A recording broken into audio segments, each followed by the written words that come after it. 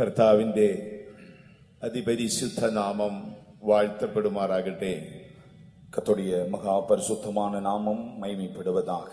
ഇന്ന് രാത്രിയിൽ കർത്താവിന്റെ പാദപീഠത്തിൽ ആഗതരായിരിക്കുന്ന എല്ലാ സഹോദരീ സഹോദരങ്ങൾക്കും വേഗം വരുന്നവനായ യേശുക്രിസ്തുവിന്റെ നിസ്തുല്യമായ നാമത്തിൽ ഞങ്ങളുടെ സ്നേഹവന്ദനം അറിയിച്ചുകൊള്ളുകയാണ്. இந்த மாலை நேரத்திலே தேவனுடைய பாதபீடத்தில் அமர்ந்திருக்கிறதான எல்லா சகோதர சகோதரிகளுக்கும் சீக்கிரமாக வெளிப்பட போகிறதான ஆண்டவராகிய இயேசு கிறிஸ்துவின் இணையில்லாத நாமத்தில் எங்களுடைய வாழ்த்துக்களை தெரிவித்துக் கொள்கிறோம். കർത്താവിന്റെ പാദപീഠത്തിൽ കടന്നു വന്ന നമ്മെ എല്ലാവരെയും കരുണാസമ്പന്നനായ ദൈവം അനുഗ്രഹിക്കട്ടെ. ஆண்டுடைய பாதபீடத்தில் கடந்து வந்ததான நம் ஒவ்வொருவரையும் இரக்கத்தில் ஐஸ்வര്യമുള്ളதான தேவன் ஆசீர்வதிப்பாராக. മീറ്റിംഗിന്റെ പ്രാരംഭ നിമിഷം തുടങ്ങി നാം ദൈവത്തിന്റെ സാന്നിധ്യം ആത്മാവിൽ അനുഭവിച്ച് അറിഞ്ഞുകൊണ്ടിരിക്കുകയായിരുന്നു. இந்த கூட்டத்தின் தொடக்கம் முதற்கொண்டு ஆவியானுடைய அந்த சமூகத்தை நாம் ஆவியிலே அனுபவித்து கொண்டிருக்கிறோம்.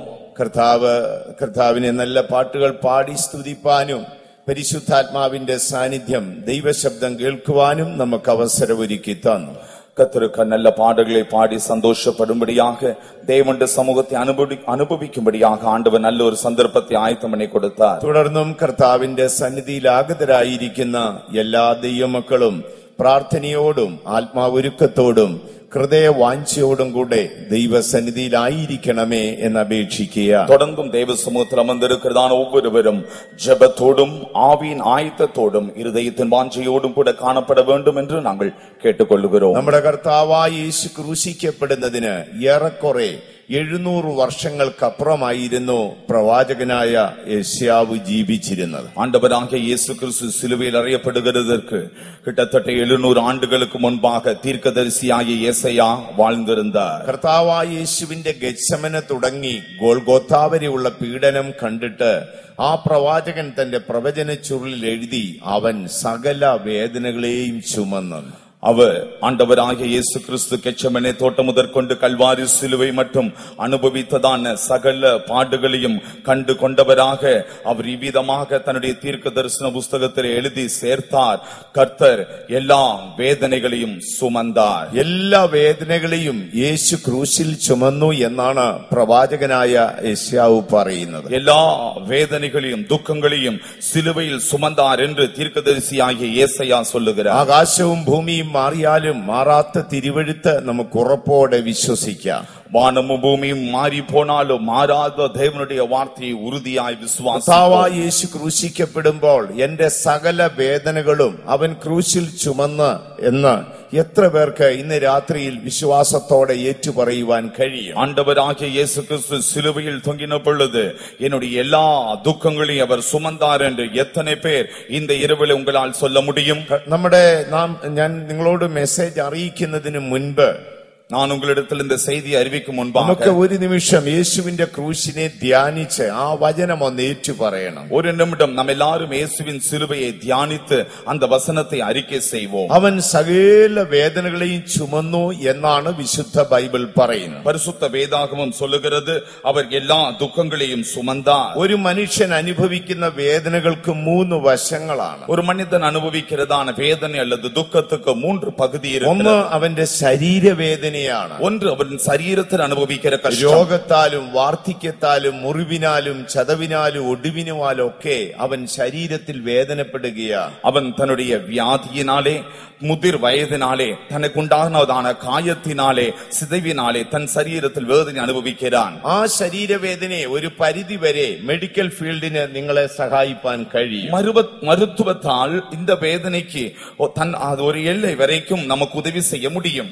ഇന്ന് മെഡിക്കൽ ഫീൽഡ് വളരെയധികം പുരോഗതിയിലേക്ക് എത്തിയിരിക്കുകയാണ്. இன்றைக்கு நாம் பார்க்கிற வழியிலே மருத்துவத்துறை எவ்வளவோ முன்னேற்றம் கண்டிருக்கிறது. അതിന് ഒരു പരിധി വരെ നിങ്ങളുടെ മുറിവുകളെയും നിങ്ങളുടെ വേദനകളെയും നിങ്ങളുടെ ചതവുകളെയും ഒക്കെ പരിഹരിക്കാം. உங்களுடைய வேதனைகள், உங்களுடைய துக்கங்கள், உங்களுடைய கஷ்டங்கள் எல்லாவற்றையும் ஒரு எல்லை வரைக்குமாய் அது பரிகாரம் தரும். അപ്പോൾ ഒരു പരിധി വരെയും നമ്മുടെ ശരീരവേദനകളെ ലോകത്തിൽ നമ്മെ സഹായിപ്പാൻ കഴിയും. அப்படியானால் இந்த உலகத்தால் நமக்கு இருக்கிறதான கஷ்டங்களை ഒരു എല്ല് വരയ്ക്കും നമുക്ക് ഉദവി ചെയ്യാതിനാൽ കൂടും. രണ്ടാമത് മനുഷ്യൻ അനുഭവിക്കുന്ന വേദനയ്ക്ക് ബൈബിൾ മനോവേദന എന്നാണ് പറയുന്നത്. இரண்டாவது மனிதன் அனுபவிக்கிற வேதனையை வேதம் மனோவேதனை என்று சொல்லுகிறது. സാധുവായ ഒരു സ്ത്രീ പുരോഹിതനോട് പറയുകയാണ്, ഹന്ന, ആ യജമാനിനെ ഞാൻ മനോവേദനയുള്ള ഒരു സ്ത്രീയാണ്. அந்நாள் என்கிறதான ஏழையாய அந்த தாய் ஆசாரியனை பார்த்து சொல்லுகிறார், நான் மனவேதனை அடைந்திருக்கிறேன். മനോവേദനയിൽ നിങ്ങളെ സഹായിപ്പാൻ ഒരിക്കൽ ഒരു മെഡിക്കൽ ഫീൽഡിനും സാധ്യമല്ല. உங்களுக்கு இருக்கிறதான மனவேதனையில் உதவி செய்யும்படி ஒரு மருத்துவத்தாலும் கூடாது. അതിന് ദൈവത്തിന് മാത്രമേ കഴിയത്തുള്ളൂ. அது ஆண்டவரால் மாத்திரமே சாத்தியம். ഇന്ന് രാത്രിയിൽ നീ മനോവേദനയോടെയാണോ ദൈവസേനയിൽ വന്നിരിക്കുന്നത്? இன்று மாலை நேரத்திலே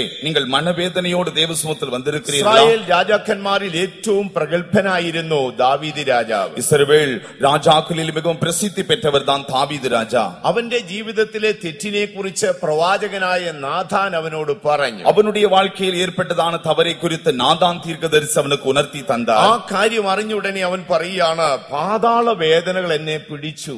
அந்த காரியத்தை உணர்ந்த உடனே அவர் சொல்லுகிறார், பாதாளத்தின் துர்ச்சன பிரவாகம் என்னை பிடிகொண்டது. മരണപാശങ്ങൾ എന്നെ ചുറ്റുന്നു.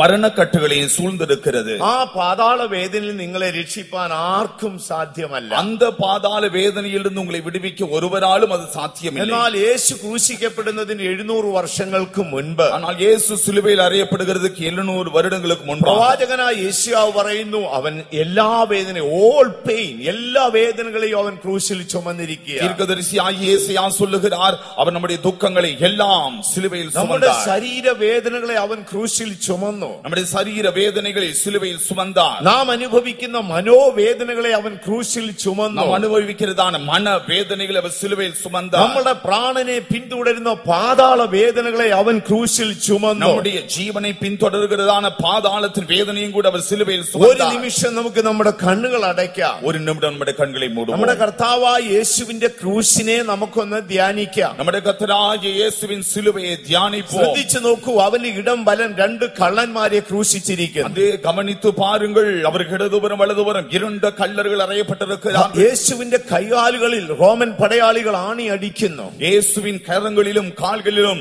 ரோம போர்ச்சேவர்கள் ஆணிகளை അവന്റെ கடாபுகிறார்கள். താടി രോമങ്ങൾ അവർ വലിച്ചു പറിക്കുന്നു. தாடி முடி அவர் பிடித்து இழுக்கிறார்கள். അവന്റെ തലയിൽ മുൾക്കിരീടം വെച്ച് കോലുകൊണ്ട് അടിക്കുന്നു. தலையிலே முட்கிரீடம் வைத்து கோலினால் அடிக்கிறார்கள். അവന്റെ ശരീരം ഉഴവു ചാലുപോലെ കീറുന്നു. அவருடைய சரீரமானது உழவு சால் போல் கீழப்படுகிறது. എത്ര പേര് ഈ രാത്രിയിൽ ആ സംഭവം ആത്മാവിൽ കാണുന്നു? எத்தனை பேர் இந்த காரியத்தை ஆவியிலே உணர்கிறீர்கள்? അങ്ങനെ കണ്ടവർ വിശ്വാസത്തോടെ ഒന്ന് ഏറ്റു പറഞ്ഞാൽ, அதை ஆவியில கண்டு கொண்டிருக்கிறவர்கள் விசுவாசத்தோடு சொல்லுங்கள், അവൻ എന്റെ സകല വേദനകളും ക്രൂശിൽ ചുമന്നു. அவருடைய எல்லா துக்கங்களையும் சிலுவையில் சுமந்தார். അവൻ എന്റെ സകല വേദനകളും ക്രൂശിൽ ചുമന്നു. அவருடைய சகல வேதனைகளும் சிலுவையில் അവൻ சுமந்தார். എന്റെ സകല വേദനകളും ക്രൂശിൽ ചുമന്നു. அவருடைய எல்லா வேதனைகளும் சிலுவையில் சுமந்தார். എന്റെ ശരീരവേദന അവൻ ക്രൂശിൽ ചുമന്നു. சரீர வேதனையை சிலுவையில் சுமந்தார். എന്റെ മനോവേദന അവൻ ക്രൂശിൽ ചുമന്നു. மனவேதனையை சிலுவையில் சுமந்தார். എന്റെ പാതാള വേദന അവൻ ക്രൂശിൽ ചുമന്നു. பாதாள வேதனையை சிலுவையில் ഓ, சுமந்தார். എനിക്ക് പകരം അവൻ മരിച്ചു.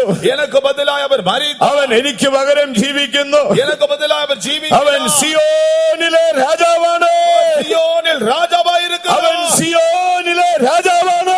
സിയോനിലെ രാജാവായി இருக்கிறார். അവൻ എന്റെ വേദനകളെ ചുമന്നിരിക്കുന്നു. அவருடைய வேதனைகளை ഈ சுமந்திருக்கிறார். വചനം നിങ്ങൾ ഹൃദയം കൊണ്ട് വിശ്വസിക്കാൻ, இந்த வார்த்தை இருதயத்தால் விசுவாசிக்க வேண்டும். നിങ്ങൾ വാ കൊണ്ട് അത് ഏറ്റു പറഞ്ഞുകൊണ്ട് வாயினால் அறிக்கை செய்து கொண்டிருக்க வேண்டும். ദൈവത്തിന്റെ വചനം നിങ്ങളിലേക്ക് വന്ന് നിങ്ങളെ തട്ടുമ്പോൾ தேவனுடைய வார்த்தை உங்கள் இருதயத்திலிருந்து உங்களை ആ தட்டும். വചനം നിങ്ങൾക്ക് സൗഖ്യം തരും. அந்த வசனம் உங்களுக்கு சுகம் தரும். ആ വചനം നിങ്ങൾക്ക് ആശ്വാസം തരും. அந்த வசனம் உங்களுக்கு ஆறுதல் தரும். ആ വചനം നിങ്ങൾക്ക് വിടുതൽ തരും. அந்த வசனம் உங்களுக்கு விடுதலையை தரும். യേശു എന്റെ എല്ലാ വേദനകളും ചുമന്നു. இயேசுவின் எல்லா துக்கங்களையும் சுமந்தார். അതുകൊണ്ട് ഇനി ഞാൻ ആ വേദന ചുമക്കത്തില്ല.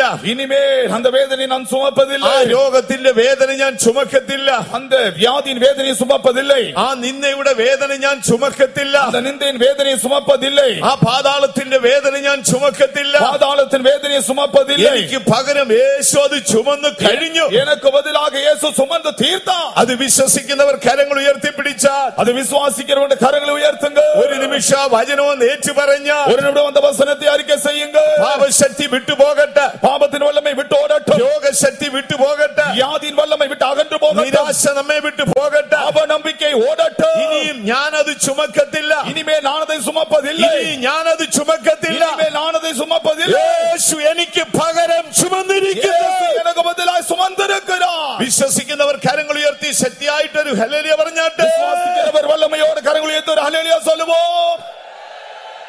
ദൈവത്തിന്റെ പരിശുദ്ധ നാമം വാഴ്ത്തപ്പെടുമാറാകട്ടെ. கர்த்தருடைய பரிசுத்த நாமம் மகிமைப்படுவதாக. നമ്മുടെ മീറ്റിംഗിന്റെ രണ്ടാം രാത്രിയിലേക്ക് നാം വന്നിരിക്കുകയാണ്. நம்முடைய கூட்டங்களில் இரண்டாம் கூட்டத்துக்கு வந்திருக்கிறோம். കഴിഞ്ഞ രാത്രിയിൽ പരിശുദ്ധാത്മാവിന്റെ സാന്നിധ്യം നമ്മൾ അനുഭവിച്ചറിഞ്ഞുകൊണ്ടേ கடந்த இரவிலே பரிசுத்த ஆவியானவர் சமூகத்தை நாம் നമ്മുടെ அனுபவித்தோம். ഈ വർഷത്തെ പഠന വിഷയം അപ്പോസ്തലന്മാരിൽ അഗ്രഗണ്യനായ വിശുദ്ധ പൗലോസ്ലീഹായുടെ അന്തിമ വാക്കുകളായിരുന്നു. இந்த வருடம் நாம் நம்முடைய வேதபாடத்தின் தலைப்பு பரிசுத்தவான்களில் அப்போஸ்தலரில் பிரதானமானவராயிருந்ததான அப்போஸ்தலனாയ പൗലിൻ കടൈസി കഴിഞ്ഞ വാർത്തകൾ. രാത്രിയിൽ പൗലോസ്ലീഹായുടെ ചെറിയൊരു രൂപരേഖ നമ്മളുടെ മനസ്സിൽ വരച്ചു. கடந்த இரவிலே பரிசுத்த பவுலை குறித்ததான சிறிய ஒரு சித்திரத்தை உடைய இருதயத்தில் ഏതാണ്ട് வரைந்தேன். AD 35-36 കാലയളവിൽ താൻ രക്ഷിക്കപ്പെട്ടു. AD 35-36 அந்த காலகட்டத்தில் அவர் ரட்சிக்கப்பட்டார். ഏറെക്കുറെ AD 68 അദ്ദേഹം രക്തസാക്ഷിയായി മരിച്ചു. AD 68 அந்த காலகட்டத்தில் இரத்த சாட்சியாய் மரித்தார். കർത്താവായ യേശുവിനു വേണ്ടി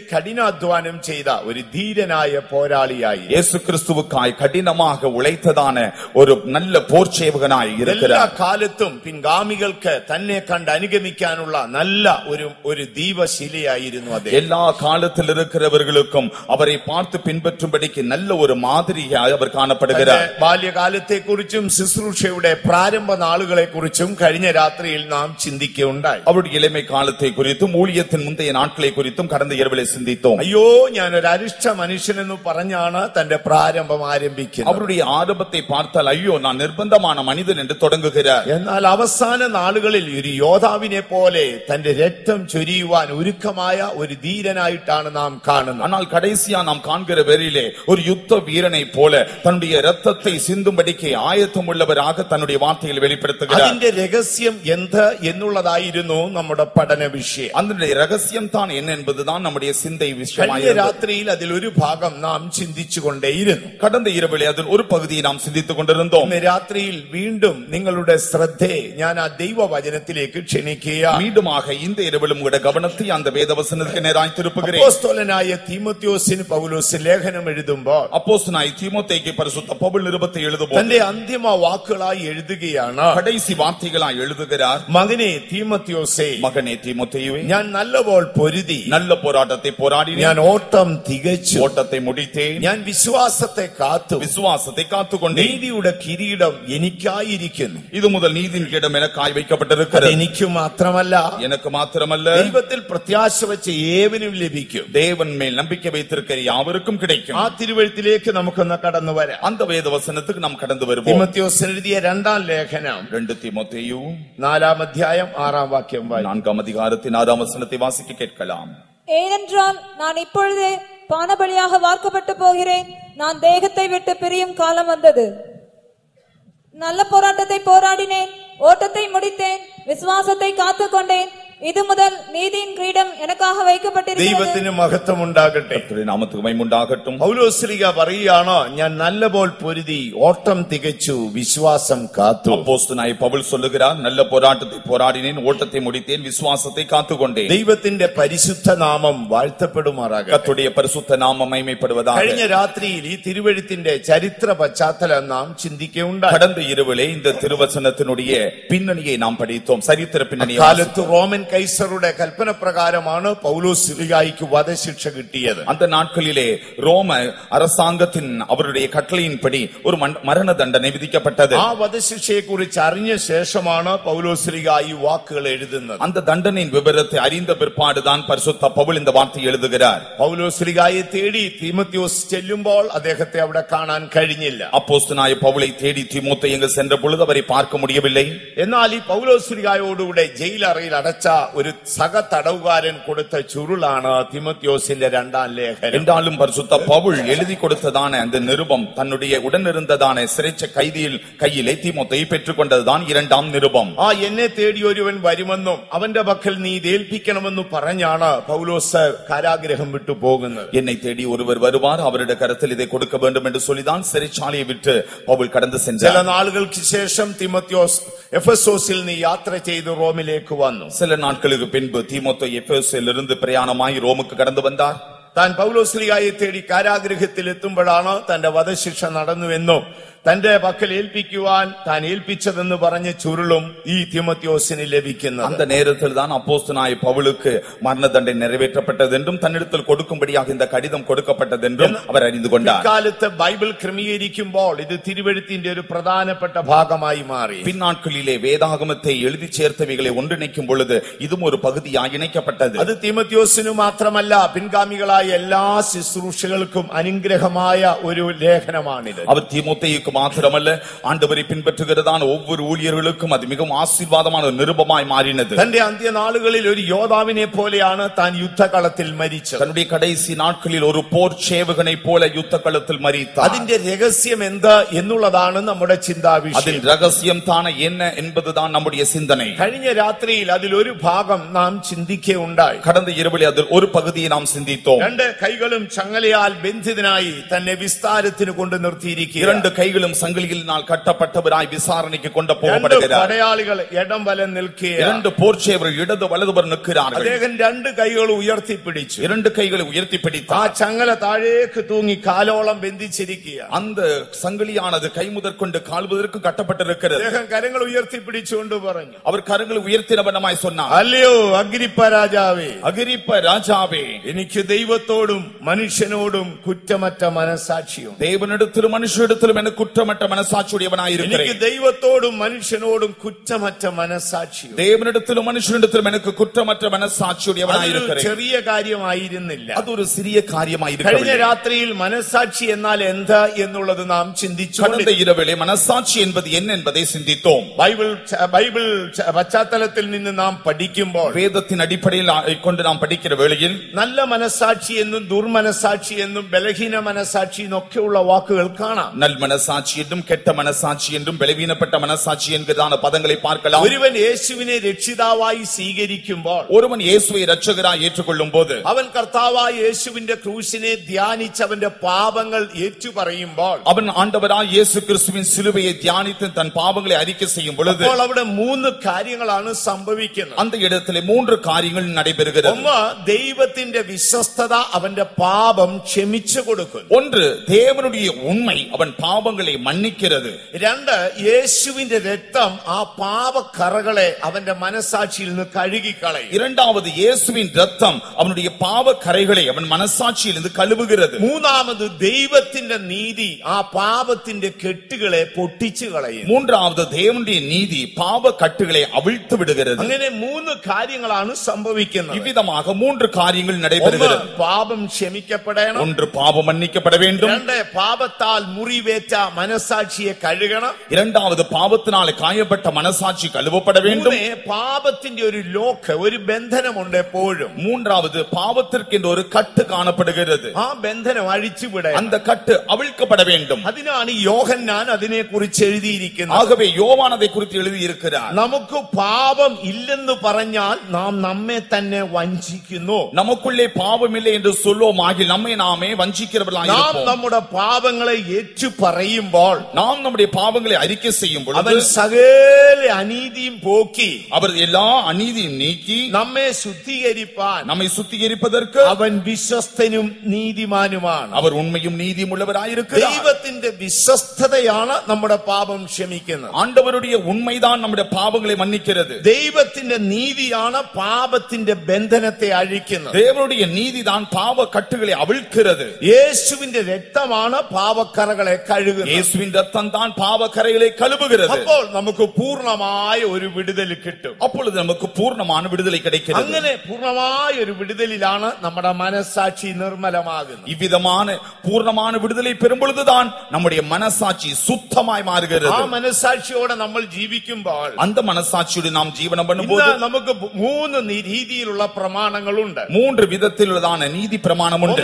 നാം ജനിച്ചു വന്ന ഭാരതത്തിലെ രാജ്യ നിയമങ്ങളെ ഞാനും നിങ്ങളും പാലിക്കും. முதலாவது நாம் பிறந்தோமே இந்த மண்ணின் நீதி பாரத தேசத்தின் சட்டங்களை நாம் கடைபிடிக்க வேண்டும். രണ്ടാമത് കാലാകാലങ്ങളിലായി ദൈവം മനുഷ്യന് കൊടുത്ത പ്രമാണമായ ബൈബിൾ പ്രമാണങ്ങളെ നമ്മൾ പാലിക്കും. இரண்டாவது எல்லா காலகட்டத்திலும் மனிதன் பின்பற்றும்படிக்கு தேவன் கொடுத்திருக்கிறாரே அந்த வேத சட்டம் அதை பின்பற்ற வேண்டும். മൂന്നാമതായി നമ്മുടെ മനസ്സിന്റെ മനസാക്ഷിയുടെ പ്രമാണത്തെ നമ്മൾ സൂക്ഷിക്കും. மூன்றாவது மனசாட்சிக்கு சில சட்டங்கள் இருக்கிறது பிரமாணம் அதை நாம் கடைபிடிக்க வேண்டும். ഒരു കാരണവശാലും രാജ്യ നിയമങ്ങളെ ലംഘിച്ചുകൂടാ. ஒரு நாளும் தேசத்தின் சட்டங்களை மீறுதல் செய்யக்கூடாது. നാം ഒരു കാരണവശാലും ബൈബിൾ നിയമങ്ങളെ ലംഘിച്ചുകൂടാ. ஒரு காலம் வேதத்தின் சட்டத்தை மீறக்கூடாது. നമ്മൾ ഒരു കാരണവശാലും മനസാക്ഷിയുടെ പ്രമാണങ്ങളെ ലംഘിച്ചുകൂടാ. எந்த காரணம் கொண்டும் மனசாட்சியின் சட்டத்தை மீறக்கூடாது. ആ കാര്യത്തിൽ എപ്പോഴും നാം സൂക്ഷിപ്പുള്ളവരായിരിക്കും. எப்பொழுதும் இந்த காரியத்திலே மிகவும் ஜாக்கிரதை உள்ளவராயிருக்க നാം வேண்டும். ഇങ്ങനെ നല്ല മനസാക്ഷിയോടെ ജീവിക്കുമ്പോൾ, நாம் இப்படி நல்மனசாட்சியில் ஜீவிக்கும் பொழுது, നമ്മൾ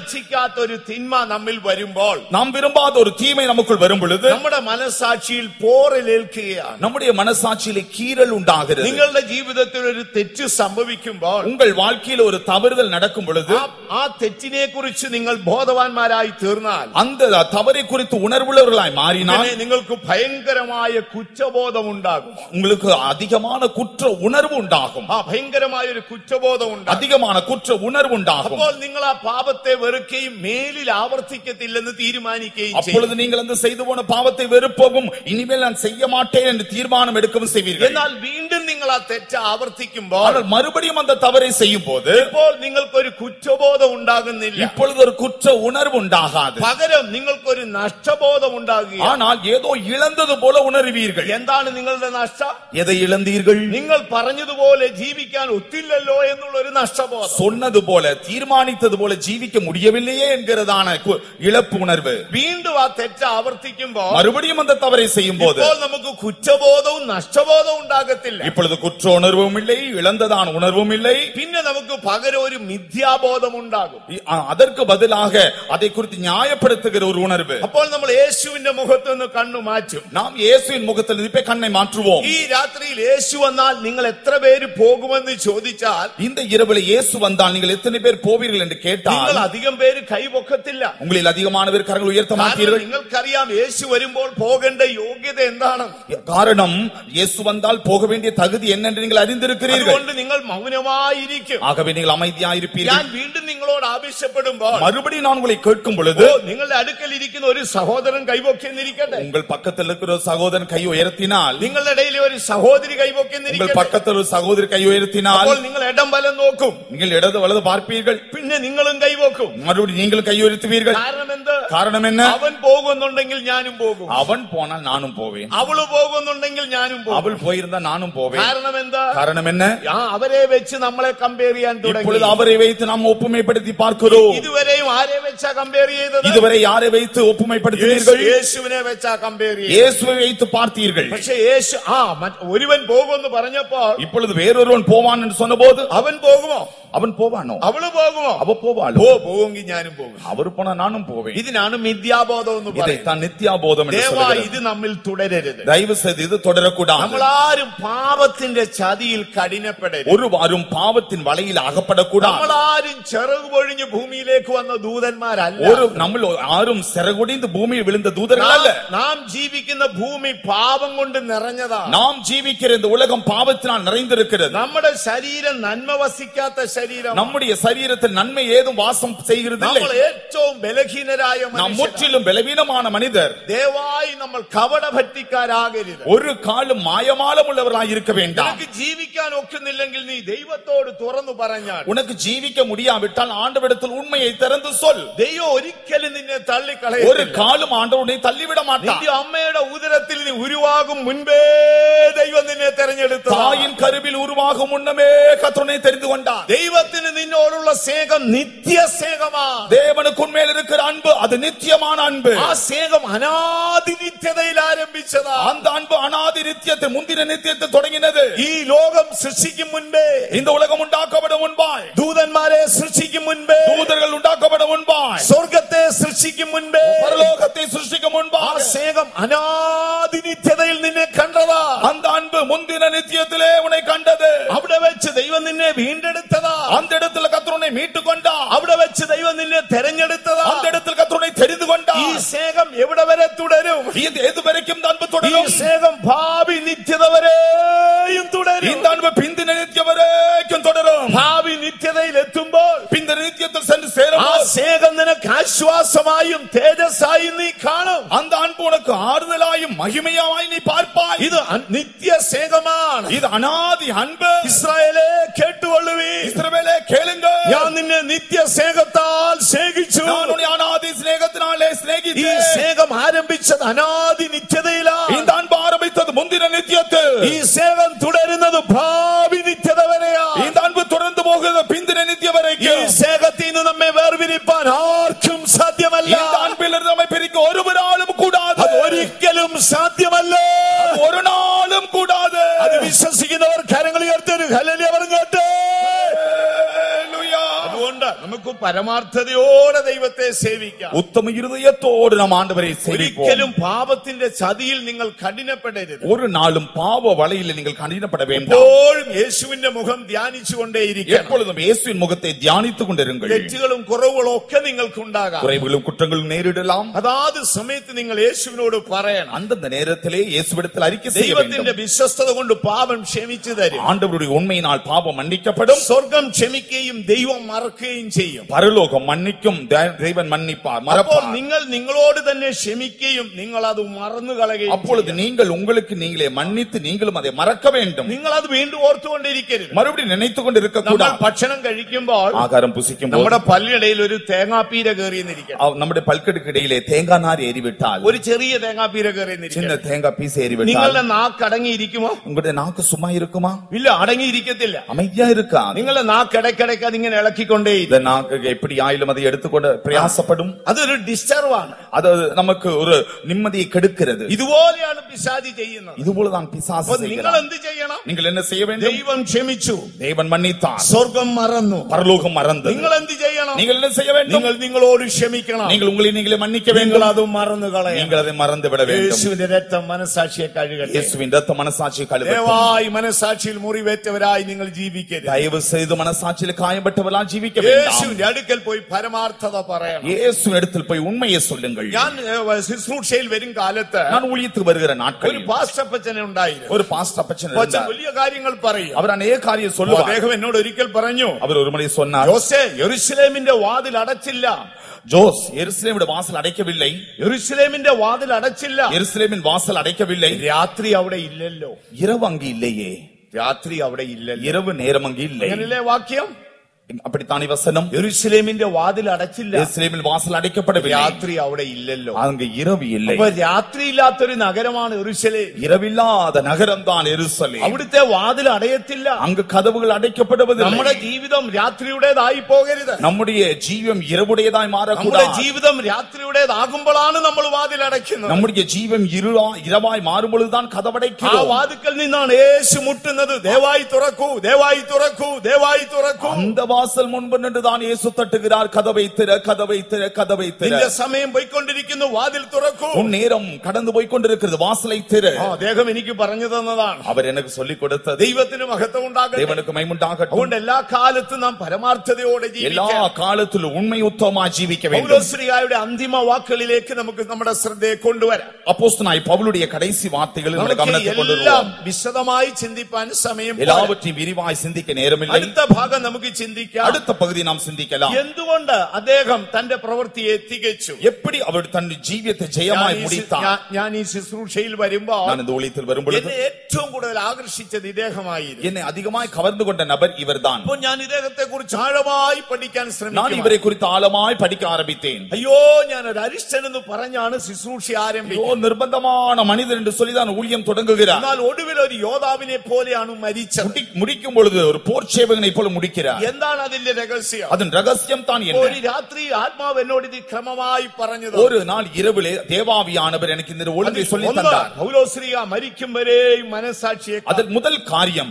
மரிக்கும் வரைக்கும் பரிசுத்த பவுல் மனசாட்சியை காத்துக் கொண்டார். മനസാക്ഷിക്ക് മുറിവേൽക്കുന്നതൊന്നും അദ്ദേഹത്തിന് ഉണ്ടാകാതിരുന്നോ? மனசாட்சியிலே காயம் படக்கூடிய காரியங்கள் நேரிடாமல் இருந்ததா? ഈ കാലത്തെ ശുശ്രൂഷകർക്ക് ആ പേര് പറയുവാൻ പോലുമുള്ള ക്വാളിറ്റി ഇല്ല. இந்த நாட்களில் ஊழியர்கள் இந்த வார்த்தையை சொல்லக்கூட தகுதி இல்லாமல் இருக்கிறார்கள். നിങ്ങളൊന്ന് ആലോചിച്ചേ, അദ്ദേഹത്തിന്റെ ശരീരത്തിൽ 195 അടി കൊണ്ടിട്ടുണ്ട്. நீங்கள் ஒன்று சிந்தித்து பாருங்கள். தன் சரீரத்தில் 195 அடிகளை ஏற்றார். അദ്ദേഹം ഡ്രസ് മാറുമ്പോൾ നിങ്ങൾ റൂമിൽ ചെന്നിരിക്കട്ടെ.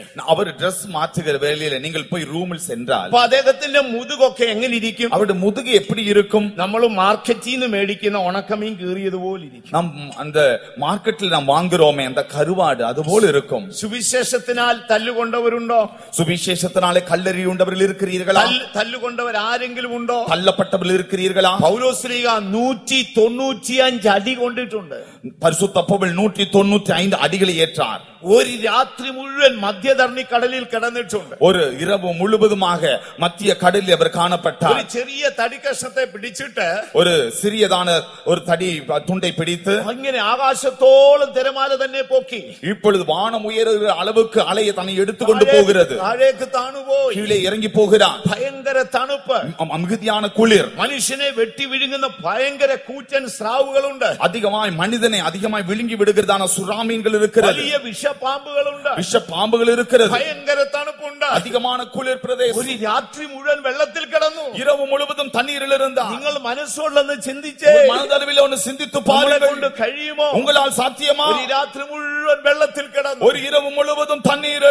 അവിടെ നിന്ന് കരയ്ക്ക് കയറി. அங்கிருந்து കരയേறினார். ഒരു പാമ്പ് തന്റെ കയ്യെ കടിച്ചു തൂങ്ങി. ஒரு பாம்பு அவருடைய கரத்தை பற்றி கொண்டது. താൻ തീയിലേക്ക് കുടഞ്ഞു കളഞ്ഞു. அது மறுபடியும் தீயிலே தள்ளிவிட்டார். വർഷങ്ങളോളം ജയിലിൽ കിടന്നു. வருடக்கணக்காய் சிறைச்சாலையில். ഒടുവിൽ തന്റെ കൈ രണ്ടും പുറകിലേക്ക് കെട്ടി. கடைசியாய் கரங்களில் பிறகு கட்டப்பட യാഗപീഠത്തിന് തുല്യമായ ഒരു കല്ലിൽ തന്റെ തല വെച്ചു. பலிபீடத்துக்கு சமமான கல்லிலே தலை வைக்கப்பட்டது. ഈർച്ചവാൾ കൊണ്ട് തന്നെ അറുത്തു. அறுக்கிறதான வாளினால் அறுபட்டார். ഓ, എന്തൊരു കഷ്ടതയായി! எவ்வளவு பெரிய பாடுகள்! തന്റെ ശരീരത്തിൽ എന്നും കഷ്ടതയായി. அவருடைய சரீரத்தில் எப்பொழுதும் பாடுகள், എല്ലായ്പ്പോഴും അടിയും വേദനയും കല്ലേറുമായിരുന്നു. எப்பொழுதும் ஆடியும் வேதனையும் கல்லெறியுண்ட அனுபவம். പക്ഷേ ആ യോദ്ധാവ് പിന്മാറിയില്ല. என்றாலும் அந்த போர்ச்சேவன் பின்மாறவில்லை. അവനെ അടിച്ചവർ ലജ്ജിച്ചുപോയി. அடித்தவர்கள் வெட்கப்பட்டார்கள். അവനോട് യുദ്ധം ചെയ്ത സാത്താൻ ലജ്ജിച്ചുപോയി. அவனோடு யுத்தம் செய்த சாத்தான் வெட்கப்பட்டு போனான். ചില പരമ രഹസ്യങ്ങളുണ്ട്. அதிலே பிரதானமான சில ரகசியங்கள் உண்டு. അവൻ മനസ്സാക്ഷി കാത്തിരുന്നു. ஒன்று மனசாட்சியை காத்திருந்தான். നമുക്ക് നമ്മുടെ മനസ്സാക്ഷിയെ സൂക്ഷിക്കാം. நம்முடைய மனசாட்சியை காப்போம். ദേവാ യെരൂശലേമിന്റെ വാതിലുകൾ അടയ്ക്കരുതേ. தயவு செய்து எருசலேமின் வாசல்களை அடைக்க வேண்டாம். ആരെങ്കിലും അടച്ചവരുണ്ടെങ്കിൽ யாராயிலும் அடைத்தவர்கள் இருப்பீர்களா? രാത്രി യേശു മുട്ടി വിളിച്ചോണ്ടിരിക്കുക. இந்த இரவு ஆண்டவர் தட்டி கூப்பிடுகிறார். നമുക്ക് അടുത്ത ഭാഗത്തേക്ക് പോകാം. அடுத்த பகுதி கடந்து செல்வோம். രണ്ടാമത്തെ വിഷയം ഏതാണ്? இரண்டாவது காரியம் என்ன? അപ്പോസ്തല പ്രവൃത്തി அப்போஸ்தலர் நடபடிகள் 26-ാം അധ്യായം 26-ാം அதிகாரம் അതിന്റെ 19-ാം വാക്യത്തിൽ വരുമ്പോൾ 19-ാം വചനத்துக்கு വരുമ്പോൾ അവിടെ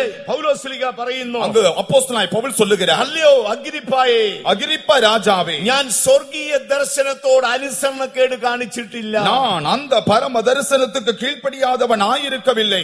ഞാൻ ഒരിക്കലും അനുസരണക്കേട് കാട്ടിയിട്ടില്ല. ஒரு நாளும் அது கீழ்ப்படியாமை காட்டவில்லை. പൗലോസ്ലീഹായ്ക്ക് ആഴമായ ഒരു സ്വർഗീയ ദർശനമുണ്ടായി. பரிசுத்த பவுலுக்கு ஒரு ஆழமான பரம தரிசனம் இருந்தது. ആ ദർശനമാണ് തന്നെ ശ്രേഷ്ഠനാക്കി அந்த தரிசனம் தான் அவரை மேன்மையுள்ளவராய் மாற்றினது. നമ്മുടെ ജീവിതത്തിൽ എപ്പോഴും ദർശനമുള്ള മനുഷ്യനായി, நம்முடைய வாழ்க்கையில் எப்பொழுதும் தரிசனம் உள்ளவராய் இருக்க வேண்டும். നിങ്ങൾക്ക് ദർശനം ഉള്ളിടത്തോളം കാലമേ നിങ്ങൾക്ക് ആദർശം ഉണ്ടായിരിക്കും. உங்களுக்கு அந்த தரிசனம் இருக்கிற வரைக்கும் தான் அதனுடைய விருப்பம் காணப்படும். ആ ആദർശം ഉള്ളിടത്തോളം കാലമേ നിങ്ങൾ നിങ്ങളുടെ ജീവിതത്തെ സൂക്ഷിക്കത്തുള്ളൂ. அந்த விருப்பம் வாஞ்சை இருக்கிற வரைக்கும் தான் ஜீவியத்தை காத்துக்கொள்ள கொள்வீர்கள். നമ്മുടെ ദർശനം നഷ്ടപ്പെട്ടു പോയാൽ நாம் தரிசனத்தை இழந்தால் നമ്മുടെ ജീവിതം തകർന്നുടഞ്ഞു പോകും. நம்முடைய ஜீவன் உடைந்து தகர்ந்து போகும். ഈ ദർശനം എന്ന വിഷയം നമ്മൾ പഠിക്കുമ്പോൾ இந்த தரிசனம் என்கிற காரியத்தை படிக்கும் பொழுது അതിന് രണ്ട് ഭാഗങ്ങളായിട്ട്, அதற்கு இரண்டு பாகம் உண்டு. ഒന്ന് മനുഷ്യന് ഗാഢനിദ്രയിൽ ദൈവം കൊടുക്കുന്ന ദർശനം, ஒன்று மனுஷனுடைய கனநித்திரையிலே தேவன் அவனுக்கு தருகிற தரிசனம். ഭക്തനായ ഇയ്യോബിന്റെ പുസ്തകത്തിലേക്ക് വരുമ്പോൾ பக்தனாகிய யோபின் புஸ்தகத்துக்கு வரும் பொழுது ഇയ്യോബിന്റെ പുസ്തകത്തിൽ പറയുന്ന ഒരു വാക്കുണ്ട്. யோபின் புஸ்தகத்தில் சொல்லப்படுகிற வார்த்தை 33-ാം അധ്യായം 15-ാം വാക്യം. 33-ാം അധ്യായத்தின் 15-ാം വചനം. വാക്യം ഇങ്ങനെയാണ്, വചനം இப்படி, മനുഷ്യന് നീ ഗാഢനിദ്ര വരുത്തി கனநித்திரை மனுஷன் மேல் இறங்கி അവന്റെ കാതുകളെ തുറന്ന് அவருடைய செவிகளை திறந்து നീ അവനോട് സംസാരിക്കുന്നു, അവന് ദർശനങ്ങളെ കൊടുക്കും. நீர் அவரோடு பேசுகிறீர், அவனுக்கு தரிசனங்களை தருகிறீர். ആ ദർശനം പലപ്പോഴും നമുക്ക് ലഭിക്കാറുണ്ട്. அந்த தரிசனத்தை பலமுறை நாம் பெற்றிருக்கிறோம். നമ്മൾ മനോവേദനയോടെ ഉറങ്ങുമ്പോൾ, மனவேதனையோடு உறங்கும் பொழுது, നാം വ്യാകുലപ്പെടുമ്പോൾ, அதிகமாய் வியாகுலப்படும்போது, ഏകാന്തത ജീവിതത്തിൽ വരുമ്പോൾ, தனிமை வாட்டி வதைக்கும் பொழுது, പ്രശ്നങ്ങൾ നമ്മുടെ പ്രാണനെ നേരിടുമ്പോൾ, பிரச்சனைகள் நம்முடைய இருதயத்தை சூறுபடைய செய்யும் போது, പലപ്പോഴും അങ്ങനെയുള്ള ദർശനം കണ്ടിട്ടില്ലേ? பல நேரம் அந்த தரிசனம் கண்டிருக்கிறீர்கள் ആ அல்லவா? ദർശനത്തിന്റെ ഒന്നാമത്തെ വശം അതാണ്. அந்த தரிசனத்தின் முதல் பகுதி அதுதான். മനുഷ്യന് ഗാഢനിദ്ര വരുമ്പോൾ, மனிதனுக்கு கனநித்திரை வரும் பொழுது, ദൈവം അവന്റെ പുറമേയുള്ള കണ്ണുകൾ അടയുമ്പോൾ, புறம்பாய் இருக்கிற கண்கள் மூடும் போது, അവന് ദൈവം ദർശനങ്ങളെ കൊടുക്കുക. தேவன் அவனுக்கு தரிசனத்தை தருகிறார். പലരും തങ്ങൾ കണ്ട ദർശനങ്ങൾ പറയാറില്ലേ? பலரும் தாங்கள் கண்ட தரிசனங்களை சொல்லுகிறார்களே. ആ ദർശനങ്ങൾ പലതും അവർക്ക് നിവർത്തിക്കാറുമുണ്ട്. பல தரிசனங்கள் அவர்களுக்கு நிறைவேறியும் போகாது. ദൈവത്തിന് മഹത്വം தேவனுக்கு உண்டாகட்டும். പഴയ നിയമ ഇസ്രായേൽ പ്രവാചകന്മാരെ കുറിച്ച് പഠിച്ചാൽ, பழைய ஏற்பாட்டு இஸ்ரவேல் தீர்க்கதரிசிகளை படித்தால், ഈ പ്രവാചകണത്തെ രണ്ടായിട്ടാണ് തിരിച്ചിരിക്കുന്നത്. இந்த தீர்க்கதரிசி கூட்டத்தை இரண்டாக பிரிக்கலாம். ഒന്ന് അത്ഭുതങ്ങൾ ചെയ്ത പ്രവാചകന്മാർ, ஒன்று அற்புதங்களை செய்ததான தீர்க்கதரிசி, രണ്ട് അത്ഭുതങ്ങളെ പ്രവചിച്ച പ്രവാചകന്മാർ, இரண்டாவது அதிசயமான காரியங்களை எடுத்துரைத்த தீர்க்கதரிசி. ഏലിയാവ്, ഏലിശ ഇവരൊക്കെ അത്ഭുതങ്ങളെ ചെയ്ത പ്രവാചകന്മാർ. எலியா, எலிசா இவர்கள் எல்லாம் அதிசயங்களை நடப்பித்தவர்கள். എന്നാൽ യെശയ്യാവ് തുടങ്ങി മലാക്കി വരെയുള്ള 16 പ്രവാചകന്മാർ അത്ഭുതങ്ങളെ പ്രവചിച്ച പ്രവാചകന്മാർ. ஆனால் ஏசாயா தொடங்கி மல்கியா வரைக்கும் 14 தீர்க்கதரிசிகள் அதிசயங்களை அற்புதங்களை எடுத்துரைத்தவர்கள். അവരാരും അത്ഭുതം ചെയ്തിട്ടില്ല. அவர்கள் ஒருவரும் அதிசயங்களை நடப்பிக்கவில்லை. യെശയ്യാവോ, യിരെമ്യാവോ, എസ്കേലോ, ദാനിയേലോ ഒന്നും അത്ഭുതം ചെയ്തിട്ടില്ല. ஏசாயா, യെരേമിயா, எசேக்கியேல், தானியேல் இவர்கள் ஒருவரும் அற்புதம் செய்யவில்லை. പക്ഷേ അവരുടെ വലിയ പ്രവചനങ്ങൾ ബൈബിളിലുണ്ട്. ஆனால் அவருடைய பெரிய தீர்க்க தரிசனங்கள் உண்டு. ദൈവത്തിന് മഹത്വം ഉണ്ടാകട്ടെ. தேவனுக்கு மகிமை உண்டாகட்டும். അത്ഭുതം ചെയ്ത പ്രവാചകന്മാരുണ്ട്. அற்புதங்களை செய்த தீர்க்கதரிசிகள் വരുവാൻ உண்டு. പോകുന്ന അത്ഭുതങ്ങളെ പ്രവചിച്ച പ്രവാചകന്മാർ, வரப்போகிறதான அற்புதங்களை தீர்க்கதரிசனமாய் உரைத்தவர்கள் உண்டு. ഒരു ക്രിസ്ത്യാനിയെ കുറിച്ച് നമ്മൾ ஒரு പഠിക്കുമ്പോൾ கிறிஸ்தவனை குறித்து படிக்கும் பொழுது, അവന്റെ ജീവിതത്തിൽ ദർശനം ഉണ്ടായി. அவன் வாழ்க்கையிலே தரிசனம் இருக்க வேண்டும். ഇപ്പോൾ പൗലോസ്ലീഹ എന്തു പറയുന്നു? இந்த பவுல் என்ன சொல்லுகிறார்? അഗ്രിപ്പ രാജാവേ, அகிரிப்ப ராஜாவே, ഞാൻ ദൈവിക ദർശനത്തോട് അനുസരണക്കേട് நான் കാട്ടിയിട്ടില്ല. பரம தரிசனத்துக்கு கீழ்ப்படியாதவனாய் இருக்கவில்லை. നമ്മുടെ ജീവിതത്തിൽ എപ്പോഴും ഒരു ആത്മീയ ദർശനം ഉണ്ടായിരിക്കും. நம்முடைய ஜீவியத்தில் எப்பொழுதும் ஒரு ஆவிக்குரிய தரிசனம் உடையவர்களாய் இருக்க வேண்டும். ചിലർക്ക് ദൈവം വരം കൊടുത്തിട്ടുണ്ട്. சிலருக்கு தேவன் வரத்தை അവർ தந்திருக்கிறார். പ്രാർത്ഥിക്കുമ്പോൾ ദർശനങ്ങളെ കാണും. ஜெபிக்கும் பொழுது தரிசனம் അവർ பார்க்கிறார்கள். ദർശനം കണ്ട് പ്രവചിക്കുന്നവരെ ഞാൻ കണ്ടിട്ടുണ്ട്. தரிசனத்தை கண்டு உரைக்கிறவர்களை கேட்டிருக்கிறேன். അത് ദൈവം നൽകിയിരിക്കുന്ന ഒരു കൃപാവരമാണ്. அது தேவன் தந்திருக்கிறதான கிருபை வரம். ദൈവത്തിന് മഹത്വം ഉണ്ടാകട്ടെ. தேவனுக்கு மகிமை உண்டாகட்டும். എന്നാൽ അതിലുപരിയായി அதற்கு மேலாக നമ്മുടെ മനസ്സിൽ ഒരു ദൈവിക ദർശനം ഉണ്ടായിരിക്കും. நம்முடைய மனதிலே ஒரு தெய்வீகமான தரிசனம் இருக்க வேண்டும். 84-ാം സങ്കീർത്തനത്തിൽ വരുമ്പോൾ 84-ാം சங்கீதத்தில் வரும் பொழுது അതിന്റെ 5-ാം വാക്യത്തില് 5-ാം വചനത്തിൽ അവിടെ ആ ഭക്തൻ ഇങ്ങനെയാണ് പറയുന്നത്. அங்கு பக்தன் இவ்விதமாய் சொல்லுகிறார். അവരുടെ മനസ്സിൽ സിയോനിലേക്കുള്ള ഒരു പെരുവഴിയുണ്ട്. அவருடைய இருதயங்களில் சியோனுக்கு போகிறதான பெரிய வழி അവരുടെ காணப்படுகிறது. മനസ്സിൽ സിയോനിലേക്കുള്ള ഒരു പെരുവഴിയുണ്ട്. அவருடைய இருதயங்களிலே செவ்வையான வழி இல்லாவிட்டால் சியோனுக்கு போகிற பெருவழிகள். അവരുടെ കാലുകൾ കണ്ണുനീരിന്റെ താഴ്വരയിലാണ്. அவருடைய பாதங்கள் அழுகையின் பள்ளத்தாக்கில் இருக்கிறது. അവരുടെ കാലുകൾ കണ്ണുനീരിന്റെ താഴ്വരയിലാണ്. அவருடைய பாதங்கள் அழுகையின் பள்ளத்தாக்கில் இருக்கிறது. പക്ഷേ അവരുടെ മനസ്സിൽ സിയോനിലേക്ക് ഒരു പെരുവഴിയുണ്ട്. ஆனால் மனதிலோ சியோனுக்கு போகிறதான பெரும்பாதை.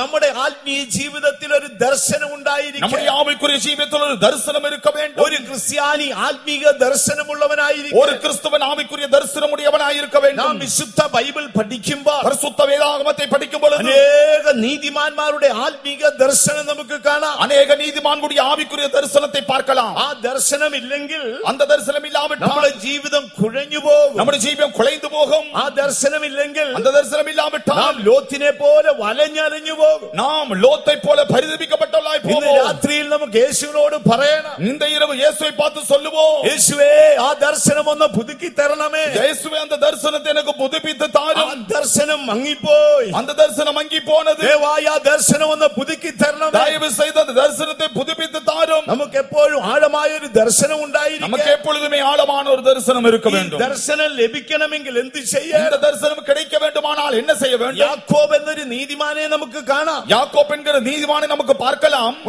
ഉൽപ്പത്തി പുസ്തകത്തിൽ വരുമ്പോൾ ஆதியாகம புஸ்தகத்தில் வரும் பொழுது 28 അധ്യായം 11 വാക്യം, 28 அதிகாரத்தின் 11 வசனம், അവിടെ യാക്കോബ് ഒരു ദർശനം കണ്ടു. அங்கு யாக்கோபர் தரிசனம் காண்கிறார். ദർശനത്തിന് മുൻപ് എന്ത് സംഭവിച്ചു? தரிசனத்துக்கு முன்பா என்ன சம்பவித்தது? അവൻ ആ സഹോദരനെ ഭയപ്പെട്ട് ഓടി പോകുകയാണ്. தன் சகோதரனுக்கு பயந்து ஓடி போகிறான். അവൻ ഒരു കല്ലെടുത്ത് തലയണയായി വെച്ചു. அவன் ஒரு கல்லை எடுத்து தலை கீழே வைத்தான். അവന്റെ തല എവിടെയാണ് ഇരിക്കുന്നത്? அவனுடைய தலை எங்கே சாய்த்திருக்கிறான்? അവന്റെ തല ഒരു കല്ലിലാണ് ഇരിക്കുന്നത്. அவனுடைய தலை ஒரு கல்லின் மேல் இருக்கிறது. അവൻ ഒരു കല്ലെടുത്ത് തലയണയായി വെച്ചു. அவர் ஒரு கல்லை தலையணையாய் வைத்தான். അവന്റെ തല കല്ലിൽ ഉറങ്ങുകയാണ്. அவனுடைய தலை இந்த கல்லின் மேல் അപ്പോൾ അവനൊരു ദർശനം ഉണ്ടായി. அப்பொழுது அவனுக்கு ஒரு தரிசனம் உண்டானது. പ്രിയ ദൈവ പൈതലേ, அருமையான தேவனுடைய பிள்ளையே, നിനക്ക് ആത്മീയ ദർശനം ലഭിക്കണമെങ്കിൽ உனக்கு ஆவிக்குரிய தரிசனம் கிடைக்க வேண்டுமானால் സിയോന്റെ കല്ലിൽ നിന്റെ തല വെച്ചുറങ്ങുക. சீயோனின் கல்லிலே நீ தலை சாய்த்து நித்திரை செய். ആ മൂലക്കല്ലിൽ നീ തല വെച്ചുറങ്ങുക. அந்த மூலைக்கல்லின் மேல் நீ தலை வைத்து நித்திரை செய். നിശ്ചയമായി നിനക്ക് സ്വർഗീയ ദർശനം ഉണ്ടാകും. உண்மையாகவே எனக்கு பரம தரிசனம் உண்டாகும். അവിടെ ഇങ്ങനെയാണ് എഴുതിയിരിക്കുന്നത്. அங்கு இப்படி எழுதப்பட்டிருக்கிறது. അപ്പോൾ യാക്കോബ് ഒരു കല്ലെടുത്തു,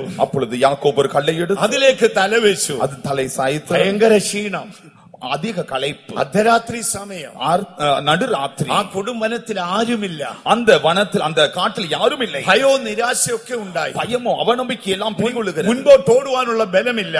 முன்னேறி செல்ல பலனில்லை. അപ്പച്ചനെയും അമ്മയും വിട്ട് ഓടിപ്പോകുകയാണ്. தகப்பனை தாயை விட்டு ஓடி போகிறார். ആദ്യമായിട്ടാണ് യാക്കോബ് വീട് വിട്ട് ഇങ്ങനെ ഇത്രയും ദൂരത്തിൽ പോകുന്നത്. வீட்டை விட்டு புறப்பட்டு இவ்வளவு தூரம் போகுது இதுவே முதல் முறை. അവന്റെ കയ്യിൽ ഒരു വലിയ പാണ്ടക്കെട്ടുണ്ട്. அவன் கையில பெரிய ஒரு பொதி ஒரு கட்டு இருக்கிறது. എന്നാൽ അവൻ ആ പാണ്ടക്കെട്ട് എടുത്ത് വെച്ചിട്ട് അതിൽ കിടക്കണ്ടേ? அவன் கையில் இருந்ததான் அந்த மூட்டையை வைத்து அதன் மேல் தலை வைக்க கூடாது. അവൻ അത് ചെയ്തില്ല. இல்லை, அவன் அதை செய்யவில்லை. അവൻ ഒരു കല്ലെടുത്ത് അതിൽ തല വെച്ചു. அவன் ஒரு கல்லை எடுத்து வைத்து தலை അപ്പോഴാണ് சாய்த்தான். ഒരു ദർശനം. அப்பொழுதுதான் தரிசனம் கிடைத்தது. സ്വർഗം തുറന്നിരിക്കുന്നു. வானம் திறந்திருக்கிறது. ഒരു ഗോവേണി ഭൂമിയിലേക്ക് ഇരിക്കുന്നു. பெரிய ஏணி கீழே ദൂതന്മാർ കയറുകയും ഇറങ്ങുകയും ചെയ്യുന്നു. தூதர்கள் ஏறி இறங்கி கொண்டிருக்கிறார்கள். ദൈവ പൈതലേ, தேவனுடைய பிள்ளையே, നിന്റെ ദർശനം മങ്ങിപ്പോയോ? உன்னுடைய தரிசனம் மங்கி போய்விட்டதா? നീ ബേഥേലിലേക്ക് മടങ്ങി വരിക. நீ பெத்தேலுக்கு வா. നീ കല്ലിൽ തല വെച്ചുറങ്ങുക.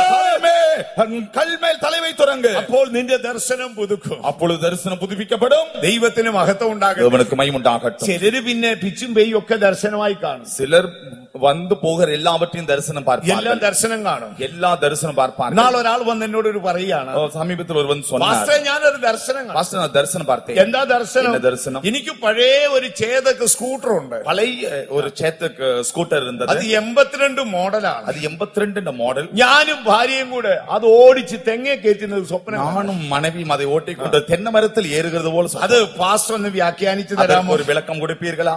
ഞാൻ പറഞ്ഞു ഒരു രക്ഷയുമില്ല. எந்த காரணம் கொண்டு முடியாது. അതിന് ജോസഫോ ദാനിയേലോ വല്ലതും വന്നാലേ നടക്കും. அதை சொல்ல வேண்டுமானால் யோசேப்பு தானியேலோ வர வேண்டும். ചിലര് കണ്ണടച്ചാൽ ഉടനെ സ്വപ്നം കാണും. சிலர் கண்ணு மூடினாலே சொப்பனம். കെട്ട സ്വപ്നങ്ങൾ. கெட்ட கனவு. ഇയ്യോബ് പറയുന്നുണ്ട്, யோபு சொல்லுகிறான், രാത്രിയിൽ ഗാഠനിദ്ര വന്നപ്പോൾ இரவில் கனநித்திரை வந்தபோது എന്റെ മുൻപിൽ കെട്ട സ്വപ്നങ്ങൾ என் முன்பாய் கெட்ட சொப்பனங்கள் வந்தது. മ്ലേച്ഛതയുടെ സ്വപ്നങ്ങൾ ഉണ്ട്. அருவருப்பான சொப்பனங்கள், ഭീതിപ്പെടുത്തുന്ന സ്വപ്നം ഉണ്ട്. பயப்படுத்துகிற சொப்பனங்கள். പരിശുദ്ധാത്മാവിന്റെ സാന്നിധ്യത്തിലുള്ള സ്വപ്നം കിട്ടണമെങ്കിൽ കല്ലെ തലവെച്ച് കിടന്നുറങ്ങണം. பரிசுத்தாவியானுடைய சமூகத்திலே உனக்கு தரிசனம் சொப்பனம் கிடைக்க வேண்டுமானால் கல்மேல் தலை வைக்க வேண்டும். ദൈവശബ്ദം കേൾക്കണമെങ്കിൽ എന്ത് ചെയ്യണം? தேவனுடைய சத்தம் கேட்க வேண்டுமானால் ശമൂവേൽ ഉറങ്ങിയതുപോലെ വിളക്കിന്റെ ചോട്ടിൽ കിടന്നുറങ്ങണം. சாமுவேல் உறங்கினது போல அந்த குத்துவிளக்கினுடைய அடிப்பாதத்தில் உறங்க வேண்டும். ശമൂവേൽ ഒരു കുഞ്ഞു ബാലനാണ്. சாமுவேல் சிறு பாலகன். നമ്മുടെ കുഞ്ഞുങ്ങളെ LKG സ്കൂളിൽ അയക്കുമ്പോൾ ഒരു കുഞ്ഞു ബാലൻ. நம்முடைய பிள்ளைகளை எல்கேஜிக்கு அனுப்புறோமே അതുപോലെ சிறுவன் വിശ്വാസ വീട്ടിൽ കൊണ്ടാക്കിയിരിക്കുക. விசுவாச வீட்டில் கொண்டு ആ விட்டார்கள். കുഞ്ഞു ശമൂവേൽ എവിടാ ഉറങ്ങുന്നത്? அந்த சிறுவனாய் சாமுவேல் எங்கே ബൈബിളിൽ உறங்கினான்? പറയുന്നു അവൻ വിളക്കിന്റെ ചോട്ടിൽ കിടന്നുറങ്ങി. വേദം சொல்லுகிறது കുത്തുവിളക്ക് എങ്ങിരുന്നതോ അതിന് മുൻപായി ഉറങ്ങിனார். പതുക്കെയാണ് ദൈവം വന്ന് വിളിക്കുന്നത്. ആണ്ടവർ മെതുവായി വലിയ ശബ്ദം കേട്ടാ കുഞ്ഞു പേടിച്ചു പോകും. അധിക ശബ്ദം വിട്ടാൽ അവൻ ഭയപ്പെടുവാൻ. മൃദുവായി വിളിച്ചു. മെതുവാக ശമൂവേൽ ശമൂവേൽ സാമുവേലേ സാമുവേലേ ശമൂവേലേ ശമൂവേലേ സാമുവേലേ സാമുവേലേ. ദൈവശബ്ദം കേൾക്കണമെങ്കിൽ എന്ത് ചെയ്യണം? ദൈവശബ്ദം കേൾക്ക വേണ്ടുമാனால் என்ன செய்ய வேண்டும்? ചവിട്ടി കിടന്നുറങ്ങണം. அந்த കുത്തുവിളക്കിன் பக்கத்தில் இருக்க வேண்டும். ദർശനം കിട്ടണമെങ്കിൽ എന്ത് ചെയ്യണം? ദർശനം கிடைக்க வேண்டுமானால் ശോധന ചെയ്ത വിലപ്പെട്ട കല്ലിൽ നമ്മുടെ മനസ്സ് റെസ്റ്റ് ആയിരിക്കണം. പരീക്ഷിക്കപ്പെട്ടതാണ് വെളിയേറപ്പെട്ട കൽമേലെ നമ്മുടെ മനസ്സ് ഇളപ്പാറ வேண்டும். ആവശ്യമില്ലാത്തതെല്ലാം ചിന്തിച്ച് മനസ്സ് അലങ്കോലപ്പെട്ട് കിടന്നുറങ്ങും. നമുക്ക് தேவையில்லாதது சிந்தித்து மனது பாரப்பட்டு உறங்குவோம். ആന കുത്താൻ വരുന്നു, പട്ടി കടിക്കാൻ വരുന്നു, പാമ്പ് കൊത്താൻ വരുന്നു, എന്തൊരു പ്രശ്നമാണ്. யானை குத்த வரும், நாய் கடிக்க வரும். அப்பொழுது எவ்வளவு பெரிய பிரச்சனைகள். നമുക്ക് സ്വർഗം തുറന്നിരിക്കുന്ന ദർശനമൊന്നുമില്ല. നമുക്ക് പരലോകം തിരഞ്ഞെടുക്കുന്ന ദർശനമെല്ലാം ഇല്ല. കാരണം എന്ത്? കാരണം என்ன? നമ്മുടെ തല കല്ലിലല്ല ഉറങ്ങുന്നത്. നമ്മുടെ തല കൽമേലല്ല. ശ്രദ്ധിക്കുക സഹോദരങ്ങളെ, ആ കല്ലിൽ തല വെച്ചുറങ്ങിയാൽ ദർശനം നമുക്ക് കിട്ടും. ஆகவே கவனியுங்கள் அருமையானவர்களே, கல்மேல் நம்முடைய தலை வைத்தால் தரிசனம் கிடைக்கும். ആത്മീക ദർശനം ഉണ്ടാകണം. நமக்கு ஒரு ஆவிக்குரிய தரிசனம் வேண்டும். പ്രവാചകനായ യേശയ്യാവിനെ കുറിച്ച് പഠിച്ചാൽ, தீர்க்கதரிசியாയ യേശയ്യാவை പഠിத்தாൽ, ഒരു നല്ല പ്രവാചകനായി, அவர் நல்ல தீர்க்கதரிசி. തന്റെ ജീവിതകാലത്ത് 3 യഹൂദ രാജാക്കന്മാരുണ്ട്. அவருடைய ஜீவிய நாட்களிலே 3 யூத ராஜாக்கள். ഒന്നാമന്റെ പേര് ഉസിയാവ്. முதலாவது உசியா. അവനൊരു നിഗളിയാണ്. അവൻ ഒരു പെരുമൈക്കാരൻ. രണ്ടാമത്തേത് യോഥാം. രണ്ടാമത് യോഥാം. അവൻ ഒരിക്കലും ദേവാലയത്തിൽ കയറാത്ത അലസതയാണ്. അവൻ ഒരു നാളും ദേവാലയത്തിൽ പോകാതെ അസതിയുള്ളവൻ. മൂന്നാമത്തെ ആകാശ്. മൂന്നാമത് ആകാശ്. അവനൊരു ദുഷ്ടനാണ്. യഹോവയുടെ മന്ദിരത്തിലെ വിളക്ക് ഊതിക്കെടുത്തിയവനാണ്. അവൻ ഒരു തുന്മാർക്കൻ. ദേവന്റെ ആലയത്തിലെ കുത്തുവിളക്ക് ഊതിക്കെടുത്തിനവൻ. നാലാമത്തേത് ഹിസ്കിയാവ്. നാലാമത് എസേക്കിയാവ്. അവൻ പ്രത്യാശയില്ലാത്ത ആത്മപ്രശംസക്കാരനാണ്. അവൻ നമ്പിക്കയില്ലാത്തപടിക്ക് സ്വയം മേന്മ പാരാട്ടുகிறവൻ. ഈ 4 രാജാക്കന്മാരും നമ്മളെ ഭരിക്കാൻ നോക്കും. இந்த 4 ராஜாக்கள் நம்மை ஆளுகை செய்ய பார்ப்பார்கள். ശുശ്രൂഷയുടെ ആരംഭത്തിൽ കയറി പിടിക്കുന്നവൻ ഉസിയാവാണ്. ஊழியத்தில் ஆரம்பத்தில் வந்து பிடிக்கிறவன் அந்த உசியா. ഉസിയാവ് എന്നൊരു രാജാവുണ്ട്. உசியா என்கிற ராஜா இருக்கிறான். ഈ രാജാവ് ഭരിക്കുന്ന കാലത്ത്, இந்த ராஜா ஆட்சி செய்கிற நாட்களில் നിങ്ങൾ തിരുവെഴുത്തൊന്ന് വായിച്ചു നോക്ക്. வேதத்தை வாசித்து பாருங்கள். 1 തുടങ്ങി 5 വരെയുള്ള അധ്യായത്തിൽ முதல் 5 அதிகாரங்கள் ஏசாயாவில் ഇസ്രായേലിന്റെ പാപം പറയുകയാണ്. இஸ்ரவேலுடைய பாவம் எடுத்து சொல்லப்படுகிறது. ഇസ്രായേലേ, ആ കാളയ്ക്ക് തന്റെ ഉടയവനെ അറിയാം. இஸ்ரவேலே, காளை தன் எஜமானை அறியும். കഴുതയ്ക്ക് തന്റെ യജമാനനെ അറിയാം. கழுதை தன் எஜமானை அது அறிந்திருக்கிறது. ഈ ജനത്തിന്റെ തല മുഴുവൻ രോഗം. இந்த ஜனத்தின் தலையெல்லாம் வியாதி. ഹൃദയം മുഴുവൻ ദീനം. இருதயம் முழுவதெல்லாம் தீனம் பிடித்திருக்கிறது. ഇസ്രായേലിന്റെ വികൃതമെല്ലാം വിളിച്ചു പറഞ്ഞു. இப்படி இஸ்ரவேல் ஜனத்துடைய கேடுபாடுகள் அறிவிக்கப்பட்டது. നിങ്ങൾ 1 തുടങ്ങി 5 വരെയുള്ള അധ്യായം പഠിച്ചാൽ முதல் 5 அதிகாரத்தை படித்து பாருங்கள். അവിടെ എല്ലാം ഇതാണ് പറയുന്നത്. அங்கெல்லாம் இதுதான் பார்க்கிறோம்.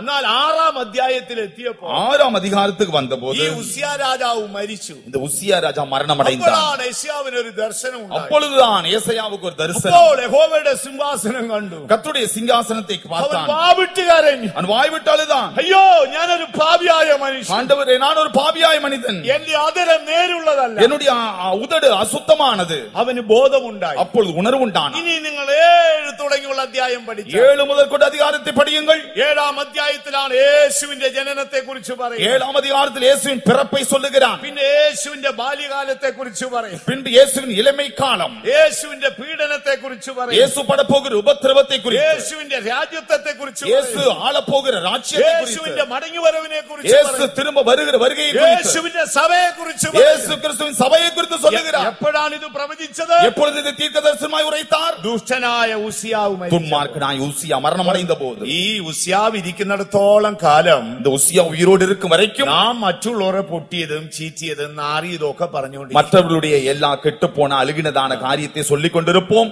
എന്നാൽ ഈ ഉസിയാവ് അങ്ങ് ചാകാമെങ്കിൽ அந்த உசியா செத்து போனால் നമ്മുടെ ജീവിതത്തിലെ ചീഞ്ഞു നാറിയതെല്ലാം പിടികിട്ടും. நமக்கு உள்ள காணப்படுகிறதான கெட்டுப்போன அருவருப்பு காரியங்கள் என்ன என்பதை விளங்கிக் கொள்வோம். നിങ്ങൾ എപ്പോഴത് സമ്മതിക്കുന്നോ ഉടനടി ശുദ്ധീകരിക്കാൻ ഒരു ദൂതൻ അടുത്ത് നിൽക്കും. உங்களுடைய காரியத்தை எப்பொழுது ஒத்துக்கொள்கிறீர்களோ உடன் தானே உங்களை சுத்திகரிக்கும்படி ஒரு தூதன் பக்கத்தில் இருப்பான். അവരുടെ കയ്യിൽ ഒരു കവണയുണ്ട്. அவனுடைய கையிலே ஒரு குரடு இருக்கிறது. അവര് ആ തീക്കനലുമായിട്ട് നിൽക്കുകയാണ്. அந்த தீ கஷ்டத்தோடு இருக்கிறது. ദൈവമേ, എന്റെ അതിരം നേരുള്ളതല്ലെന്ന് പറഞ്ഞാൽ ഉടനെ തീ വെച്ച് നിന്നെ ക്ലീൻ உடன் தானே என்னுடைய உதடு சுத்தமில்லை என்று சொன்னால் அந்த தள்ளி நான் உங்களை சுத்தமாக்குவான். അടുത്ത ദിവസം മുതൽ നിന്റെ മൈൻഡ് ഓപ്പൺ ആകും. அந்த അടുത്ത நாள் முதல் கொண்டு மனது தெளிவாகும். അടുത്ത പ്രവചനം എന്താണ്? അടുത്ത தீர்க்கதரிசனம் என்ன? കന്യക ഗർഭം ധരിച്ച് ഒരു മകനെ പ്രസവിക്കും, ഇമ്മാനുവേൽ എന്ന് പേര് വിളിക്കും. கன்னிகை கர்ப்பவதியாய் ஒரு குமாரனை பெற்றெடுப்பாள், அவனுக்கு இம்மானுவேல் இம்மானுவேல் என்று பெயரிடுவாயாக.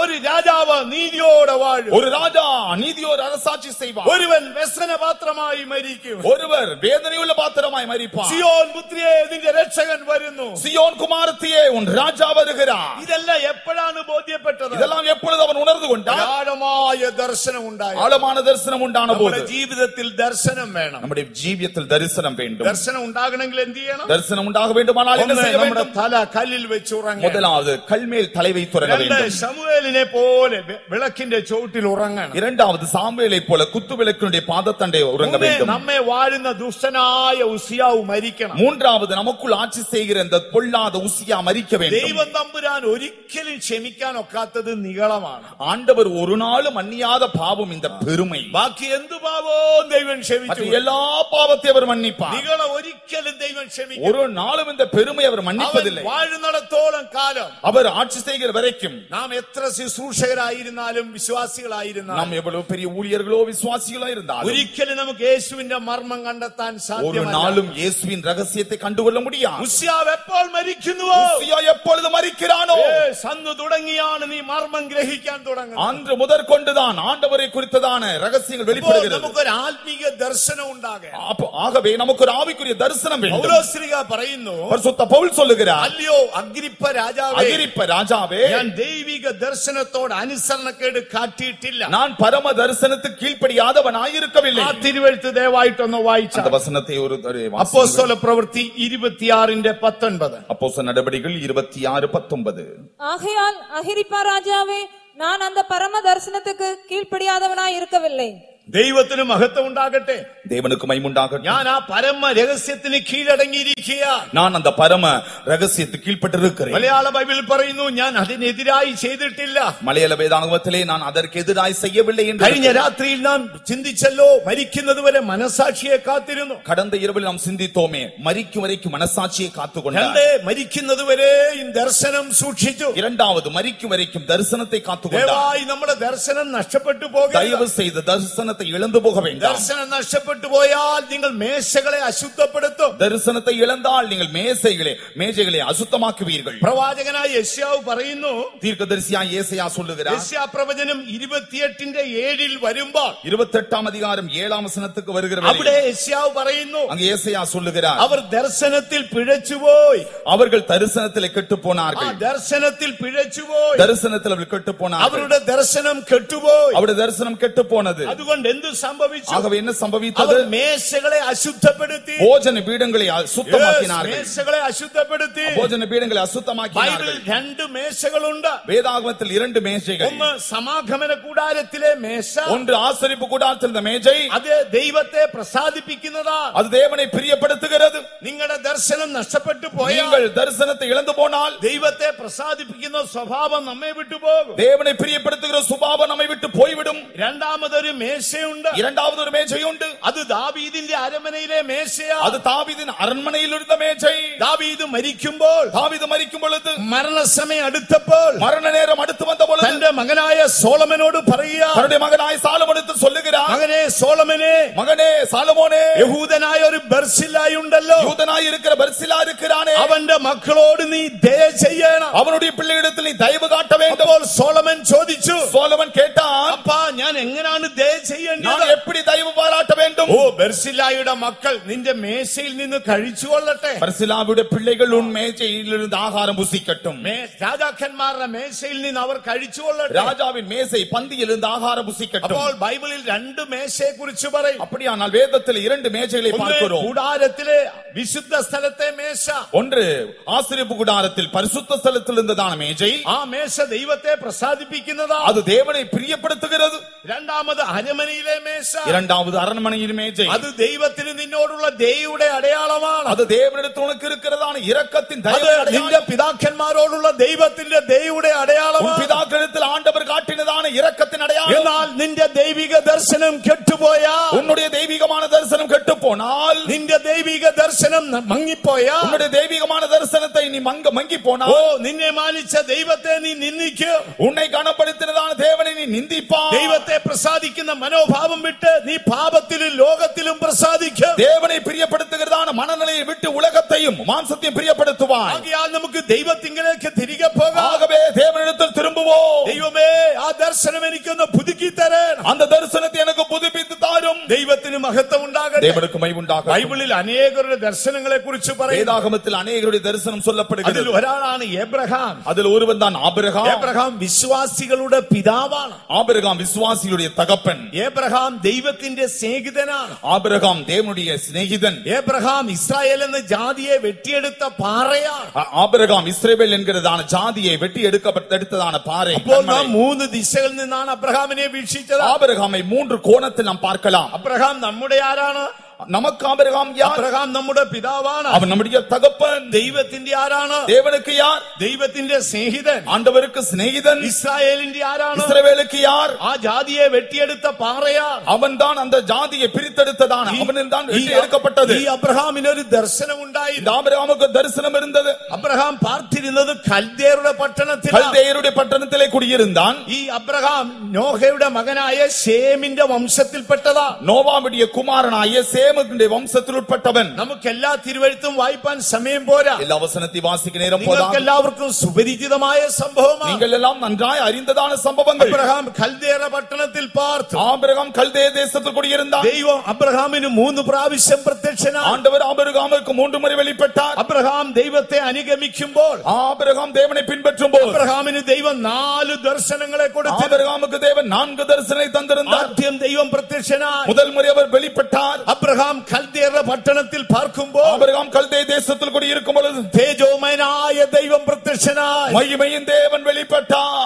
അബ്രഹാം അബ്രഹാം എന്ന് ദൈവം വിളിച്ചു. ആബ്രഹാമേ ആബ്രഹാം എന്ന് അழைத்தார். ഒന്നാമത് ദൈവം പ്രത്യക്ഷനായത് തേജോമയനായിട്ടാണ്. முதல் முறையாக മഹിമയിൻ ദേവനായി വെളിപ്പെട്ടാർ. പാപം ചെയ്ത് മനുഷ്യന് നഷ്ടപ്പെട്ട ദൈവ തേജസ്സിന്റെ ആഴം അബ്രഹാം കണ്ടു.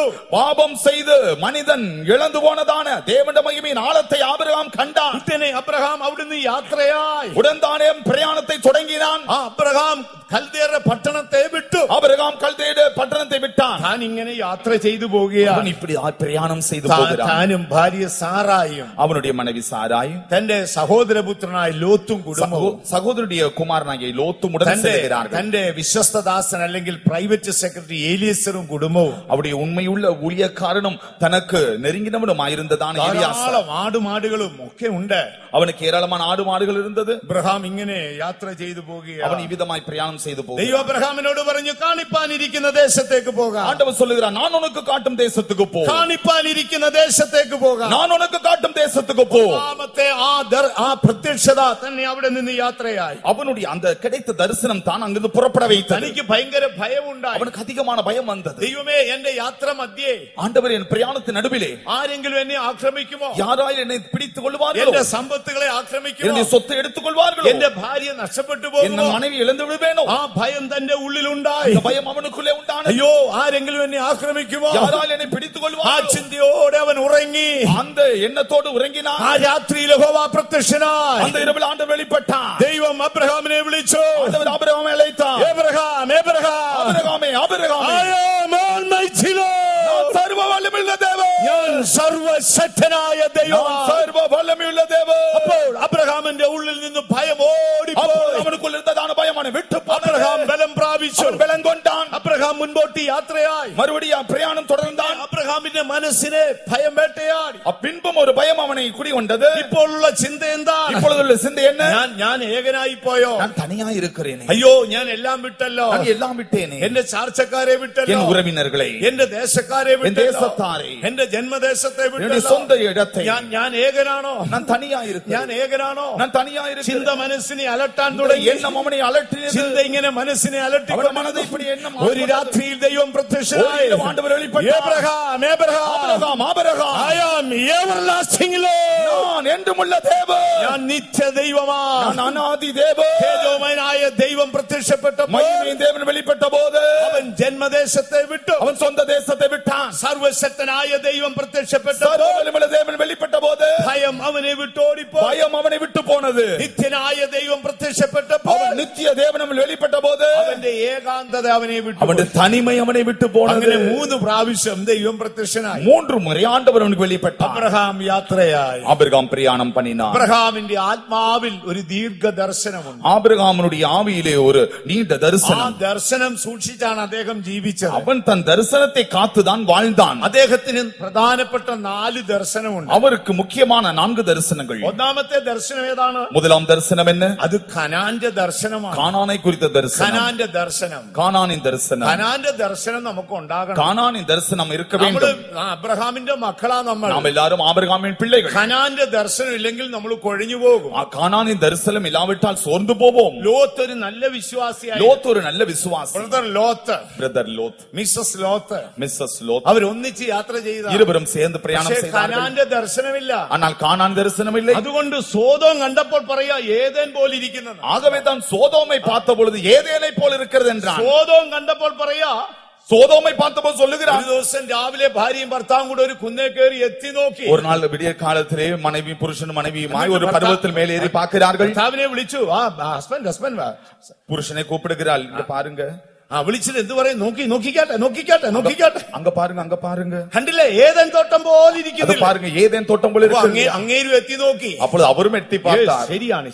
ஆம், உண்மைதான். അപ്പൊ നമുക്ക് അങ്ങോട്ട് പോയി. நாம் அங்க போகலாம். കനാന്റെ ദർശനമില്ല. கானான் தரிசனம் இல்லை. കനാന്റെ ദർശനമില്ലാത്തത് ലോത്ത് കണ്ടത് സോദോം ഏതൻ പോലെ കണ്ടെന്ന്. கானானின் தரிசனம் இல்லாத லோத்து சோதோமை ஏதேனை போல கண்டான். അവസാനം വെള്ളം കുടിക്കും. கடைசியாய் கஷ்டப்பட வேண்டும். അബ്രഹാമിന് ഒരു ദർശനമുണ്ട്. ஆனால் ஆபிரகாமுக்கு தரிசனம். അബ്രഹാം ഇങ്ങനെ യാത്ര ചെയ്യുകയാണ്. ஆபிரகாம் பிரயாணம் செய்கிறான். 100 കണക്കിന് ആളുകളുണ്ട്. 100 കണക്കാன ആட்கள் ഉണ്ട്. അബ്രഹാം ഒട്ടകത്തിന്റെ പുറത്തിരിക്കുന്നു. ஆபிரகாம் ஒட்டகத்தின் மேல் ഒട്ടകം இருக்கிறான். അങ്ങോട്ടും ഇങ്ങോട്ടും ആടി മൈലുകൾ നടക്കുക. ஒட்டகம் ஆடி ஆடி பல தூரம் நடக்கிறது. വിശ്വാസികളുടെ അമ്മച്ചി സാറാമ തൊട്ടുപുറയിൽ ഇരിപ്പുണ്ട്. விசுவாசியுடைய தாயாகிய சாராய் பின்னால் இருக்கிறார். അമ്മ ഒരു ഒട്ടകത്തിന്റെ പുറത്ത് ആടി ആടി പോകുകയാണ്. அந்த அம்மா ஒட்டகத்தில் ஆடி ஆடி போகிறார். 100 കണക്കിന് ആടുമാടുകളെ അടിക്കുകയാണ്.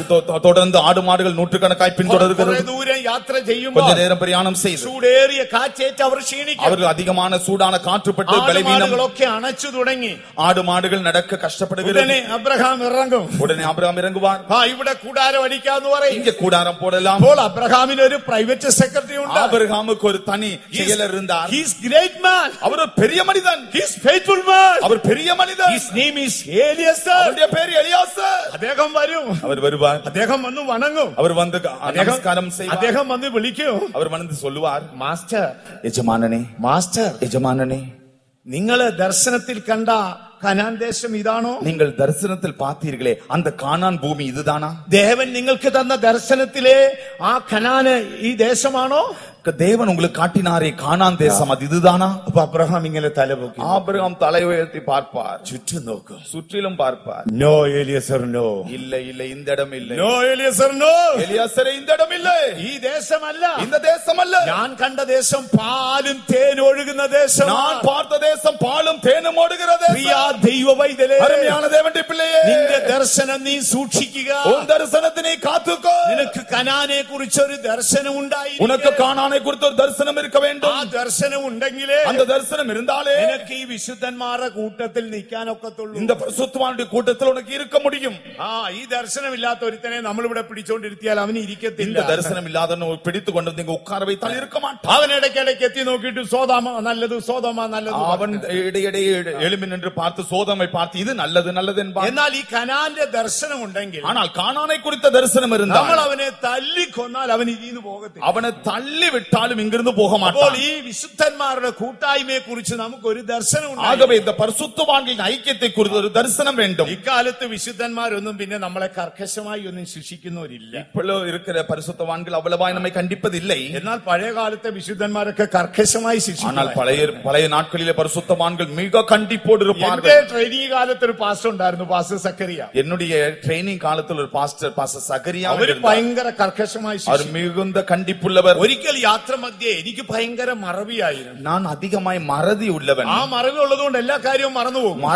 மறதி வந்தால் எல்லாம் மறப்பேன். ഒരിക്കൽ യാത്രക്കിടയിൽ ഒരു തലയണ മറന്നുപോയി. ஒரு நாள் பிரயாணத்தில் போகும் பொழுது தலையணை எடுக்க மறந்தேன். അദ്ദേഹം കാർ നിർത്തിയിട്ട് എന്നെ പിടിച്ച് ഒറ്റ തള്ളുതള്ളി. அவர் கார்ல ஏறின பிற்பாடு என்னை காரை விட்டு இறக்கி விட்டார். അദ്ദേഹം കാറിന്റെ ഡോർ വലിച്ചടച്ചു. காருடைய டோர் அடைத்தார். അദ്ദേഹം അങ്ങ് പോയി. அவர் போய்விட்டார். ഞാൻ റോഡിൽ നിൽക്കുക. நான் வழியில் நிற்கிறேன். ഇവരെന്താ പരിശുദ്ധവാങ്കളടാ, എന്ന് ഞാൻ நான் ചിന്തിച്ചു. நினைச்சு இவரெல்லாம் என்ன பரிசுத்தவான்களோ. അപ്പൊ ദൈവം പറഞ്ഞു ദർശനമുണ്ട്, അനുസരിച്ച് അങ്ങ് പോയാ മതി. ஆண்டவர் சொன்னா உனக்கு தரிசனம் இருக்கிறதல்லவா, ഞാൻ கீழ்ப்படிந்து അവിടെ നിന്ന് നടന്നുപോയി തലണ എടുത്ത് ചെങ്ങന്നൂരിന്ന് തിരുവല്ല വരെ നടന്നു. நான் மறுபடியும் போய் தலகணை எடுத்து செங்கனூர் என்கிற இடத்திலிருந்து திருவள்ளா வரைக்கும் நடந்து போனேன்.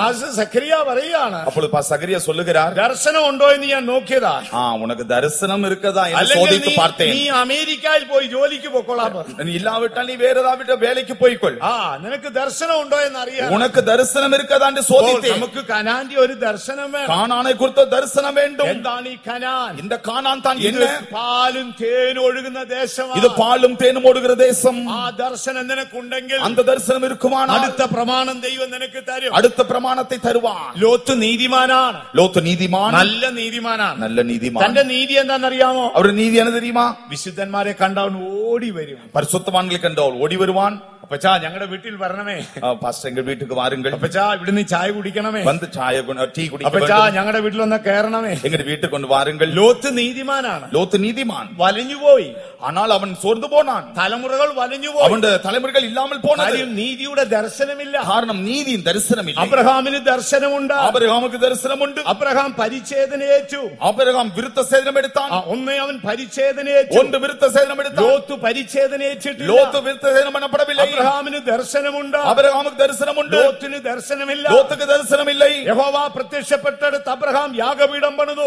ஆண்டவர் வெளிப்பட்ட உடனே ஆபிரகாம் பலிபீடம் கட்டினான். പക്ഷേ ലോത്ത് യാഗപീഠം പണിതിട്ടില്ല. லோத்து பலிபீடம் கட்டவில்லை. അബ്രഹാം മൽക്കിസദേക്കിന് ദശാംശം കൊടുത്തു. ஆபிரகாம் மெல்கிசேதேக்கு தசமபாகம் கொடுத்தான். ലോത്ത് 10 പൈസ ദശാംശം കൊടുത്തിട്ടില്ല. லோத்து 10 பைசா தசமபாகம் கொடுக்கவில்லை. എങ്കിലും ലോത്ത് നീതിമാനാണ്. என்றாலும் அவன் நீதிமான் தான். ഈ നീതിമാനെ നമുക്ക് അഡ്ജസ്റ്റ്മെന്റ് നീതിമാൻ എന്ന് இதை പറയാം. ஒரு அட்ஜஸ்ட் பண்ணுகிற நீதிமான் என்று சொல்லலாம். ഒടുവിൽ വലഞ്ഞുപോയി. கடைசியிலே சொர்ந்து போனான். അവൻ സോദോം നോക്കി. அவன் சோதோமை பார்த்தான். ആ സോദോം ഇപ്പോൾ ഏദൻ പോലെയാ. அந்த சோதோம் ஏதேனை போல தென்படுகிறது. കാരണം എന്ത്?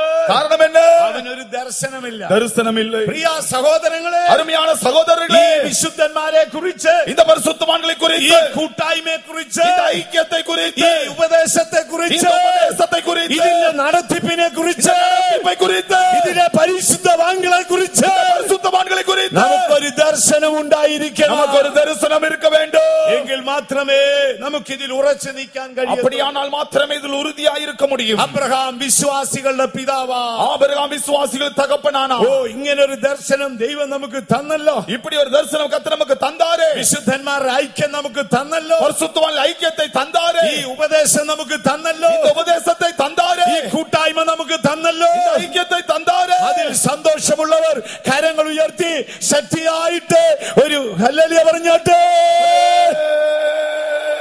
നമുക്ക് ഒന്നാമത് കനാന്റെ ഒരു ദർശനം വേണം. முதலாவது கானானை குறித்த தரிசனம் ആ வேண்டும். ദർശനമില്ലാത്തവർ വന്നാൽ ആകെ കുഴഞ്ഞു പോകും. அந்த தரிசனம் இல்லாதவர்கள் வந்தால் மிகவும் சோர்ந்து போவார்கள். ഈ വേലയെ കുറിച്ച് നമുക്കൊരു ദർശനം இந்த വേണം. ஊழியத்தை குறித்த ஒரு தரிசனம் ആ வேண்டும். ദർശനമില്ലാത്തവനെ നമ്മൾ പിടിച്ചുകൊണ്ട് വെച്ചാൽ ആകെ കുഴപ്പടിയായി. அந்த தரிசனம் இல்லாதவர்களை கொண்டு வந்து வைத்தால் மிகவும் பிரச்சனை ആ தான். ദർശനം നമ്മൾ സൂക്ഷിച്ചോണം. அந்த தரிசனத்தை காக்க வேண்டும். ദയവായി ദർശനം മങ്ങിപ്പോകരുത്. ஒரு நாளும் தரிசனம் மங்கி போக கூடாது. ദർശനത്തിൽ നിന്ന് പിഴച്ചു പോയാൽ தரிசனத்தின் தவறி விழுந்தால் നാം മേശകളെ അശുദ്ധപ്പെടുത്തും. அந்த போஜன பீடங்களை നമ്മെ அசுத்தமாக்குவோம். മാനിച്ച ദൈവത്തെ മറന്നുകളയും. நம்மை கனப்படுத்தின தேவனை மறப்போம். ദൈവത്തെ പ്രസാദിപ്പിക്കണമെന്നുള്ള ചിന്ത നമ്മളെ വിട്ടുപോകും. தேவனை பிரியப்படுத்த வேண்டும் என்கிற எண்ணம் போய்விடும். നമ്മൾ നമ്മുടെ ശുശ്രൂഷകളെ അലങ്കോലപ്പെടുത്തിക്കളയും. நம்முடைய ஊழியத்திலே அலங்கோலப்படுத்துவோம். ദയവായി നിങ്ങളുടെ ദർശനം മങ്ങിപ്പോകരുത്. ஒரு நாள் உங்கள் தரிசனம் மங்க வேண்டாம். ഇന്ന് രാത്രിയിൽ ദർശനം മങ്ങി ആരെങ്കിലും ഉണ്ടെങ്കിൽ, இந்த இரவிலே தரிசனம் இல்லாமல் யாராயிலும் ഓ, இருப்பீர்கள். നിനക്ക് കണ്ണിന് ശോഭ കിട്ടേണ്ടതിന് உன்னுடைய கண்கள் தெளிவடையும்படியாய் നിന്റെ കണ്ണിൽ എഴുതുവാൻ ലേപം ഞാൻ തരാമെന്ന് യേശു പറയുക. உன்னுடைய கண்கள் இடும்படியான தைலத்தை நான் தருகிறேன் என்று ஆண்டவர் യേശുവേ, சொல்கிறார். എന്റെ ദർശനം പുതുക്കണമേ ഇന്ന് രാത്രി എത്ര പേർ ആഗ്രഹിക്കുന്നു? ஆண்டவரே, என் தரிசனத்தை புதுப்பித்து தாரும் என்று எத்தனை பேர் கேட்கிறீர்கள்? ആ മങ്ങിപ്പോയ ദർശനം ഒന്ന് പുതുക്കി തരാമോ? அந்த மங்கி போன தரிசனத்தை புதுப்பிப்பீரோ? ഓ, പ്രിയ ദൈവവൈതലേ, அருமையான தேவனுடைய பிள்ளையே, നിനക്ക് ദൈവത്തെ കുറിച്ച് ഒരു ദർശനം ഉണ്ടായിരിക്കെ. தேவனை குறித்த ஒரு தரிசனம் வேண்டும். നിനക്ക് വിശുദ്ധിയെ കുറിച്ച് ഒരു ദർശനം ഉണ്ടായിരിക്കെ. பரிசுத்தத்தை குறித்த தரிசனம் இருக்க வேண்டும். നിനക്ക് നിത്യതയെ കുറിച്ച് ഒരു ദർശനം ഉണ്ടായിരിക്കെ. நித்தியத்தை குறித்த தரிசனம் இருக்க ഈ வேண்டும். രാത്രി ദൈവം നിനക്ക് ദർശനം തരും. ഈ തെരുവിലെ കർത്താവ് നിനക്ക് ദർശനത്തെ കൊടുപ്പാயாக. നിന്റെ തല ആ കല്ലിൽ വെച്ച് ഉറങ്ങുക.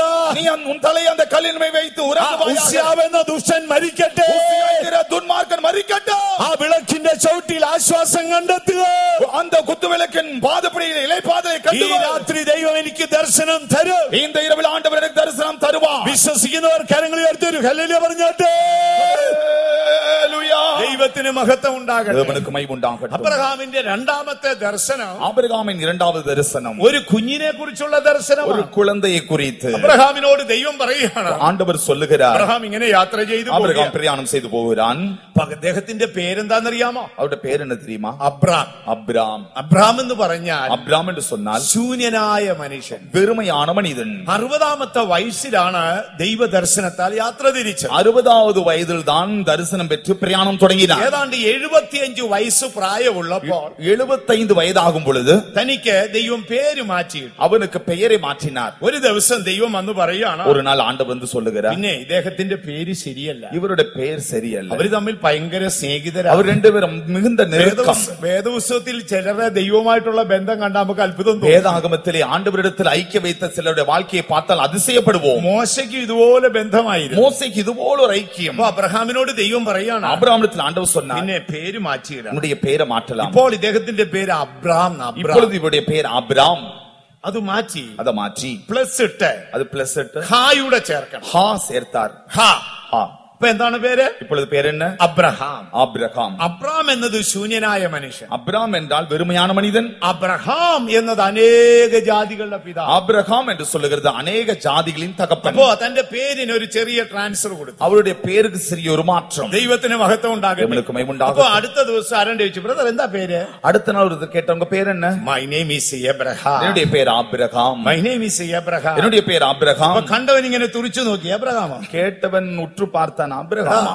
മക്കളില്ലാത്ത ഇവൻ എങ്ങനെയാടാ അനേക ജാതികളുടെ അപ്പനാകുന്നത്? ஒரு பிள்ளை கூட இல்லை, இவனா இப்படி அநேக ஜாதிகள் தகப்பனாவான்? ഈ ഹായ് ആരുടേതാണെന്ന് അറിയാമോ? இந்த ஹா யாருடைய தெரியுமா? നമ്മുടെ ബഹുമാനപ്പെട്ട നോഹയുടെ ഹായ. கணத்துக்குரிய நோவாவுடைய ஹா. നോഹ കൃപ ലഭിച്ചവനായിരുന്നു. நோகா கிருபை பெற்றவன். നോഹയുടെ മക്കളെ ദൈവം അനുഗ്രഹിച്ചു. நோவாவின் பிள்ளைகளை ஆண்டவர் ஆசீர்வதித்தார். എന്നാൽ ഒടുവിൽ നോഹ വീഞ്ഞു കുടിച്ചു. கடைசியில் அவன் திராட்சரசம் குடித்தான். ദൈവം അനുഗ്രഹിച്ച കുഞ്ഞിനെ നോഹ ശപിച്ചു. தேவன் ஆசீர்வதித்த பிள்ளையை நோவா അത് சபித்தான். ദൈവത്തിന് സഹിച്ചില്ല. தேவனுக்கு அது பிடிக்கவில்லை. അതുകൊണ്ട് ദൈവം എന്ത് ചെയ്തു? ஆகவே தேவன் என்ன செய்தார்? നോഹയുടെ ഹായ് എടുത്ത് நோவாவுடைய ஹாவை எடுத்து ഇപ്പൊ അബ്രഹാമിനിട്ട് കൊടുത്തു. ஆபிரகாமுக்கு சேர்த்து അപ്പൊ கொடுத்தார். നോഹയുടെ എന്തോ ഉണ്ട്? நோவாக்கு என்ன இருக்கிறது? നോഹയുടെ നോയേ ഉള്ളൂ. நோவா இடத்தில் நோ மாத்திரம்தான். ബാക്കിയും കൊണ്ട് അബ്രഹാം പോയി. மீத ஆபிரகாமோடு சேர்ந்தது. എത്ര കൃപ ലഭിച്ചെന്ന് പറഞ്ഞാലും, எவ்வளவு கிருபை இருந்தாலும், എത്ര കൃപയുള്ളവരായാലും, எவ்வளவு கிருபை இருந்தாலும், എത്ര വലിയ പെട്ടകം പണിതാലും, எவ்வளவு பெரிய பேழையை செய்தாலும், എത്ര വർഷം പ്രസംഗിച്ചാലും, எவ்வளவு வருடம் பிரசங்கித்தாலும், മദ്യം കലഹക്കാരനും വീഞ്ഞു പരിഹാസിയുമാണ്. மதுபானம் வெறி அடைய செய்யும் என்று வாசிக்கிறோம். കലഹത്തിന്റെയും പരിഹാസത്തിന്റെയും ആത്മാവ് നിന്നിൽ ഭരിച്ചാൽ, சண்டைக்கும் பரியாசம் செய்யக்கூடியதான ஆவி உனக்குள் ஆண்டு கொண்டிருந்தால், നിന്റെ ഹായും കൊണ്ട് വേറെ ആമ്പിള്ളാര് പോകും. உன்னுடைய ஆவை எடுத்துக்கொண்டு வேறொருவன் செல்லுவான். പിന്നെ അവസാനം നിന്റെ നോയേ ഉള്ളൂ. உன்னிடத்தில் வேறு நோ மாத்திரம்தான் ഇപ്പൊ இருக்கும். നോഹയുടെ ഹായ് എടുത്ത് അബ്രഹാമിനിട്ടു. நோவாவுக்கு இருந்ததான அந்த ஹா எடுத்து ஆபிரகாம் கொடுக்கப்பட்டது. കാലങ്ങൾ പലത് കടന്നുപോയി. காலங்கள் உருண்டோடின. അന്ന് തുടങ്ങി അദ്ദേഹം പറയാണ്, அந்த நாள் முதல் கொண்டு அவர் சொல்லுகிறார், മൈ നെയിം ഈസ് என் എബ്രഹാം. பெயர் ஆபிரகாம். മൈ നെയിം ഈസ് என் എബ്രഹാം. பெயர் ஆபிரகாம். How many years? എത്ര വർഷമാണ്? எவ்வளவு நாட்கள்? 25 years. 25 வருடங்கள். 25 വർഷം. 25 வருடங்கள். My name is Abraham. என் பெயர் ஆபிரகாம். അവൻ ഏറ്റു പറയാൻ തുടങ്ങി. அவன் அறிக்கை செய்தான். ഹൃദയം കൊണ്ട് വിശ്വസിച്ചു. இருதயத்தில் விசுவாசித்தான். വാ കൊണ്ട് ഏറ്റു പറഞ്ഞു. வாயினால் அறிக்கை செய்தான். എന്താണ്? என்ன? ദൈവം പറഞ്ഞു, தேவன் சொன்னார், എബ്രഹാം നിനക്ക് ഞാൻ ഒരു കുഞ്ഞിനെ തരാം. ஆபிரகாமே நான் ஒரு குழந்தையை தருகிறேன். അബ്രഹാം വയോധനായി പോയി. ஆபிரகாம் முதிர் வயதுள்ளவனாயிருந்தான். സാറായിക്ക് വാർദ്ധക്യമായി. சாராலும் முதிர் வயதுள்ளவள். അപ്പോൾ അബ്രഹാം വയോധനും സാറായുടെ ശരീരം നിർജീവവുമാണ്. ஆபிரகாம் முதிர்ந்து போனவன், சாராயினுடைய சரீரம் அவர் செத்து போயிருந்தது. ഇനി ഒരിക്കലും പ്രകൃതിയുടെ പ്രതിവാസം അനുസരിച്ച് ഒരു കുഞ്ഞുണ്ടാകത്തില്ല. இயற்கை நியதியின்படி ஒரு கால் ஒரு பிள்ளை பிறவாது. അബ്രഹാമിന് അതറിയാം. ஆபிரகாமுக்கு தெரியும், സാറായിക്കും അറിയാം. சாராமுக்கு தெரியும். പക്ഷേ ഈ കുഞ്ഞെന്നുള്ളത് വാഗ്ദത്തമാണ്. ஆனால் இந்த குழந்தை தேவனுடைய வாக்குத்தத்தம். ഈ കുഞ്ഞെന്നുള്ളത് വാഗ്ദത്തമാണ്. குழந்தை கொடுப்பேன் என்று சொல்லி தேவனுடைய வாக்குத்தத்தம். അബ്രഹാമിനൊരു വാഗ്ദത്തം ലഭിച്ചു. ஆபிரகாமுக்கு ஒரு வாக்குத்தத்தம். ഞാൻ നിനക്കൊരു മകനെ തരാം. நான் உனக்கு ஒரு குழந்தையை தருவேன். അവൻ 25 വർഷം ഏച്ചു പറഞ്ഞു. 25 வருடம் அறிக்கை செய்தான். ഞാൻ അനേക ജാതികളുടെ പിതാവാണ്. நான் அநேக ஜாதிகளுக்கு தகப்பன். അബ്രഹാമിന്റെ രണ്ടാമത്തെ ദർശനം എന്താണ്? ஆபிரகாமுடைய இரண்டாம் தரிசனம் என்ன? അതൊരു ആൺ സന്തതിയുടെ ദർശനമാണ്. ஒரு ஆண் பிள்ளையின் தரிசனம். ആ ആൺ സന്തതി എന്തിനെ കാണിക്കുന്നു? அந்த ஆண் பிள்ளை எதை காட்டுகிறது? അത് ജയ ജയകരമായ ക്രിസ്തീയ ജീവിതമാണ്. അത് ജയമാണ് ക്രിസ്തുവ ജീവിതം. പ്രിയ ദൈവ പൈതലേ, അരുമയാണ് ദേവന്റെ പിള്ളയെ, ജീവിതത്തെ കുറിച്ച് നിനക്കൊരു ദർശനം ഉണ്ടായിരിക്കും. ജയ ജീവിതത്തെ കുറിച്ച് ഉനക്കൊരു ദർശനം இருக்க வேண்டும். അത് ഒരിക്കലും 1 day 2 day പ്രോഗ്രാം അല്ല. അത് ഒരു നാൾ 2 നാൾ പ്രോഗ്രാം അല്ല. അബ്രഹാം 25 വർഷം ഏറ്റു പറഞ്ഞപ്പോൾ 25 வருடம் ആബ്രഹാം അറിക്കை ചെയ്തപ്പോൾ അബ്രഹാമിന് ഒരു കുഞ്ഞ് ജനിച്ചു. ആബ്രഹാമുക്ക് ഒരു കുഴந்தை പിറന്നത്. കുഞ്ഞ് വാഗ്ദത്ത സന്തതിയാണ്. അത് വാഗ്ദത്തത്തിൻ സന്തതി. നിനക്ക് ആഴമായ ഒരു ദർശനം ഉണ്ടാകെ. ഉനക്ക് ആഴமான ഒരു ദർശനം இருக்க வேண்டும். അത് ജയ ജീവിതത്തിന്റെ ദർശനമാണ്. അത് ജയ ജീവിതത്തെ കുറിച്ച ദർശനം. എന്നാൽ അസാധ്യമാണ്, എന്നാൽ മുടിയാതെ, എന്നാൽ അത് അസാധ്യമാണ്, എന്നാൽ മുടിയാതെ, എന്നാൽ എന്റെ ദൈവത്താൽ സാധ്യമാണ്. ദേവനാൽ കൂടെ. ദൈവം നിന്നെ വിളിച്ചുവോ? ദേവനെ അழைத்தாரോ? ദൈവം നിനക്ക് ദർശനം തന്നുവോ? ഉനക്ക് ദർശനം തந்தாரോ? അത് നിവർത്തിച്ചു തരുവാൻ ദൈവം വിശ്വസ്തൻ. அதை நிறைவேற்றி தர ஆண்டவர் உண்மையுள்ளவர். ആ വിശ്വസ്തത കൊണ്ട്, அந்த உண்மையினால் ദൈവം നിനക്ക് ഒരു ആൺ സന്തതിയെ തരും. ஆண்டவர் உனக்கு ஒரு ஆண் பிள்ளையை தருவார். ചിലർക്ക് ഇത് അറിഞ്ഞുകൂടാ. சிலருக்கு இது தெரியாது. ചിലർ ഇന്ന് തീരുമാനം എടുക്കും, നാളെ വഴുതി പോകും. இன்றைக்கு தீர்மானம் எடுப்பார்கள், நாளைக்கு தவறுவார்கள். പിന്നെ അവരങ്ങ് മനസ്സും അടുത്തു പോകും. பின்பு மனதும் மடித்து போகும். അവര് പിന്നെ ലോത്തിന്റെ ഭാര്യയുടെ കൂട്ടാണ്. அவர்கள் எல்லாம் இந்த லோத்தோட மனைவி இருக்கிறார்களே அந்த கூட்டம். മിസസ് ലോത്ത് എങ്ങനെയാ നിൽക്കുന്നത്? அந்த திருமதி லோத் எப்படி என்ன செய்தார்? മിസസ് ലോത്തിന്റെ വലതു കാല് മുൻപോട്ടാണ്. அந்த மிஸ்ஸஸ் லோத்துடைய வலது கால் முன்னே, കാല് മുൻപോട്ടു, காலு முன்னே, തല പുറമോ. தலை பின்னே. കാരണം എന്ത്? காரணம் என்ன? മിസസ് ലോത്ത് കുറെ ബാലൻസ് ചെയ്ത് നോക്കി. அவர் எவ்வளவோ தன்னை முயற்சி செய்து பார்த்தார். പക്ഷേ ഓടിയിട്ടും പർവ്വതത്തിൽ എത്തുന്നില്ല. எவ்வளவு ஓடினாலுமே மலையை போய் சேர முடியவில்லை. ദൈവമക്കളെ, ഈ വിശുദ്ധ ജീവിതം 1 day 2 day പ്രോഗ്രാം. இந்த பரிசுத்த ஜீவியம் என்று சொல்லுகிறது ஒரு நாள் 2 நாள் நிகழ்ச்சி அல்ல. ഓ, നിങ്ങൾ പോപിശാചേ എന്ന് പറഞ്ഞൊന്നും പോകുന്നതല്ല. நீங்கள் போபிசாசு என்ற நாள் போகிறது அல்ல. നിങ്ങൾ പോപിശാചേ നാട്ടിയാൽ ചിലപ്പോ നമ്മുടെ വെപ്പുവല് തെറിച്ചു പോകും. എന്നാലും പാവങ്ങും പ്രാകൃതമൊന്നും വിട്ടുപോകും. போபிசாசு என்று சொல்லுகிற வேளையில வைத்து பிடித்ததான பல்லு ஒருவேளை தெரித்து விழலாம், ஆனால் காரியம் நடக்காது. ഇതിങ്ങനെ കുറേശ്ശെ നമ്മളെ വിട്ടുപോകും. இது கொஞ்சம் கொஞ்சம் கொஞ்சமாகத்தான் போகும். Maximum 25 years. அதிகபட்சமாய் 25 வருடம். അത് കഴിഞ്ഞപ്പോഴാണ് ആൺകുഞ്ഞുണ്ടായത്. அதுக்கு பின்புதான் ஆண் பிள்ளை. ദൈവം വിശ്വസ്തനല്ലേ? தேவன் உண்மையல்ல?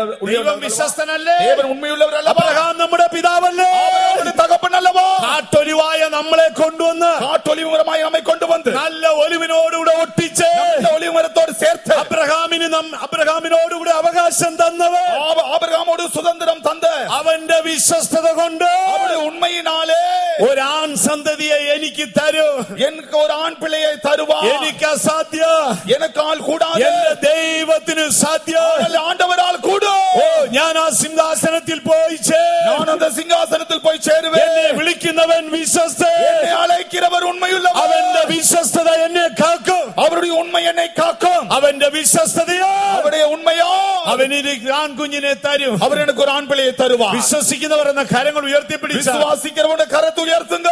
വിശ്വാസത്തോടെ കരങ്ങൾ ഉയർത്തിപ്പിടിച്ചാൽ, விசுவாசத்தோட கரங்களை உயர்த்துங்க. ആ വചനം ഹൃദയം കൊണ്ട് വിശ്വസിച്ചാൽ, அந்த வசனத்தை இருதயத்தில் விசுவாசியுங்க. എന്നാൽ അസാധ്യം, என்னால் കൂടാതെ, പക്ഷേ എന്റെ ദൈവത്താൽ സാധ്യം. தேவனால் கூடும். എന്റെ ഉള്ളിൽ ഒരു ആൺ സന്തതി ഉണ്ട്. எனக்குள் ஒரு ஆண் பிள்ளை உண்டு. അവൻ സിംഹാസനത്തോടെ എടുക്കപ്പെടും. அவன் சிங்காசனத்துக்கு ஏறெடுத்துக் എന്നെ கொள்ளப்படுவான். വിളിച്ചവൻ വിശ്വസ്തൻ. என்னை அழைக்கிறவர் உண்மையுள்ளவர். ആ വിശ്വസ്തത അത് നിവർത്തിച്ചു തരും. அந்த உண்மை அதை நிறைவேற்றும். വിശ്വാസത്തോടെ ഒരു ഹല്ലേലൂയ പറഞ്ഞാട്ടെ. ഹല്ലേലൂയ.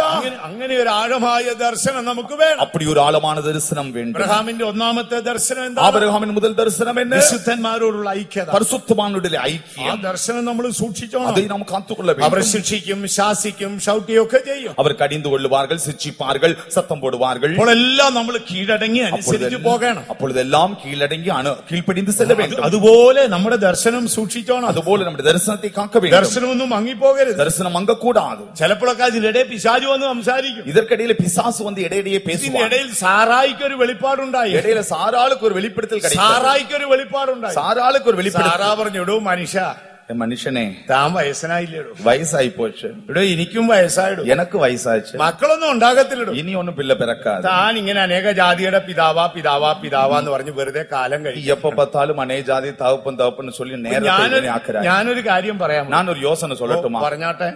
சரி, ചിലര് സാറാ പറയുന്നത് കേൾക്കത്തുള്ളൂ. പറഞ്ഞാട്ടെ. சிலர் சாரால் சொல்லுகிறதெல்லாம் ദൈവം പറയുന്നതിനേക്കാൾ വലുതാ സാറാ പറയുന്നത്. தேவன் சொல்லுகிறதை பார்க்கலும் பெரியது. സാറാ ഒരു പുതിയ ഐഡിയ പറഞ്ഞു. சாரால் ஒரு புதிய ஐடியா கொடுத்தார். അബ്രഹാം മനസ്സോടെ അംഗീകരിച്ചു. அது மனதில்லை என்றாலும் ஏற்றுக்கொண்டார். അവസാനം നീതിമാന്റെ വീട്ടിൽ ഒരു കാട്ടുകഴുതി ഉണ്ടായി. நீதிமானுடைய வீட்டில் ஒரு காட்டுக்கழுதை வந்தது. നിങ്ങളുടെ ജീവിതത്തിൽ എപ്പോഴെങ്കിലും കാട്ടുകഴുതി ഉണ്ടായിട്ടുണ്ടോ? உங்களுடைய ஜீவியத்தில் எப்பொழுதாவது காட்டுக்கழுதை வந்திருக்கிறதா? ദൈവവിശുദ്ധിക്കെതിരെയുള്ള സ്വഭാവം വരാറുണ്ടോ? தேவனுடைய பரிசுத்தத்துக்கு விரோதமான சுபாவம் வந்திருக்கிறதா? വലത്തോട്ട് പോകാൻ പറയുമ്പോ ഇടത്തോട്ട് പോകുന്ന കയ്യിലിരിപ്പുണ്ടോ? வலது பக்கம் போக சொன்னால் இடது பக்கம் போகிற சுபாவம் இருக்கிறதா? കാര്യം പലപ്പോഴും ദൈവം പറയുന്നതിനേക്കാൾ അധികം സാറാ പറയുന്ന காரணம் என்ன தெரியுமா? ஆண்டவர் சொல்லுவதை காட்டிலும் அதிகமாய் சாரால் சொல்வதை கேட்டிருப்பீர்கள். പ്രശ്നം രൂക്ഷമായി. அது பிரச்சனை கடினமானது. ചില കാര്യത്തിൽ മിണ്ടാതിരിക്കും, சில காரியத்தில் ஆண்டவர் அமைதியா இருப்பார். കുടുംബത്തിൽ പ്രശ്നമായി. அது அதிகமான பிரச்சனையானது. ഈ സാറ ഓടി ചെല്ലുക, അല്ല അബ്രഹാം ഓടി ചെല്ലുക. ஆபிரகாம் ഓടി പോകുക. ദൈവം തമ്പുരാനെ ആകെ പ്രശ്നമായി. ஆண்டவர் வீட்டுல பயங்கர பிரச்சனை. അബ്രഹാം ദൈവം ചോദിച്ചു എന്ത് പറ്റി? ஆண்டவர் கேட்டார் என்ன അയ്യോ ആ நடந்தது? സാറ പറഞ്ഞിട്ടാണ് ഞാൻ ഹാഗാറിനെ ഭാര്യയായിട്ട് എടുത്തത്. சாரால் சொல்லித்தான் ஆகாரை மனைவியா எடுத்தேன். ഇപ്പൊ ആകെ പ്രശ്നമായി. இவன் முற்றிலும் பிரச்சனை. ദൈവം പറഞ്ഞു ഈ കാര്യത്തിനൊന്നും പോയപ്പോ എന്നോടൊന്ന് ചോദിച്ചിട്ടല്ലല്ലോ പോയി. நீ இந்த விஷயம் செய்ய போகும்போது என்னிடத்தில் ஒன்னும் கேட்கவில்லையே. സാറാ പറയുന്നല്ലേ കേട്ടത്? நீ சாரா சொன்னிதானே கேட்டாய். ബാക്കി കൂടെ സാറാ പറയുന്ന കേട്ട மீதமும் அவள் சொல்லுகிறபடியே கேட்டுக்கொள். സാറാ ഇറക്കി വിടാനാ പറയുന്നത്. சாரா சொல்லுகிற அவளை வீட்டை விட்டு துரத்து. എന്നാ ഇറക്കി വിട്ടോ. அப்ப நீ துரத்தி விடு. സാറാ കയറ്റി താമസിപ്പിക്കാൻ പറഞ്ഞ കയറ്റി താമസിപ്പിച്ചു. சாரால் இருக்க சொன்னால வீட்டுல ஏற்றிக்கோ. എനിക്കതുമായിട്ട് ബന്ധമൊന്നും எனக்கு அதுக்கு சம்பந்தம் இல்லை. എന്നാൽ ഈ സന്തതി പരിച്ഛേദന ഏറ്റവനായതുകൊണ്ട്, ஆனால் இந்த சந்ததியும் விருத்த சேதனம் எடுத்தபடியால் മരുഭൂമിയിൽ അവനെ കൈവിട്ടില്ല. வனாந்தரத்தில் கைவிடவில்லை. അവൻ പരിച്ഛേദന ഏറ്റവനാ. காரணம் விருத்த சேதனம் ஏற்றவன். അവൻ വേദനയോട് ദൈവപ്രമാണം ഏറ്റു. வேதனையோடு கூட கர்த்தருடைய பிரமாணத்தை അതുകൊണ്ടാണ് ஏற்றுக்கொண்டான். ദൈവദൂതൻ ഹാഗാറിനെ വിളിച്ചത്. ஆகவேதான் தேவதூதன் ஆகாரை அழைத்தான். ഹാഗാറേ ഇവൻ വലിയവനായി തീരും. ஆகாரே அவன் பெரியவனாவான். എന്നാൽ ലോത്തിന്റെ മക്കളെ കുറിച്ച് അത് പറഞ്ഞില്ല. ஆனால் லோத்தின் பிள்ளைகளை குறித்து அப்படி சொல்லவில்லை. കാര്യം ലോത്ത് പരിച്ഛേദന ഏറ്റിരുന്നില്ല. காரணம் லோத்து விருத்த சேதனம் எடுக்கவில்லை. പക്ഷേ ഇസ്മായേലിന്റെ സന്തതിയെ കുറിച്ച് പറഞ്ഞു. ஆனால் இஸ்மவேல் என்கிற சந்ததியை குறித்து சொல்லப்பட்டது. അവൻ പുറത്തുപോയി എന്നുള്ളത് സത്യമാണ്. அவன் வெளியே போனது உண்மைதான். പക്ഷേ അവൻ വലിയവനായി തീർന്നു. ஆனால் பெரியவனாய் மாறினான். അപ്പോ നമുക്ക് ഈ ജയജീവിതത്തിന്റെ ഒരു ദർശനം നമുക്കുണ്ട്. ஆகவே நமக்கு ஜெய ஜீவியத்தை குறித்த தரிசனம் வேண்டும். പലർക്കും ഇതില്ല സഹോദരങ്ങൾ. பலருக்கும் இது இல்லை അവർ பிரியமானவர்களே. കുറെ നാളൊക്കെ ബാലൻസ് ചെയ്യും. அவர் எப்படியோ கொஞ்ச நாள் தாக்கு பிடிப்பார்கள். പിന്നെ അവര് വേഷം കെട്ടെടുക്കും. மறுபடியும் அவருடைய வேஷத்தை மாற்றுவார்கள். ഇതൊന്നും നമുക്ക് ഉണ്ടാകരുത്. இதெல்லாம் நம்மளால முடியாது. നമ്മളാൽ സാധ്യമല്ല. இது நம்மளால முடியாது. പക്ഷേ ദൈവത്താൽ സാധ്യം. தேவனால் சாத்தியம். അബ്രഹാം വയോധ്യനും ஆபிரகாம் முதிர் வயதுள்ளவன். സാറായുടെ ശരീരം നിർജീവമായി പോയി. சாராளுடைய சரீரம் செத்து போனது. എങ്കിലും വാഗ്ദത്തം ചെയ്തവൻ വിശ്വസിച്ചു. என்றாலும் வாக்குத்தத்தம் செய்த ഇന്ന് உண்மையுள்ளவன். രാത്രി അതൊന്ന് ഏറ്റു പറയാമോ? இந்த இரவு நீங்கள் அறிக்கை செய்வீர்களோ? പിശാചി ലജ്ജിക്കട്ടെ. பிசாசு வெட்கப்படட்டும். സാത്താൻ ലജ്ജിക്കട്ടെ. சாத்தான் வெட்கப்படட்டும். നിങ്ങളുടെ കാലടികൾ മുൻപോട്ടാണെങ്കിൽ, உங்களுடைய காலடிகள் முன்னேறுமானால் നിങ്ങളുടെ കണ്ണുകളും മുൻപോട്ടായി. உங்களுடைய கண்களும் முன்னாலே இருக்க வேண்டும். നിങ്ങളെ എന്തിനാ വിളിച്ചത്? உங்களை எதற்காக அழைத்தார்? സമാഗമന കൂടാരത്തിന്റെ അന്തർമന്ദിരത്തിൽ പോകാനാണ്.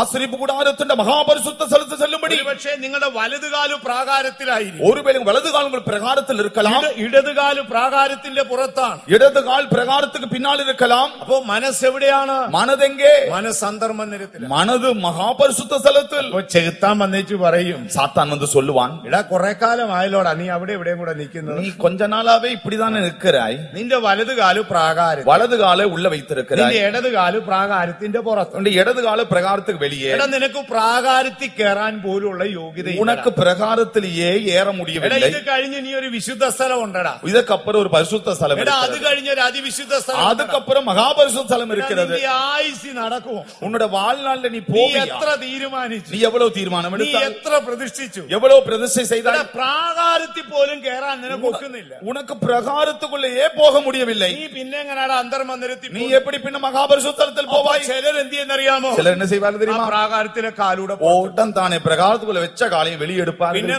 നടന്നു പാളയത്തിന്റെ പുറത്ത് പോകും. பின்ன போய் பாளையத்துக்கு பின்னால போவார்கள். ഒരിക്കലും അങ്ങനെ വരരുത്. ஒரு കാലും அப்படி சம்பவிக்க கூடாது. വലതുകാലു പ്രാകാരത്തിലാ. வலது கால் നമുക്ക് பிரகாரத்துக்குள்ளே ഒരുപാട് ദൂരം പോകണം. அதிக தூரம் போக வேண்டும். അപ്പോൾ പിശാച് പറയുമ്പോൾ നീ എന്ത് പറയണം? பிசாசு இவ்விதமாய் சொல்லும்போது நீ என்ன சொல்ல வேண்டும்? സാത്താനേ എന്നെ വിളിച്ചവൻ വിശ്വസ്തനാ. சாத்தானே என்னை அழைத்தவர் உண்மையுள்ளவர். എന്നെ വിളിച്ച ദൈവത്തിന്റെ വിശ്വസ്തത കൊണ്ട്, என்னை அழைத்த ஆண்டவருடைய உண்மையினால், എന്നിൽ വ്യാപരിച്ച പരിശുദ്ധാത്മാവിന്റെ ശക്തി കൊണ്ട്, எனக்குள் கிரியை செய்கிற பரிசுத்தாவின் வல்லமையினால், എന്റെ ഹൃദയത്തിലെ ആഗ്രഹം കൊണ്ട്, என் இருதயத்தின் வாஞ்சையினால் ഞാൻ വിശുദ്ധ സ്ഥലത്ത് കയറും. பரிசுத்த ஸ்தலத்தில் போவேன். ഞാൻ അതിവിശുദ്ധ സ്ഥലത്ത് പോകും. மகாபரிசுத்த ஸ்தலத்தில் போவேன். ഞാൻ എന്റെ ദൈവത്തിന്റെ തേജസ് കാണും. நான் என் ஆண்டவருடைய மகிமையை காண்பேன். അതാണ് ജയജീവിതം. அதுதான் ஜெய ஜீவியம். അത് വിശ്വസിക്കുന്നവർ കരങ്ങൾ ഉയർത്തി ശക്തിയായിട്ടൊരു ഹല്ലേലൂയ പറഞ്ഞാട്ടെ. ஹல்லேலூயா. ചില കാര്യങ്ങളൊക്കെ ദൈവം തമ്പുരാൻ ബാൻഡ് ചെയ്ത് വെക്കും. சில காரியங்களை ஆண்டவர் தவிர்த்து வைப்பார். ചില കാര്യങ്ങൾ ദൈവം മിണ്ടത്തില്ല. சில காரியங்கள் அமைதியா இருப்பார். നമ്മൾ ഓർക്കും ദൈവം നമ്മളെ ലിസ്റ്റിൽ നിന്ന് വെട്ടിയോ. நம்ம நினைப்போம் ஆண்டவர் பட்டியலிருந்து பெயரை வெட்டி விட்டாரா. എത്ര വർഷമായി പ്രാർത്ഥിക്കുന്നു, எவ்வளவு வருஷமா ஜெபிக்கிறேன். ദൈവം തമ്പുരാൻ മൈൻഡ് ചെയ്യുന്നില്ല. ஆண்டவர் இது மனது வைக்கிறது இல்லையே. ദൈവത്തിന്റെ ഓർമ്മയിലുണ്ട് സഹോദരങ്ങളെ. மாணவர்கள் அதெல்லாம் ஆண்டவருடைய மனதில் இருக்கிறது. നിങ്ങൾ സാൽവേഷൻ ആർമി എന്ന സംഘടനയെ കുറിച്ച് കേട്ടിട്ടുണ്ടോ? நீங்கள் சல்வேஷன் ஆர்மி என்கிறதான அந்த குழுமத்தை கேள்விப்பட்டிருக்கிறீர்களா? നമ്മുടെ രാജ്യത്ത് പലയിടങ്ങളിലും ഉണ്ട്. நம்முடைய தேசத்தில் பல இடத்துல அந்த சபை இருக்கிறது. ഇവിടെയൊക്കെ ഉണ്ടായിരിക്കാം. இங்க அந்த சபை இருக்கலாம். അമേരിക്ക, ലാറ്റിൻ അമേരിക്ക, മെക്സിക്കോയിലൊക്കെ ഉള്ള ഒരു നല്ല ക്രിസ്തീയ സംഘടനയാണ് സാൽവേഷൻ ആർമി. அமெரிக்காவின் பல பாகங்களில் மெக்சிகோ பட்டணத்திலும் காணப்படுகிறதான ஒரு பெரிய ஒரு அமைப்பு தான் சல்வேஷன் ஆர்மி. അത് ബ്രിട്ടനിലെ വില്യം ബൂത്ത് എന്ന് പറയുന്ന ഒരു മഹാനാണ് സ്ഥാപിച്ചത്. பிரிட்டனிலே வில்லியம் பூத் என்று சொல்லுகிறதான ஒரு பெரிய மனிதர் தான் அதை தொடங்கினார். ബ്രിട്ടനിൽ വലിയ ഉണർവുണ്ടായി, பெரிய எழுப்புதல் உண்டானது. അദ്ദേഹം ബ്രിട്ടൻ ആർമിയുടെ ഉദ്യോഗസ്ഥനായി. அவர் பிரிட்டன் ஆர்மியிலே ஒரு உத்தியோகஸ்தர் இருந்தார். അദ്ദേഹം വിട്ട് ബ്രിട്ടൻ ആർമിയുടെ ചിട്ടയിലാണ് ഈ സാൽവേഷൻ ആർമിയെ രൂപീകരിച്ചത്. அவர் பிரிட்டன் ஆர்மிக்கு எவ்வளவு ஒழுங்கு சட்ட திட்டங்கள் இருக்கிறதோ அதே ஒழுங்கின்படிதான் இதை உண்டாக்கினார். ഇംഗ്ലണ്ട് പട്ടണത്തെ മുഴുവൻ ഇളക്കി, இங்கிலாந்து தேசத்தை முழுவதும் அசைத்தது. അവരിൽ നിന്നാണ് റെഡ് ക്രോസ് പ്രവർത്തനം ലോകത്തിലേക്ക് വന്നത്. அவர்களில் இருந்தான் ரெட் கிராஸ் அந்த கிரியைகளும் உண்டானது. ഇന്ന് ലോകത്തിൽ ഒരു വലിയ ഒരു സംഘടനയാണ്. ദൈവം അവരെ അനുഗ്രഹിക്കട്ടെ. உலகத்தில் ஒரு பெரிய அமைப்பு ஆண்டவர் தாமே ஆசீர்வதிக்கட்டும். അതിലൊരു ഏറ്റവും പ്രധാനപ്പെട്ട ആളായിരുന്നു വില്യം ബൂത്ത്. அதில் மிக முக்கியமான நபர் தான் வில்லியம் பூத். ആ വില്യം ബൂത്ത് ഇങ്ങനെ പ്രവർത്തനമായിരിക്കുമ്പോൾ அவர் தன்னுடைய கிரியைகள் செய்கிற நாட்களில் തന്റെ അടുക്കൽ ഒരു കൊച്ചു ഒരു നീഗ്രോ ബാലൻ ചെന്നു. அவரிடத்திலே ஒரு நீக்ரோ சிறுவன் சென்றான். അദ്ദേഹത്തിന് സുവിശേഷ വേല ചെയ്യാൻ ഭയങ്കര ആഗ്രഹമാണ്. அவனுக்கு அதிகமாய் சுவிசேஷ ஊழியம் செய்ய வாஞ்சை. അദ്ദേഹം വില്യം ബൂത്തിന്റെ അടുക്ക അദ്ദേഹം വീട്ടിൽ ഇങ്ങനെ ഇരുന്ന് അമ്മയോട് പറഞ്ഞു, அவன் வீட்டில் இருந்த அம்மா அடுத்து சொன்னான், അമ്മ എനിക്ക് സുവിശേഷ വേല ചെയ്യണം അമ്മ. ஆண்டவரே அம்மா எனக்கு ஊழியம் செய்ய வாஞ்சை. നശിച്ചു പോകുന്ന ആത്മാക്കളോട് പ്രസംഗിക്കണം അമ്മ. அழிந்து போகிற ஆத்துமாக்களுக்கு பிரசங்கிக்க வேண்டும். അപ്പൊ അമ്മ പറഞ്ഞു, മോൻ വില്യം ബൂത്തിനോട് പോയി പറയാൻ പറഞ്ഞു. அம்மா தாய் சொன்னார்கள், நீ போய் வில்லியம் பூத்தை பார்த்து சொல். ഇവനൊരു ദരിദ്രനായ നീഗ്രോ ബാലൻ, ஒரு ஏழை ஒரு நீக்ரோ பையன். അവൻ ചെന്ന് വില്യം ബൂത്തിനോട് പറഞ്ഞു, அவன் வில்லியம் பூத்தை பார்த்து சொன்னான், സാറേ എനിക്ക് എന്നെ കൂടെ ഈ പ്രവർത്തനത്തിന് എടുക്കാമോ? ஐயா என்னை உங்களுடைய இந்த வேலையில் சேர்த்துக் അപ്പൊ கொள்வீர்களா? വില്യം ബൂത്ത് ചോദിച്ചു, നിനക്ക് എന്ത് വിദ്യാഭ്യാസം ഉണ്ട്? அப்ப வில்லியம் பூத் கேட்டா, நீ என்ன தம்பி படித்திருக்கிறாய்? അയ്യോ എനിക്ക് വിദ്യാഭ്യാസമൊന്നുമില്ല. நான் ഒന്നും പഠിക്കல. നീ സെമിനാരിയിൽ പഠിച്ചിട്ടുണ്ടോ? நீ செமினார்ல தான் போய் படிச்சியா? അപ്പൊ നിനക്ക് ഇവിടെ എന്ത് ജോലി തരും? உனக்கு நான் என்ன வேலை கொடுப்பது? ഇല്ല, വിദ്യാഭ്യാസം ഇല്ലാത്ത നീ പോയിക്കൊള്ളാൻ പറഞ്ഞു. இல்ல படிப்பில்லையே, நீ போயிட்டு வா. അവൻ വീട്ടിൽ പോയി. அவன் வீட்டுக்கு போனான். വീണ്ടും കരഞ്ഞുകൊണ്ടിരുന്നു. மறுபடியும் ചില നാളുകൾക്ക് ശേഷം അമ്മ വീണ്ടും പറഞ്ഞു, அந்த தாய் மறுபடியும் சொல்லி அனுப்பினார். പിന്നെയും വില്യം ബൂത്ത് ഓടിച്ചു വിട്ടു. மறுபடியும் வில்லியம் பூத் துரத்தி விட்டார். പിന്നെ ഈ നീഗ്രോ ബാലൻ மறுபடியும் அந்த நீக்ரோ பையன் അവൻ வந்தான். വീണ്ടും അപേക്ഷിച്ചു. மறுபடியும் கேட்டான். അപ്പോൾ ഇവനൊരു ശല്യമായി മാറിയപ്പോൾ இவன் தொந்தரவா இருக்கிறான். വില്യം ബൂത്ത് പറഞ്ഞു, നിനക്ക് ഞാൻ ഒരു ജോലി തരാം. சரி, உனக்கு ஒரு வேலை தருகிறேன். ജോലി എന്താണെന്നറിയാമോ? வேலை என்ன தெரியுமா? എന്റെ കൂടെ പ്രവർത്തകരായിരിക്കുന്നവരുടെ ഷൂ പോളിഷ് ചെയ്യണം. என் கூட ஊழியம் செய்கிறார்களே அவருடைய ஷூ எல்லாம் நீ தேய்த்து வைக்க வேண்டும். ഷൂ എല്ലാം പോളിഷ് ചെയ്യണം. ஷூ பாலிஷ் பண்ண வேண்டும். ശമ്പളം ഒന്നും തരത്തില്ല. உனக்கு சம்பளம் இல்லை. നീ കാന്റീനിൽ ആൾ ഒഴിയുമ്പോ പോയി കഴിച്ചോണം. இந்த கேண்டீன்ல எல்லாம் சாப்பிட்டு முடிந்த ஒரு படி நீ போய் சாப்பிட അവനെ வேண்டும். കൊണ്ട് ഒരു മുറിയിലാക്കി. அவனை ஒரு ரூம் கொடுத்தார். അവൻ സന്തോഷത്തോടെ ആ മുറിയിൽ കയറി. அவன் சந்தோஷமாய் அந்த அறையில் போனான். ഓരോ മിഷണറിമാരുടെയും ഷൂ കൊണ്ടുവരുമ്പോ ஒவ்வொரு மிஷனரிமாருடைய ஷூ வைக்கும் பொழுதும் അവനത് ചുംബനം ചെയ്തിട്ട് പോളിഷ് ചെയ്യാൻ തുടങ്ങി. அவன் அந்த ஷூ எடுத்து முத்தம் கொடுத்து വർഷങ്ങൾ പലത് കടന്നുപോയി. வருடங்கள் உருண்டோடின. പല ദിവസവും അവൻ ആഹാരം കിട്ടി. பல நாட்களாக அவனுக்கு ஆகாரம் എന്നാൽ இல்லை. അവിടെ ഇരുന്ന് ബൈബിൾ വായിച്ചു. அவன் பைபிள் வாசிப்பான். വർഷങ്ങൾ 16 കടന്നുപോയി. 16 வருடங்கள் ஆனது. ഇംഗ്ലണ്ടിൽ വലിയൊരു ക്രൂസൈഡ് നടക്കുകയാണ്. இங்கிலாந்து தேசத்திலே பெரிய ஒரு ക്രൂസൈഡ് നടക്കുകയാണ്. பெரிய crusade நடக்கிறது. ലക്ഷങ്ങൾ പങ്കെടുത്തു. லட்சக்கணக்கான ചില ஜனங்கள். ദിനങ്ങൾ കടന്നുപോയി. சில நாட்கள் போனது. അവസാന ദിവസം கடைசி நாள் வந்தது. പെട്ടെന്നൊരു ടെലഗ്രാം. ஒரு திடீரென்று ஒரு டெலிகிராம். സോറി വില്യം ബൂത്ത് സാറേ, സോറി வில்லியம் பூத் சாரே சாரி, എനിക്കിന്ന് മെസ്സേജ് തരാൻ വരാനൊക്കത്തില്ല. இன்னைக்கு எனக்கு தூது கொடுக்க வர முடியாது. എന്റെ ഫ്ലൈറ്റ് മിക്സ് ആയി പോയി. நான் ஃளைட் மிஸ் பண்ணினேன். അതുകൊണ്ട് എന്നോട് ക്ഷമിക്കണം. என்னோட மன்னியுங்கள். വില്യം ബൂത്തിന് ടെൻഷനായി. வில்லியம் பூத்துக்கு டென்ஷன் ஆனது. അദ്ദേഹം ചാപ്പലിൽ പോയി அவர் പ്രാർത്ഥിച്ചു. சாப்பலில் போய் ஜெபித்தார். ദൈവമേ ആ മിഷണറി വരത്തില്ല. தெய்வமே ஆண்டவரே அந்த மிஷனரி வருவதில்லை. ഇന്ന് ലക്ഷക്കണക്കിന് ആള് ஐயோ, പങ്കെടുക്കും. இன்னைக்கு லட்சக்கணக்கான ஆட்கள் ആരാണ് வருவார்கள். പ്രസംഗിക്കുന്നത്? ஆண்டவரே யார் பிரசங்கிப்பார்? മനസ്സുരുകി കരയാൻ തുടങ്ങി. மனதுருகி ஜெபித்தார். അപ്പോൾ ദൈവം വില്യം ബൂത്തിനോട് പറഞ്ഞു, தேவன் வில்லியம் பூத்திற்கு சொன்னார், നീ ടെൻഷൻ അടിക്കണ്ട. நீ ஒன்னும் பதற வேண்டாம். ഇന്ന് പ്രസംഗിക്കേണ്ട ആളിനെ ഞാൻ കരുതിക്കോളാം. இன்றைக்கு பிரசங்க பண்ண வேண்டிய ஆளை நான் குறித்து അപ്പോൾ வைக்கிறேன். ഒരു സമാധാനമായി. அவருக்கு சமாதானமானது. പിന്നെയും പ്രാർത്ഥിക്കാൻ തുടങ്ങി. மறுபடியும் ஜெபித்தார். അപ്പോൾ ദൈവം പറഞ്ഞു, தேவன் சொன்னார், വില്യം ബൂത്തേ, வில்லியம் பூத் നീ എന്റേതാണ്. நீ என்னுடையவன். ഈ മീറ്റിംഗ് എന്റേതാണ്. இந்த மீட்டிங் என்னுடையது. വരുന്ന ജനം എന്റേതാണ്. வருகிற ஜனங்கள் என்னுடையவர்கள். അവരോട് ആര് പ്രസംഗിക്കണമെന്ന് തീരുമാനിക്കുന്നത് ഞാനാണ്. அவரிடத்தில் யார் பேச வேண்டும் தீர்மானிப்பது நான். അതുകൊണ്ട് നീ ടെൻഷൻ അടിക്കേണ്ട. நீ பதறாதே. മീറ്റിംഗിന്റെ സമയം കടന്നുപോയി. നേരം ഓടിനത്. അദ്ദേഹത്തിന്റെ ഉള്ളിൽ ടെൻഷനാ. അതற்குள்ளே மிகவும் അദ്ദേഹം ചാപ്പലിൽ പോയി വീണ്ടും കരയാൻ. മറുപടിയും ചാപ്പലിൽ പോയി ജെപിത്താൻ. യേശു തന്നോട് പറഞ്ഞു, യേശു சொன்னார், വില്യം ബൂത്ത് 16 വർഷമായി, 16 வருடமானது നിന്റെയും നിന്റെ സഹപ്രവർത്തകരുടെയും ഷൂ പോളിഷ് ചെയ്യുന്ന ഒരു ശമൂവേൽ ബ്രിങ്കിൾ ഉണ്ടല്ലോ. உன்னுடைய உடன் ஊழியருடைய ஷூவை பாலிஷ் செய்கிறதான ஒரு சாமுவேல் இருக்கிறாரே, അവനാണ് ഇന്ന് രാത്രി പ്രസംഗിക്കേണ്ടത്. அவன் தான் இன்றைக்கு பிரசங்கம் பண்ண வேண்டும். ഉടനെ വില്യം ബൂത്ത് പറഞ്ഞു, സോറി കർത്താവേ, അവന് വിദ്യാഭ്യാസമില്ല. உடனே வில்லியம் பூத் சொன்னார், ஆண்டவரே அவனுக்கு படிப்பறிவே இல்லை, അവന് ബൈബിൾ വായിക്കാൻ അറിഞ്ഞുകൂടാ, பைபிள் வாசிக்க தெரியாது. അയ്യോ മണ്ടത്തരമായി പോ, ஐயோ இது மிகவும் மோசமாயிற்று. ദൈവം പറഞ്ഞു, അത് തീരുമാനിക്കുന്നത് ഞാനാ. ஆண்டவர் சொன்னார், நான் தானே தீர்மானிக்க வேண்டும். വില്യം ബൂത്ത് പറയുകയാണ്, வில்லியம் பூத் சொல்லுகிறார், ഞാനിപ്പോൾ പോയി ശമൂവേൽ ബ്രിങ്കിളിനോട് പറയാം, நான் போய் அந்த சாமுவேலிடத்தில் சொல்லுகிறேன், അദ്ദേഹത്തിന് വയ്യെന്ന് പറഞ്ഞാൽ പിന്നെ എന്ത് ചെയ്യും? அவனால முடியாது என்று சொன்னால் என்ன செய்வது? വില്യം ബൂത്ത് ഓടി, வில்லியம் பூத் ஓடி சென்றார். ശമൂവേൽ ബ്രിങ്കിളിന്റെ കഥയിൽ കൊട്ടി. சாமுவேல் இருக்குதான் கதவை ശമൂവേൽ சாமுவேல் பிரிங்கிள் പുറത്തിറങ്ങി. பிரிங்கிள் வந்தார். എന്ത് പറ്റി സാർ, എന്ത് പറ്റി சார் என்னாச்சு சார்?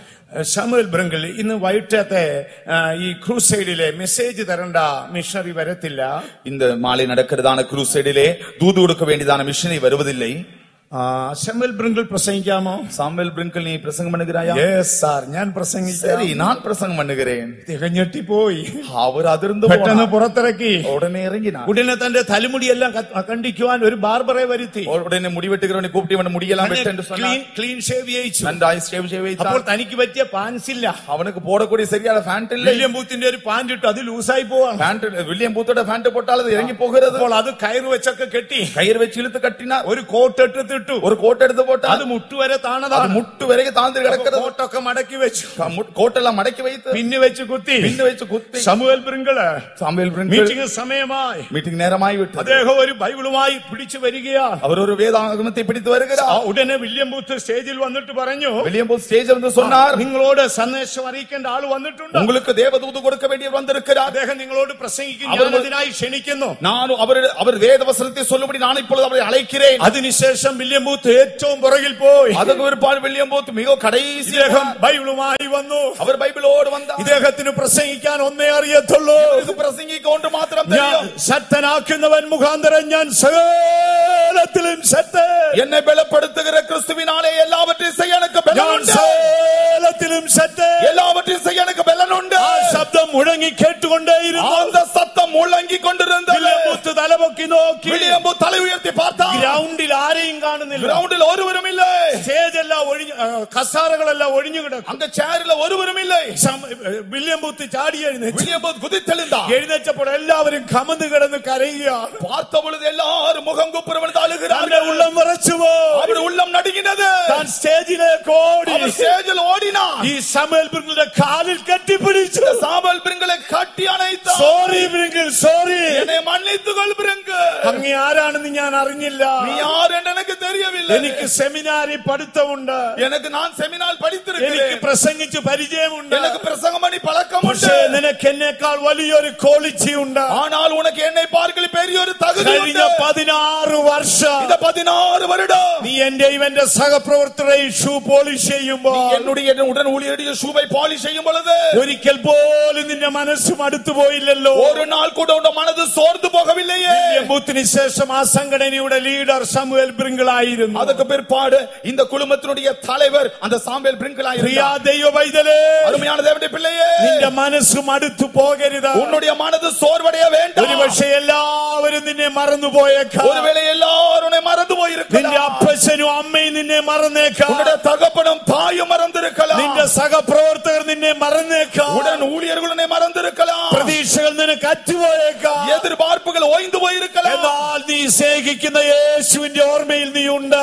ஆனால் நீ சேவிக்கிறாயே அந்த இயேசுவின் மனதில் இருக்கிறாய். അബ്രഹാമിന് കുഞ്ഞിനെ കുറിച്ച് ഒരു ദർശനമുണ്ടായിരുന്നു. ஆபிரகாமுக்கு ஒரு பிள்ளையை குறித்து தரிசனம் இருந்தது. ഈ രാത്രിയിൽ നമുക്ക് കർത്താവിനോട് പറയണം, நமக்கு இந்த இரவில் ஆண்டவரிடத்தில் சொல்லுவோம், യേശുവേ എന്റെ ദർശനം പുതുക്കി തരണം. ஆண்டவரே இயேசுவே என் தரிசனத்தை புதுப்பித்து നമ്മളെ ഒരിക്കലും ദൈവം മറക്കത്തില്ല. നമ്മെ ഒരു കാലം അവർ മറവക മാட்டார். കാരാഗൃഹത്തിലെ ജോസഫിനെ ഓർത്തൊരു ദൈവമുണ്ട്. சிறைச்சாலையில் யோசேப்பின் நினைவு கூர்ந்த தேவன் இருக்கிறார். റാഹേലിനെ ഓർത്തൊരു ദൈവമുണ്ട്. ராகேலை நினைவு கூர்ந்த தேவன் இருக்கிறார். ശമൂവേൽ ബ്രിങ്ക്ലിനെ ഓർത്തൊരു ദൈവമുണ്ട്. சாமுவேல் பிரிங்கலை நினைவு கூர்ந்த தேவன் இருக்கிறார். ദൈവത്തിന്റെ ഓർമ്മയുടെ പുസ്തകത്തിൽ ഞാനും നീയുണ്ട്. அந்த ஆண்டவருடைய ஞாபக புத்தகத்தில் நீங்களும் நானும் இருக்கிறோம். വാഗ്ദത്തം ചെയ്ത ദൈവം വിശ്വസ്തൻ. வாக்குத்தத்தம் செய்த தேவன் உண்மையுள்ளவர்.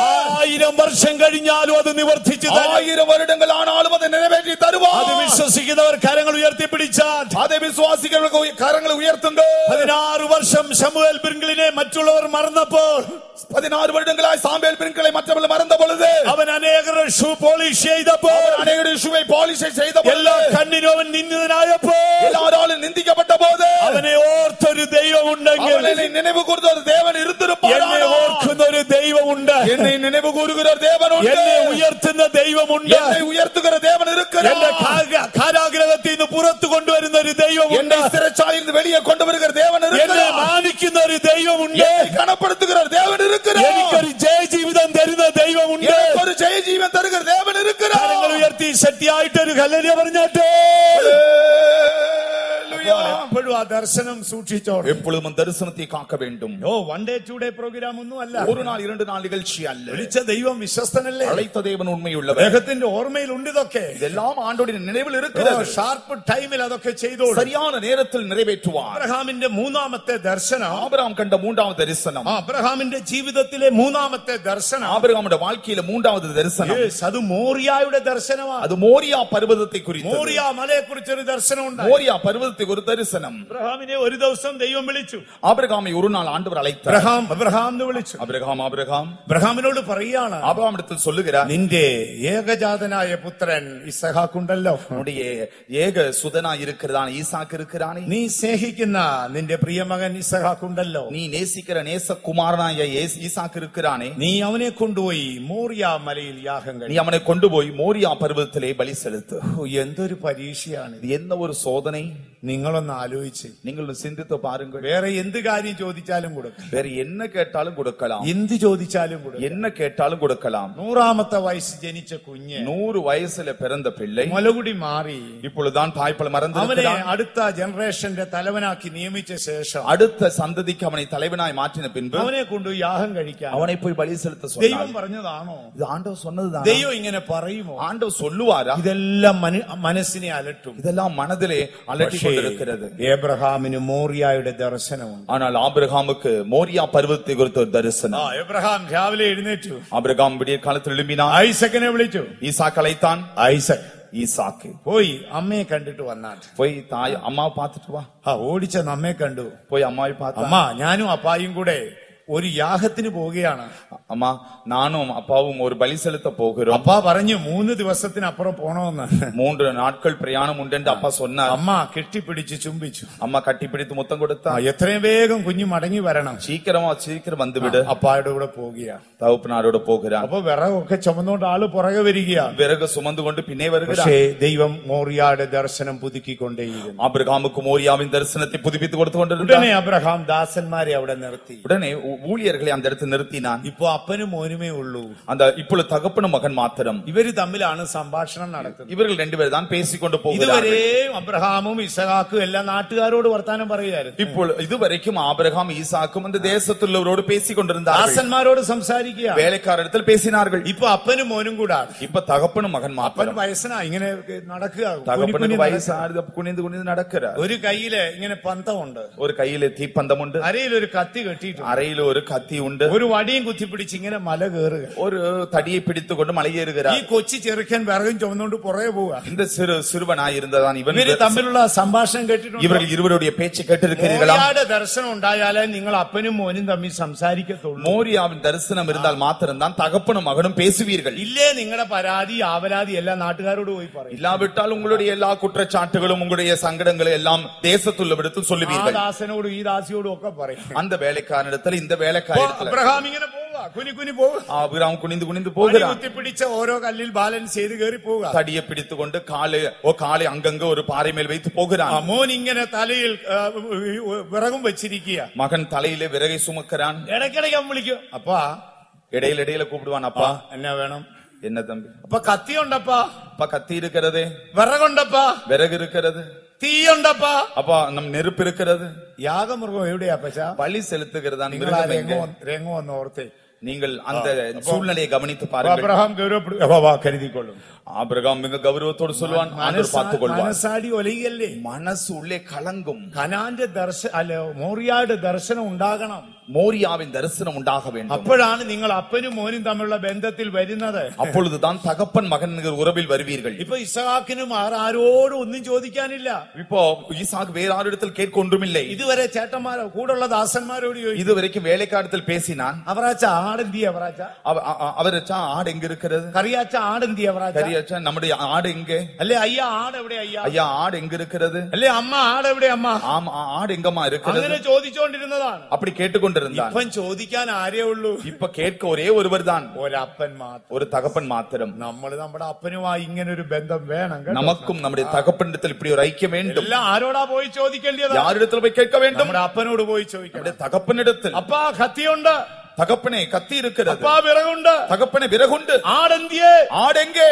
ഹോവാ കരുതിക്കൊള്ളു. கர்த்தர் பார்த்துக் கொள்வார். നമ്മൾ അബ്രഹാമിന്റെ മക്കളല്ലേ? நாம் ஆபிரகாமின் மக்கள். ആ ദർശനം നമുക്ക് വേണ്ടേ? நமக்கு அந்த தரிசனம் வேண்டாமா? ദൈവവുമായിട്ട് അങ്ങനെ ഒരു ബന്ധം വേണം. தேவனிடத்தில் அப்படி ஒரு ஐக்கியம் வேண்டும். എന്ത് കാര്യവും ദൈവത്തോട് പോയി ചോദിക്കും. எந்த காரியம் ஆண்டவரிடத்தில் கேட்க வேண்டும். ചിലർക്ക് ഈ വെളിപ്പാടൊന്നും, சிலருக்கு இந்த வெளிப்படுத்தல் இல்லை. കണ്ടിട്ടില്ലേ ഇന്റർനാഷണൽ കൺവെൻഷൻ പ്രാർത്ഥിക്കാൻ വരും. சிலர் பார்த்திருக்கிறீர்களா, இந்த சர்வதேச கன்வென்ஷன் ஜெபிக்க வருவார்கள். ആദ്യം ചീഫ് പാസ്റ്ററെ കൊണ്ട് പ്രാർത്ഥിക്കും. முதல் சீஃப் பாஸ்டர் ஜெபிக்க போவார்கள். പിന്നെ ഇടയ്ക്ക് ഇടഞ്ഞൂടെ കയറി ഡെപ്യൂട്ടി ചീഫ് പാസ്റ്ററെ കൊണ്ട് எப்படியோ சந்து பொந்தல போய் டெபுட்டி சீஃப் பாஸ்டர் ஜெபிப்பார்கள். പിന്നെ പോകുന്ന വഴി മൂന്നാമത്തെ പാസ്റ്ററെ കൊണ്ട് പ്രാർത്ഥിക്കും. போகிற வழியில மூன்றாவது பாஸ்டர் ஜெபிப்பார்கள். പിന്നെ ആ ഗേറ്റിങ്കൽ ഈ വാഹനം കൺട്രോൾ ചെയ്യാൻ നിൽക്കുന്ന ആ മൂപ്പനെ കൊണ്ടുവന്ന് പ്രാർത്ഥിക്കും. அப்போ போகிற வழியில கேட் பக்கத்துல அந்த டிராபிக் கண்ட்ரோலா இருக்கிறதான் அவரை வைத்து ஜெபிப்பார்கள். കാര്യം ഈ 4 പേരുടെ അവരുടെ വിഷയം വീതിച്ചു കൊടുത്തേച്ച് അവര് കാറെ കയറി വീട്ടിൽ പോയി. இந்த 4 பேரோட காரியத்தை அவர் பகிர்ந்து கொடுத்து விட்டு அவர் வீட்டுக்கு போய்விட்டார். അയ്യോ അങ്ങനെ അരുതേ, அப்படி அல்ல. നമുക്ക് മോറിയായുടെ ഒരു ദർശനം ഉണ്ടാകും. மோரியா மலையின் தரிசனம் வேண்டும். ആ ദർശനം ഉണ്ടെങ്കിലേ നമുക്കൊരു സമർപ്പണം ഉണ്ടാകത്തുള്ളൂ. அந்த தரிசனம் இருந்தாலே நம்ம ஒப்பு கொடுக்க முடியும். ആ മോറിയായുടെ ദർശനം ഉണ്ടെങ്കിലേ നിങ്ങൾ വിറക് ചുമക്കത്തുള്ളൂ. அந்த மோரியாவின் தரிசனம் இருந்தாலே விறகை சுமப்பீர்கள்.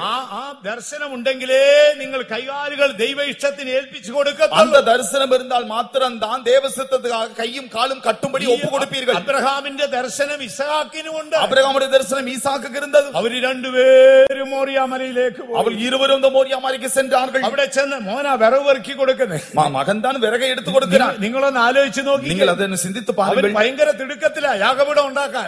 வேகத்தில் இந்த பலிபீடம் கட்ட வேண்டும். അബ്രഹാം എന്ത് ചെയ്തു? ആ ദീപം അവിടെ കുത്തി വെച്ചു. ஆபிரகாம் தீபத்தை ஒரு இடத்தில் வைத்தார். ഒരു സൈഡിലോട്ട് വെച്ചു. தடியை ஒரு பக்கம் வைத்தார். കൊച്ചൻ വിറകെല്ലാം പെറുക്കി കൊടുക്കുക. அந்த சிறுவன் விறகை எடுத்து கொடுக்கிறார். വിറകെല്ലാം നെടുകയും കുറുകയെല്ലാം അടിക്കും. அது நெடுகும் குறுகுமாக அதை வைத்தார். ഭയങ്കര ഉത്സാഹത്തിലാ പെറുക്കി കൊടുക്കുക. அந்த சிறுவன் மிகுந்த ചില உற்சாகத்தில் വീടുകളിൽ கொடுக்கிறார். ചെന്നിട്ടില്ലേ കൊച്ചു കുഞ്ഞുങ്ങൾ വിറവ് പെറുക്കുന്ന കണ്ടിട്ടില്ലേ? ഉത്സാഹത്തിലാ. சின்ன பிள்ளைகள் விறகு எடுக்கதை பார்த்திருக்கிறீர்கள், எவ்வளவு உற்சாகம். അപ്പച്ചനെ അമ്മയെ സഹായിക്കാനുള്ള ഉത്സാഹമാണ്. தாயும் தகப்பனுக்கு உதவி செய்கிறதான உற்சாகம். ഇതെല്ലാം പെറുക്കി കൊടുത്തു. இதெல்லாம் பெருக்கி கொடுத்தான். പെറുക്കി കൊടുത്ത ശേഷം ദൈവം അബ്രഹാമിന്റെ മുഖം അബ്രഹാം ഇങ്ങനെ ദൈവത്തിന്റെ മുഖം ഓർത്തു. இதெல்லாம் செய்து ஒருபாடு ஆபிரகாம் தேவனுடைய முகத்தை பார்த்தான். അബ്രഹാമിന്റെ അരയിൽ ഒരു വാർ കെട്ടിയിട്ടുണ്ട്. ஆபிரகாமுடைய அறையிலே ஒரு வார் கட்டி இருக்கிறது. അബ്രഹാം അടുത്തു വന്നു. മോൻ വരയ്ക്കാൻ തുടങ്ങി. ஆபிரகாம் கிட்டே வந்தான். மகன் நடுங்கினான். മോനെ കയറി ഒറ്റപ്പിടുത്തം പിടിച്ചു. மகனை ஒரு கட்டி பிடித்தார். കെട്ടിപ്പിടിച്ച് ചുംബിച്ചു. கட்டிப்பிடித்து முத்தம் അവൻ கொடுத்தார். അപ്പാ എന്ന് പറഞ്ഞ് പിടിക്കുമ്പോൾ അരയിലെ കയറഴിച്ചു. அவர் அப்பா என்று சொல்லி பிடிக்க வரும்பொழுது இடுப்புல கட்டி இந்த கயிறு அவிழ்த்தார். അവന്റെ കൈ പുറകിലേക്ക്. மகனுடைய கையை பின்னே கட்டி, ഇടം വലം നോക്കാതെ കൈ കെട്ടി. இடது வலது பார்க்காமல் கையை അവന്റെ கட்டினார். കാലുകളെ കെട്ടി. கால்களை கட்டினார். ഈ വയോധനെ കുഞ്ഞിനെ തൂക്കിയെടുത്തു. இந்த வயது முதிர்ந்தவந்த குழந்தையை தூக்கினார். സ്വർഗ്ഗത്തിലെ ദൂതന്മാർ നോക്കുക. பரலோகத்து தூதர்கள் பார்க்கிறார்கள். എന്താ സംഭവിക്കാൻ പോകുന്നത്? என்ன சம்பவிக்க போகிறது? ഇങ്ങനെ തൂക്കി അങ്ങോട്ട് എടുത്തു. அந்த பிள்ளையை கையிலே உயர்த்தினார். യാഗപീഠത്തിന്റെ അടിയിൽ തീ കൊളുത്തി. பலிபீடத்துக்கு தீ கொளுத்தினார். കുഞ്ഞിനെ യാഗപീഠത്തിലേക്ക് കിടത്തി. இந்த பலிபீடத்தின் மேலே கிடத்தினார். അത് കരയിലെ കത്തി மெதுவாய் கத்தி உருவினார். ആകാശത്തിലേക്ക് കത്തി ഉയർത്തി. வானத்தின் நேரே கத்தி உயர்த்தினார். അതിനുശേഷം വെട്ടാൻ ഓങ്ങി. அதுக்கு பின் வெட்டும்படி ஓங்கினார். ദൈവം വിളിച്ചു. தேவன் கூப்பிட்டார். ഏബ്രഹാം, ஆபிரகாம், ഏബ്രഹാം. ஆபிரகாம். ബാലന്റെ മേൽ കൈവയ്ക്കരുത്. பிள்ளையாண்டான் மேல் கை போடாதே. അവൻ ഞെട്ടി തിരിഞ്ഞു നോക്കി. அவன் திடுக்கிட்டு திரும்பி ഇതാ பார்த்தான். ഒരാട് കൊമ്പ് കുരുങ്ങി കിടക്കുന്നു. இது ஒரு ஆடு தன்னுடைய கொம்பு பிடி യഹോവ കരുതിക്കൊള്ളും. கர்த்தர் பார்த்துக்கொள்வார். യഹോവ കരുതിക്കൊള്ളും. பார்த்துக்கொள்வார். നമുക്ക് മോറിയായുടെ ദർശനം ഉണ്ടായിരിക്കും. மோரியாவின் தரிசனம் உண்டாயிருக்கட்டும். ഒരു ദിവസം ദൈവത്തോട് മോശ ചോദിച്ചു. ஒரு முறை தேவன் மோசேயிடத்தில் கேட்டார். ഞാൻ പോയി ഫറവോനോട് നീ ആരാണെന്ന് പറയണം. மோசே கேட்டான், ஆண்டவரே நான் பார்வோனிடத்தில் உம்மை குறித்து என்ன சொல்வது? അപ്പോൾ ദൈവം പറയാണ്, தேவன் சொன்னார், നീ പോയി പറയണം, நீ போய் சொல்ல வேண்டும், ഞാൻ അബ്രഹാമിന്റെ ദൈവമാണ്, நான் ஆபிரகாமின் தேவன், ഞാൻ ഐസക്കിന്റെ நான் ദൈവമാണ്, ஈசாக்கின் தேவன், ഞാൻ യാക്കോബിൻ ദൈവം. நான் யாக்கோபின் தேவன். എന്താണ് അബ്രഹാമിന്റെ ദൈവം? ஆபிரகாமின் தேவன் என்றால் என்ன? ഈ രാത്രി നമുക്കൊന്ന് ഏറ്റുപറയാമോ? இந்த இரவு நாம் சொல்லுவோமா? അബ്രഹാമിന്റെ ദൈവം എന്ന് പറഞ്ഞാൽ എന്താണ്? ஆபிரகாமின் தேவன் என்று சொன்னால் என்ன? വാഗ്ദത്തം ചെയ്ത ദൈവം വിശ്വസ്തൻ. வாக்குத்தத்தம் செய்த தேவன் உண்மையுள்ளவர். എന്റെ ദൈവം അബ്രഹാമിന്റെ ദൈവം. என்னுடைய தேவன் ஆபிரகாமின் தேவன். എന്നോട് വാഗ്ദത്തം ചെയ്ത ദൈവം വിശ്വസ്തൻ. என்னிடத்தில் வாக்குத்தத்தம் செய்த தேவன் உண்மையுള്ളவர். 1000 വർഷം കഴിഞ്ഞാലോ 1000 வருடங்கள் ஆனாலும் ആ വാഗ്ദത്തം എനിക്ക് നിവർത്തിച്ചു തരും. அந்த வாக்குத்தத்தை நிறைவேற்றி தருவார். ഇസഹാക്കിന്റെ ദൈവം എന്ന് പറഞ്ഞാൽ ആരാണ്? ஈசாக்கின் தேவன் என்று சொன்னால் யார்? അത് കരുതുന്ന ദൈവമാണ്. அவர் நமக்காய் ഓ, കരുതുகிறவர். ദൈവം നിനക്ക് വേണ്ടി കരുതുന്ന ദൈവം. அவர் உனக்காய் കരുതുகிறவர். അത് നമ്മുടെ കർത്താവായ യേശുവാണ്. அது നമ്മുടെ കർത്താവായ യേശു. ദൈവത്തിന്റെ കരുതലുകൾ നിനക്ക് അറിഞ്ഞുകൂടാ. தேவன் நமக்காய் കരുതുகிறவர் നമുക്ക് தெரியாது. ദൈവത്തിന്റെ കരുതൽ പലപ്പോഴും എനിക്ക് നിങ്ങൾക്കും അറിഞ്ഞുകൂടാ. கர்த்தர் நமக்காய் பொறுப்பெடுக்கிற காரியம் உங்களுக்கும் நமக்கும் தெரியாது. ദൈവം തമ്പുരാൻ അത് ലാസ്റ്റിലേ പറയത്തുള്ളൂ. கடைசியாகத்தான் ஆண்டவர் சொல்வார். ഞാൻ പറയട്ടെ, 5 മിനിറ്റ് മുമ്പ് ആട് കുരുങ്ങിയിരുന്നെങ്കിൽ എന്ത് ചെയ്തേനെ? 5 நிமிடத்துக்கு முன்பாக வந்த ஆடு அங்க இருந்தால் என்ன ഓ, செய்திருப்பான்? അപ്പനും മോനും കൂടെ സ്വോത്രം പറഞ്ഞേച്ച് യാഗം അർപ്പിച്ചേച്ചു പോയി. தகப்பனும் மகனுமாய் ஸ்தோத்திரம் செய்து அதை எடுத்து பலி செலுத்தினார்கள். കത്തി ഊരുന്ന നിമിഷം വരെ கத்தி உருவுகிற நிமிடம் வரைக்கும் ദൈവം മൗനമായി. தேவன் மௌனமாயிருந்தார். അബ്രഹാമിന്റെ മനസ്സ് നോക്കിക്കൊണ്ടിരുന്നു. ஆபிரகாமின் மனதை கண்டுகொண்டிருந்தார். ഉറപ്പുള്ള വിശ്വാസമാണ്. உறுதியான விசுவாசமா. പാതാള ഗോപുരങ്ങൾ വിറച്ചു. பாதாளத்தின் வாசல்கள் நடுங்கினது. ദൂതന്മാർ ഭൂമിയിലേക്ക് തുറിച്ചു നോക്കി. தூதர்கள் பூமியை உற்று பார்த்தார்கள். ദൈവം വിളിച്ച അബ്രഹാം. தேவன் கூப்பிட்டார், ஆபிரகாம், അബ്രഹാം, ஆபிரகாம், ബാലന്റെ മേൽ കൈവയ്ക്കരുത്. ஆண்டவன் மேல் கை போடாதே. ഇതാ ഒരു ആട്ടിൻകുട്ടി കുരുങ്ങി. இதோ ஒரு ஆட்டு கடா அங்க இருக்கிறது. ആരാണ് ഈ ആട്ടിൻകുട്ടി? யார் அந்த ആട്ടുകട? കാലസമ്പൂർണതയിൽ വന്ന യേശുവാണ്. காலம் நிறைவேறும் பொழுது வெளிப்பட்ட இயேசு. എനിക്കും നിങ്ങൾക്കും വേണ്ടി യാഗമായ ഒരു യേശുവുണ്ട്. எனக்கும் உங்களுக்காய் பலியான ஒரு இயேசு இருக்கிறார். ഒരു യേശു നമുക്കുണ്ട്. நமக்கு ஒரு இயேசு உண்டு. അത് ഇസഹാക്കിന്റെ ദൈവമാണ്. அவர்தான் ஈசாக்கின் தேவன். അവൻ കരുതുന്ന ദൈവമാണ്. அவர் நமக்காய் பொறுப்பெடுக்கிற தேவன். വിശ്വസിക്കുന്നവർ കരങ്ങൾ ഉയർത്തി ഒരു ഹല്ലേലൂയ പറഞ്ഞാട്ടെ. ஹல்லேலூயா. ദൈവത്തിന്റെ കരുതലൊന്നും ദൈവം നമ്മളോട് പറയത്തില്ല. தேவன் நமக்காய் பொறுப்பெடுக்கிற காரியத்தை சொல்வதில்லை. ദൈവം ഒരിക്കൽ മോശയോട് സംസാരിക്കുന്ന ഒരു രംഗമുണ്ട്. மோசேயிடத்தில் பேசுகிறதான ஒரு காட்சி உண்டு. മോശ ഇസ്രായേലിനെ മിസ്രൈമിൽ നിന്ന് വിടുവിച്ചു. மோசே இஸ்ரவேல் ஜனங்களை எகிப்திலிருந்து விடுதலையாக்கினார். മോശ ചിന്തിച്ചു, പ്രശ്നങ്ങളെല്ലാം തീർന്നു. மோசே நினைத்தான் பிரச்சனை முடிந்தது. ഭയങ്കര സന്തോഷത്തോടെ പാട്ടും പാടി പോകുകയാണ്. மிகுந்த சந்தோஷமாய் பாட்டு பாடி செல்கிறார்கள். എടാ, മുൻപിൽ ഒരു ചെങ്കടൽ, இப்பொழுது பார்த்தால் ஒரு சிவந்த சமுத்திரம், ഭയങ്കരമായ ചെങ്കടൽ. பெரிய சமுத்திரம். ചെങ്കടൽ ഇങ്ങനെ കലങ്ങി മറിഞ്ഞു തുള്ളുകയാണ്. சிவந்த சமுத்திரம் அலைகளினாலே குலுங்கிக் கொண்டிருக்கிறது. 2 സൈഡിലും കൂറ്റൻ പാറക്കെട്ടുകൾ. 2 பக்கத்திலும் உயரமான கண்மலைகள். ബാക്കിൽ ഫറവോനും സൈന്യവും. பின்பாக பார்த்தால் பார்வோனும் சேனையும். 22 ലക്ഷം ജനത്തോളമുണ്ട്. ஏறத்தாழ 22 லட்சம் ஜனங்கள். മോശ വ്യാകുലപ്പെട്ടു പോയി. மோசே வியாகுலப்பட்டான். ദൈവം ചോദിക്കുന്നു, മോശേ ഭയപ്പെടുന്നത് എന്ത്? ஆண்டவர் கேட்கிற, மோசே நீ ஏன் பயப்படுகிறாய்? നീ മുൻപോട്ട് പോ. நீ முன்னேறி செல். നമ്മളൊക്കെയാണെ കൊഴിഞ്ഞു പോകും. நாம் ஆயிருந்தால் சோர்ந்து போவோம். അയ്യാ, എപ്പിടിതാൻ എങ്ങനെ മുമ്പോട്ട് പോകും? ஆண்டவரே நான் எப்படி போவேன்? എങ്ങനെ മുമ്പോട്ട് പോകും? எப்படி போகிறது? മോശേ മുമ്പോട്ട് പോകും. மோசே முன்னேறி செல். മോശ പകച്ചു നിൽക്കുകയാണ്. மோசே திகைத்து நிற்கிறார். പുറകിൽ ഫറവോനും സൈന്യം. பின்னே பார்த்தால் பார்வோனும் சேனையும். മുൻപിൽ ചെങ്കടൽ. முன்பே சிவந்த சமுத்திரம். 2 സൈഡിലും പാറക്കെട്ട്. 2 பக்கம் மலைகள். രക്ഷപ്പെടാൻ വഴിയില്ല. தப்பித்துக் கொள்ள வழி இல்லை. ദൈവം പറയുന്നു, മോശേ മുൻപോട്ട് പോകാം. ஆண்டவர் சொல்லுகிறார், மோசே முன்னேறி செல். മോശയ്ക്ക് ദൈവത്തിന്റെ വഴികൾ അറിഞ്ഞുകൂടാ. மோசேக்கு ஆண்டவருடைய வழி தெரியவில்லை. എന്നാൽ ദൈവത്തിന്റെ പദ്ധതി അഗോചരമാണ്. ஆனால் தேவனுடைய நோக்கம் மிக ஆழமானது. ഈ കലങ്ങി മറിയുന്ന ചെങ്കടലിന്റെ നടുവിൽ, இந்த உயர்ந்து எழும்புகிறதான சிவந்த சமுத்திரத்தின் மத்தியில் ഈ 22 ലക്ഷം ജനത്തിനു, இந்த 22 லட்சம் ஜனத்திற்காக ഒറ്റ രാത്രി കൊണ്ട് മറുകര കടക്കുവാൻ ஒரே இரவிலே அக்கறை படும்படி ഒരു രാജവീതി ദൈവം കരുതിയിട്ടുണ്ട്.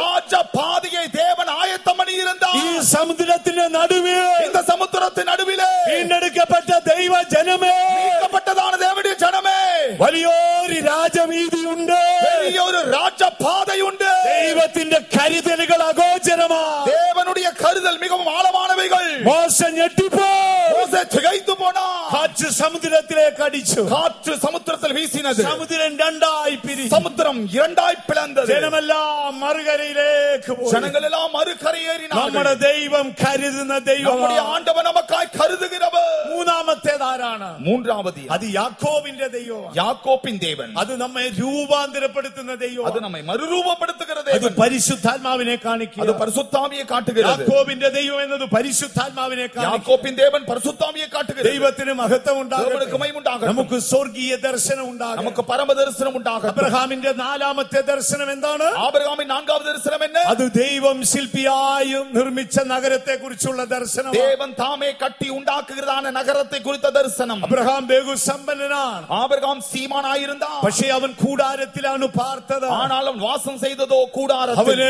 ആ ദൈവം ശില്പിയായി നിർമ്മിച്ച നഗരത്തെ കുറിച്ച് ഒരു ദർശനമുണ്ട്. தேவன் தாமே கட்டி உண்டாக்குகிற நகரத்தை குறித்த ஒரு தரிசனம் இருந்தது. ഒരു ക്രിസ്ത്യാനിക്ക് 4 ദർശനം ஒரு ഉണ്ടായി. கிறிஸ்தவனுக்கு இந்த 4 தரிசனம் இருக்க வேண்டும். അവന് ആദ്യമായി ദൈവത്തെ കുറിച്ചൊരു ദർശനം, முதலாவது தேவனை குறித்த ஒரு தரிசனம், വിശുദ്ധിയെ കുറിച്ചൊരു ദർശനം, பரிசுத்தத்தை குறித்த ஒரு தரிசனம், നിത്യതയെ കുറിച്ചൊരു ദർശനം വേണം. நித்தியத்தை குறித்ததான தரிசனம், ഈ പാലും തേനും ഒഴുകുന്ന കനാന്റെ ദർശനം ഉണ്ടാകണം. பாலும் தேனும் ஓடுகிற கானானை குறித்த தரிசனம், ജയ ജീവിതത്തിന്റെ ദർശനം ഉണ്ടാകണം. ஜெய ஜீவியத்தின் தரிசனம் இருக்க வேண்டும். മോറിയായുടെ ദർശനം ഉണ്ടാകണം. மோரியாவின் தரிசனம் இருக்க வேண்டும். ദൈവം ശില്പിയായി നിർമ്മിച്ച നഗരത്തിന്റെ ദർശനം ഉണ്ടാകണം. தேவன் தாமே கட்டி உண்டாக்குற நகரத்தை குறித்ததான தரிசனம் இருக்க ദയവായി வேண்டும். നമ്മുടെ ദർശനം മങ്ങിപ്പോകരുത്. தயவு செய்து தரிசனம் இழந்து போக வேண்டாம். നമ്മെ വിളിക്കുന്ന ദൈവം വിശ്വസ്തൻ. நம்மை அழைக்கிற தேவன் உண்மையுள்ளவர். പൗലോസ്ലീഹായ്ക്ക് ഒരു ദർശനമുണ്ടായി. அப்போஸ்தலனாയ பவுலுக்கு ஒரு தரிசனம் இருந்தது. ആ ദർശനത്തിൽ ദൈവം തന്നെ സ്വർഗ്ഗത്തോളം എടുത്തുകൊണ്ടുപോയി. அந்த தரிசனத்தில் அவரை பரலோகம் வரைக்கும் எடுத்துக்கொண்டு சென்றார். പിന്നീട് താൻ അതിനെക്കുറിച്ച് എഴുതിയിരിക്കുക. நாட்கள் அவர் அதை குறித்து எழுதியிருக்கிறார். വരുവാനിരിക്കുന്ന മഹിമയെ ഓർക്കുമ്പോൾ வரப்போகிறதான மகிமையை நினைக்கும் பொழுது ഈ ലോകത്തിലെ കഷ്ടങ്ങളെല്ലാം ലഘുവാണ്. இந்த பூமியில படுகிற கஷ்டங்கள் எல்லாம் சாதாரணமானவை. നല്ല വാക്കാണ് കൊടുത്തിരിക്കുന്നത്. நல்ல ஒரு வார்த்தை. നൊടി നേരത്തേക്കുള്ള ലഘുവായ കഷ്ടം. நொடி நேரத்திற்கு லேசான உபத்திரவம். വരാനിരിക്കുന്നത് ഓർത്താൽ வரப்போகிறதை நினைத்தால் നിത്യതയിലെ കാലഘട്ടവും நித்தியத்தின் காலத்தையும் അവിടുത്തെ കാലദൈർഘ്യവും அங்க இருக்கிறதான நீண்ட ஆயுளும் അവിടുത്തെ മഹിമയും அங்க ഓർക്കുമ്പോൾ இருக்கிற மகிமையை நினைக்கும் ഈ பொழுது ലോകത്തിലെ കഷ്ടം ചുരുങ്ങിയ കാലമോ, இந்த உலகத்தில் படுகிற கஷ்டம் கொஞ்ச நாட்கள் தான். അത് വളരെ ലഘുവോ. அது மிகவும் லேசானது. അതിനാൽ നമുക്ക് നമ്മുടെ ദർശനത്തെ പുതുക്കാം. ஆகவே நாம் தரிசனத்தை புதுப்பிப்போம். പൗലോസ് എന്തു പറയുന്നു? பவுலோ என்ன சொல்லுகிறார்? അല്ലയോ അഗ്രിപ്പ രാജാവേ, அகிரிப்பா ராஜாவே, ഞാൻ സ്വർഗീയ ദർശനത്തോട് അനുസരണക്കേട് நான் കാട്ടിയിട്ടില്ല. பரம தரிசனத்துக்கு கீழ்ப்படியாதவனாய் இருக்கவில்லை. ഇന്ന് രാത്രി നമുക്ക് യേശുവിന്റെ അടുക്കൽ പോകാം. இந்த இரவு நாம் இயேசுவண்டை செல்வோம். നമ്മുടെ സമയം അവസാനിക്കുക. நம்முடைய நேரம் முடிந்தது. ഒരു നിമിഷം നമുക്ക് കണ്ണുകളെ അടയ്ക്കാം. ஒரு நிமிடம் கண்களை மூடுவோம். എല്ലാവരും മുഴങ്കാൽമേൽ ഇരുന്ന எல்லாரும் முழங்காலில் இருங்கள். ഈ രാത്രിയിൽ നമുക്ക് കർത്താവിനോട് പറയാം, இந்த இரவு கர்த்தரிடத்தில் சொல்லுவோம், ആ ദർശനം ഒന്ന് പുതുക്കി തരണമേ. ஆண்டவரே அந்த தரிசனத்தை புதுப்பித்து தாரும். എന്റെ ജീവിതത്തിൽ ദർശനം മങ്ങിപ്പോയി. என் ஜீவியத்தின் தரிசனத்தை இழந்து போனேன். പലപ്പോഴും എന്നെ മാനിച്ച ദൈവത്തെ ഞാൻ നിന്ദിച്ചു കളഞ്ഞു. பல நேரத்தில் என்னை கனப்படுத்தின ஆண்டவரை நிந்தித்திருக்கிறேன். അയ്യോ, അങ്ങേ പ്രസാദിപ്പാൻ എനിക്ക് കഴിയാതെ പോയി. பிரியப்படுத்தினால் கூடாமல் போனது. എന്റെ കുറവുകളെ ക്ഷമിക്കണമേ. என் குறைவுகளை மன்னியும். കനാന്റെ ദർശനം എനിക്ക് പുതുക്കണമേ. அந்த கானானி தரிசனத்தை புதுப்பித்து പ്രിയ தாரும். ദൈവ പൈതലേ, அருமையான தேவனுடைய பிள்ளையே, ദൈവം നിനക്കൊരു ജയ ജീവിതം തരും. ஆண்டவர் உனக்கு ஒரு ஜெய ஜீவன் தருவார். വിളിക്കുന്ന ദൈവം വിശ്വസ്തൻ. அழைக்கிற தேவன் உண்மையுள்ளவர். എല്ലാവരും നിന്നെ മറക്കട്ടെ. எல்லாரும் உன்னை மறக்கட்டும். എല്ലാ കണ്ണും നിന്നെ മറക്കട്ടെ. எல்லா கண்ணும் உன்னை மறக்கட்டும். പക്ഷേ ദൈവത്തിന്റെ ഓർമ്മയിൽ നീ ഉണ്ട്. ஆனால் ஆண்டவருடைய ஞாபகத்தில் இருக்கிறார். 16 വർഷം ശമൂവേൽ ബ്രിങ്ക്ലിനെ എല്ലാവരും മറന്നുപോയി. 16 ஆண்டுகள் சாமுவேல் பிரிங்கனை எல்லாரும் மறந்தார்கள். പക്ഷേ ദൈവം അവനെ ഓർത്തു. ஆனால் ஆண்டவர் அவனை நினைவு ദൈവം അവനെ கூர்ந்தார். ഉയർത്തി. தேவன் அவனை உயர்த்தினார். അവൻ ഒരു വാക്കേ പറയാനുള്ളൂ, ஒரு வார்த்தை தான் அவன் சொல்ல இருந்தது. ശക്തനാക്കുന്നവൻ മുഖാന്തരം ഞാൻ സകലത്തിലും ശക്തൻ. என்னை பலப்படுத்துகிற கிறிஸ்துவினாலே எல்லாவற்றையும் செய்ய எனக்கு பலன் உண்டு. പ്രാരംഭത്തിൽ ഒരു പാട്ട് നാം പാടിയല്ലോ, ஆரம்பத்தில் ஒரு பாடலை பாடினோம். ഞാൻ ആകുന്നത് ദൈവത്തിന്റെ കൃപ. நான் இருக்கிறது தேவனுடைய கிருபையினால். ഇന്ന് രാത്രി യേശുവിന്റെ മുഖം ധ്യാനിച്ച இந்த இரவு இயேசுவின் முகத்தை தியானிப்போம். കഴിയുന്നിടത്തോളം എല്ലാവരും മുഴങ്കാൽ മേലിരുന്ന முடிந்தவரை எல்லாரும் முழங்காலில் இருங்கள். ദയവായി നിങ്ങളുടെ വലത് കരങ്ങൾ ഉയർത്തിപ്പിടിച്ച உங்கள் வலது கரத்தை உயர்த்தி பிடியுங்கள். ഇപ്പോൾ നമുക്കൊരു ആത്മീയ ഉണർവല്ല ആവശ്യം. ஆவிக்குரிய எழுப்புதல் இப்பொழுது தேவை. ഉണർവ് നമുക്ക് ആവശ്യമാണ്. எழுப்புதல் வேண்டும். പക്ഷേ ഒരു അനുതാപത്തോടു കൂടിയ ഉണർവായിരിക്കണം. ஆனால் மனஸ்தாபத்தோடு ஒரு எழுப்புதல் வேண்டும். യേശുവേ എന്ന് വിളിച്ചാട്ട് இயேசுவே என்று அழையுங்கள். നിന്റെ ദൂതനെ അയച്ച് உம்முடைய தூதனை அனுப்பி എനിക്ക് ആ ദർശനം ഒന്ന് പുതുക്കി തരാമോ? எனக்கு அந்த தரிசனத்தை புதுப்பித்து എന്റെ தாரும். കണ്ണിൽ എഴുതുവാൻ ആ ലേപം എനിക്ക് തരാമോ? என் கண்கள் சுத்தமாகும்படி அந்த கலிகத்தை தாரும். യേശുവേ ഞാൻ വാതിൽ അടച്ചുപോയി. ஆண்டவரே நான் வாசலை அடைத்தேன். ഞാൻ വാതിലിനെ തുറക്കുന്നു. இதோ என் வாசலை திறக்கிறேன். നീ എന്റെ ഹൃദയത്തിലേക്ക് വരണമേ. இதயத்தில் வாரும். എന്നോടുകൂടി അത്താഴം കഴിക്കണമേ. ഭോജനം பண்ணு. യേശുവേ യേശുവേ നീ എനിക്ക് ആ നീതിയുടെ അങ്കി തരണമേ. அந்த நீதியின் அங்கியை தாரும். ആ ശുദ്ധമായ പൊന്നെനിക്ക് തരണമേ. அந்த பசும் பொன்னை தாரும். അയ്യോ എന്റെ അകത്തെ മനുഷ്യൻ ബലഹീനനാണ്. என் உள்ளான மனுஷன் பலவீனப்பட்டவன். നീ എന്നോട് ദയ കാട്ടണമേ. என்னிடத்தில் தயவு பாராட்டு. അബ്രഹാമിന്റെ ദർശനം എനിക്ക് തരണം. ஆபிரகாமின் தரிசனத்தை தாரும். ദൈവ പൈതലേ அருமையான தேவனுடைய ആ பிள்ளையே മോരിയായുടെ ദർശനം പുതുക്കിക്കാൻ அந்த மோரியாவின் தரிசனத்தை புதுப்பியுங்கள். നീ നിന്റെ വ്യാകുലങ്ങളെല്ലാം മനുഷ്യനോട് പറയല്ലേ. உங்களுடைய துக்கங்களை எல்லாம் மனுஷனிடத்தில் சொல்லுகிறீர்களே. നിന്റെ ആവശ്യങ്ങളെല്ലാം മനുഷ്യനോട് പറയല്ലേ. தேவைகளை எல்லாம் மனுஷனிடத்தில் சொல்லுகிறீர்களே. നീ മോരിയായുടെ ദർശനം പുതുക്കുവേ. மோரியா மலையின் தரிசனத்தை புதுப்பியுங்கள். അപ്പോൾ നീ നിന്റെ അപ്പനോട് ചോദിക്കും. அப்பொழுது நீங்கள் தகப்பனிடத்தில் கேட்பீர்கள். അപ്പാ കത്തി ഉണ്ടല്ലോ. அப்பா கத்தி இருக்கிறது. അപ്പാ വിറകുണ്ടല്ലോ. அப்பா விறகு இருக்கிறது. ആട്ടിൻകുട്ടി എവിടെ?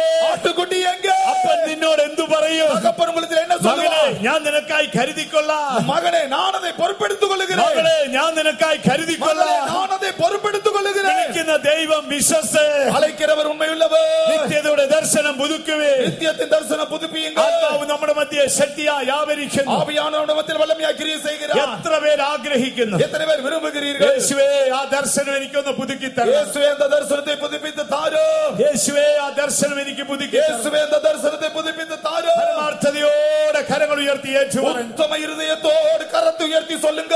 ദർശനത്തിൽ നിങ്ങൾ പിഴച്ചു പോകരുത്. தரிசனத்தில் தவறுதல் செய்ய வேண்டாம். അപ്പോൾ നിങ്ങളെ മാനിച്ച ദൈവത്തെ നിങ്ങൾ നിന്ദിക്കും. உங்களை கனப்படுத்தின தேவனை நிந்திக்க வேண்டாம். നിങ്ങൾ ദൈവത്തിന്റെ ദയ മറന്നുകളയും. தேவனுடைய தயவை மறக்க கூடாது. അവർ ദർശനത്തിൽ പിഴച്ചു മേശകളെ അശുദ്ധപ്പെടുത്തി. அவர்கள் தரிசனத்தை இழந்தார்கள். அந்த போஜன பாதங்கள் அசுத்தம் பண்ணினார்கள். ദയവായി നമ്മുടെ ജീവിതത്തിൽ ഉണ്ടാകരുത്. നമ്മുടെ ജീവിതത്തിൽ നേരിட വേண்டாം. ഒരു മനസ്സോടെ ഏറ്റുപറഞ്ഞ ഒരു മനതോട് അറിക്കை செய்வோம். ആ ദർശനം എനിക്ക് പുതുക്കി തരണം. அந்த தரிசனத்தை புதுப்பித்து தாரும். പൗലോസ് ഓടി തികച്ചു. പൗൽ ஓடி முடித்தார். ഒരുപാട് കഷ്ടങ്ങൾ അനുഭവിച്ചു. அநேக பாடுகளை சகித்தார். അനവധി അടിയേറ്റു. அநேக அடிகளை ஏற்றார். ധാരാളം ദിവസം പട്ടിണി കിടന്നു. அநேக நாள் பட்டினியாயிருந்தார். പല നാളുകളിൽ കല്ലേറേറ്റു. பல முறை கல்லறி உண்டார். പൗലോസ് ശ്രീകായേ, அப்போஸ்தலனாய் பவுலே, പൗലോസ് ശ്രീകായേ, அப்போஸ்தலனாய் பவுலே, അങ്ങ് എങ്ങനെയാണ് ഓടിയെത്തിയത്? எப்படி നീ പോയി ഇതാ, சேர்ந்தீ? അദ്ദേഹം തിരിഞ്ഞു നിന്ന് പറയുന്നു, அவர் திரும்பி நின்று சொல்லுகிறார், ഞാൻ എന്റെ ദർശനം നഷ്ടപ്പെടാതെ സൂക്ഷിച്ചു. நான் என் தரிசனத்தை இழக்காமல் காத்தேன். ഞാൻ എന്റെ ദർശനം സൂക്ഷിച്ചു. நான் என் தரிசனத்தை இழக்காமல் ഒരു காத்தேன். നിമിഷം പരിശുദ്ധാത്മാവിന് ഹൃദയങ്ങൾ ഏൽപ്പിച്ചു കൊടുത്ത ஒரு முறை பரிசுத்த ஆவியானவருக்கு இருதயத்தை ஒப்புக் கொடுங்கள். പ്രിയ ദൈവ പൈതലേ, அருமையான தேவனுடைய பிள்ளையே, നീ യാദൃശ്യമായി ഇവിടെ വന്നതല്ല. நீ தற்செயலாய் இங்கு வரவில்லை. ഈ രാത്രി ദൈവം നിന്നെ കൂട്ടിക്കൊണ്ടുവന്നതാ. இந்த இரவில் ஆண்டவர் தான் உன்னை கொண்டு வந்தார். ഈ ദിനം വരെ നീ നിന്നതല്ല. இந்த வரைக்கும் நீ நின்றதல்ல. ദൈവം തമ്പുരാൻ നിന്നെ നിർത്തിയതാ. ஆண்டவரே உன்னை நிலைநிறுத்தினார். നീ എത്ര പ്രാവശ്യം കരഞ്ഞു. எத்தனை முறை நீ அழுதாய். കർത്താവേ, നീ എന്നെ മറന്നുവോ? ஆண்டவரே நீ என்னை மறந்தீரோ? അയ്യോ, ഞാൻ കടക്കണിയിലാണല്ലോ. நான் இப்பொழுது கஷ்டத்தில் இருக்கிறேனே. ഞാൻ ദുഃഖക്കണിയിലാണല്ലോ. நான் துக்கத்தில் இருக்கிறேனே. ഞാൻ മാറാ രോഗിയാണല്ലോ. நான் தீராத வியாதியஸ்தனாய் ഞാൻ இருக்கிறேன். ബന്ധനത്തിലാണല്ലോ. நான் கட்டில் அகப்பட்டிருக்கிறேன். എല്ലാവരും എന്നെ മറന്നുവോ? எல்லாரும் என்னை மறந்து போனார்கள். വിശുദ്ധന്മാർ എന്നെ മറന്നുവോ? பரிசுத்தவான்களை மறந்தார்கள். സഹപ്രവർത്തകർ എന്നെ മറന്നുവോ? ஊழியர்கள் என்னை மறந்தார்கள். ഇല്ല, ദൈവവൈതലേ, നിന്നെ മറക്കാത്തൊരു ദൈവമുണ്ട്. இல்லை, உன்னை மறக்காத ஒரு தேவன் അവൻ இருக்கிறார். നിന്റെ എല്ലാ വേദനകളെയും ചുമന്നു. அவர் உன்னுடைய எல்லா துக்கங்களையும் சுமந்தார். നിന്റെ ശരീരവേദന അവൻ ചുമന്നു. உன் சரீர துக்கத்தை சுமந்தார். നിന്റെ മനോവേദന അവൻ ചുമന്നു. உன் மனது வேதனையை சுமந்தார். നിന്റെ പാതാള വേദന അവൻ ചുമന്നു. பாதாள வேதனையை சுமந்தார். യേശു മുഖാന്തരം ജയം തരുന്ന ദൈവത്തെ സ്തുതിച്ചു. இயேசு கிறிஸ்து மூலமா ஜெயம் கொடுக்கிற தேவனை துதியுங்கள். പരിശുദ്ധാത്മാവിന് ഹൃദയങ്ങളെ ഏൽപ്പിച്ചു കൊടുക്കുക. பரிசுத்தாவியானவருக்கு இருதயத்தை ஒப்புக் கொடுங்க. ഓ, ആഗ്രഹത്തോടെ ദൈവത്തോട് പ്രാർത്ഥിച്ചുകൊണ്ടിരിക്കുക. விருப்பத்தோடு தேவனிடத்தில் ஜெபித்துக் கொண்டிருங்கள். ആഗ്രഹം നിങ്ങളുടേതാണ്. விருப்பம் உங்களுடையது. നിവർത്തിക്കുന്നത് ദൈവത്തിന്റേതാണ്. நிறைவேற்றுவது ஆண்டவருடையது. ആഗ്രഹം നിന്റേതാണ്. வாஞ்சை உங்களுடையது. അത് നിവർത്തിക്കുന്ന കടമ ദൈവത്തിന്റേതാണ്. நிறைவேற்றுவது கடமை கர்த்தருடையது. ആഗ്രഹിക്കുന്ന ആത്മാവിനെ ദൈവം തൃപ്തിപ്പെടുത്തും. வாஞ்சிக்கிற ஆத்துமாவை ஆண்டவர் திருப்தியாக்குவார். ഇന്ന് രാത്രി ഒരു ആത്മീയ അഭിഷേകം നമ്മുടെ മധ്യ ഒഴുകും. இதோ இந்த இரவில் ஒரு அக்கினி அபிஷேகம் நம்ம நிமித்தம் പുകയുന്ന இறங்குகிறது. തിരികളെല്ലാം ആളിക്കത്താൻ இதோ പോകുകയാണ്. புகைகிற தீ பற்றி எரியும். പുകയുന്ന തിരികൾ ആളിക്കത്താൻ പോകുകയാണ്. புகைகிற திரிகள் பற்றி எரியும். യാഗപീഠങ്ങൾ കത്താൻ പോകുകയാണ്. பலிபீடங்கள் பற்றி எரியும். നാവുകൾ കത്തി ജ്വലിക്കാൻ പോകുകയാണ്. அபிஷேகத்தினால் எரிந்து பிரகாசிக்க போகிறது. അഗ്നിജ്വാലക്കത്ത നാവുകൾ ദൈവം നിങ്ങൾക്ക് തരാൻ പോകുകയാണ്. அக்னிமயமான நாவுகளை கத்த தரப்போகிறார். ഓ, ആഗ്രഹം നിന്റേതാണ്. வாஞ்சை உன்னுடையது. സമർപ്പണം നിന്റേതാണ്. ஒப்பு கொடுத்தல் உன்னுடையது. അത് നിവർത്തിക്കപ്പെടുന്നത് ദൈവത്തിന്റേതാണ്. நிறைவேற்றுவதோ ஆண்டவர். ആഗ്രഹിക്കുന്ന ആത്മാവിനെ ദൈവം തൃപ്തിപ്പെടുത്തും. வாஞ்சிக்கிற ஆண்டவர் ஆண்டு திருப்தியாக்குவார். ഇന്ന് രാത്രി സിയോനിൽ എന്റെ മേൽ അഭിഷേകം അയക്കുമെന്ന് എത്ര പേര് വിശ്വസിക്കും? இந்த இரவிலே ஆண்டவர் சியோனிலிருந்து ஒரு அபிஷேகத்தை எனக்கு அனுப்புவார் என்று எத்தனை பேர் விசுவாசிக்கிறீர்கள்? എന്റെ ദർശനത്തെ പുതുക്കും. அந்த அபிஷேகம் என் தரிசனத்தை புதுப்பிக்கும். അഭിഷേകം എനിക്ക് നഷ്ടപ്പെട്ട കൃപകളെ തിരികെ തരും. அந்த அபிஷேகம் இழந்து போன கிருபையை எனக்கு தரும். എന്നെ ബന്ധിച്ച സാത്താന്റെ ബന്ധനങ്ങൾ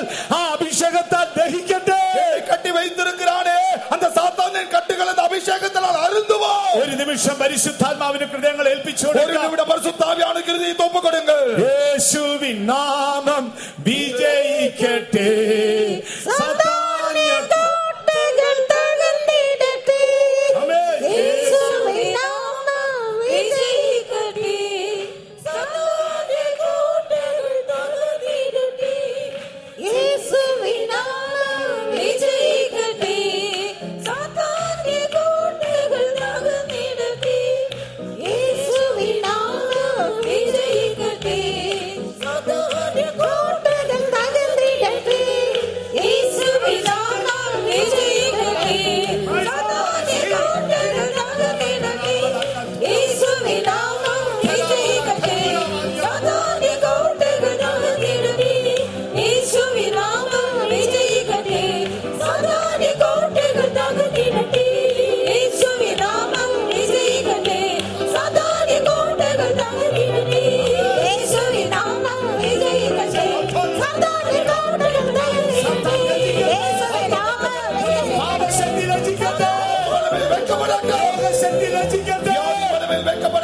യേശു മുഖാന്തരം ജയം തരുന്ന ദൈവത്തെ സ്തുതിക്കാം. இயேசு மூலமா ஜெயம் கொடுக்கிற தேவனை துதியுங்கள். ഒന്നായി ചേർന്ന് പാടാം. ஒன்றாய் சேர்ந்து பாடுவோம். യേശുവിന്റെ നാമം ജയിക്കട്ടെ. இயேசுவின் நாமம் ஜெயிக்கட்டும். സാത്താന്റെ കോട്ടകൾ തകരട്ടെ. சாத்தானின் கோட்டைகள் உடையட்டும். യേശുവിൻ നാമം വിജയിക്കട്ടെ. സാത്താന്യ കോട്ടകൾ തകർന്നിടട്ടെ. യേശുവിൻ നാമം വിജയിക്കട്ടെ. സാത്താന്യ കോട്ടകൾ തകർന്നിടട്ടെ. യേശുവിൻ നാമം വിജയിക്കട്ടെ. സാത്താന്യ കോട്ടകൾ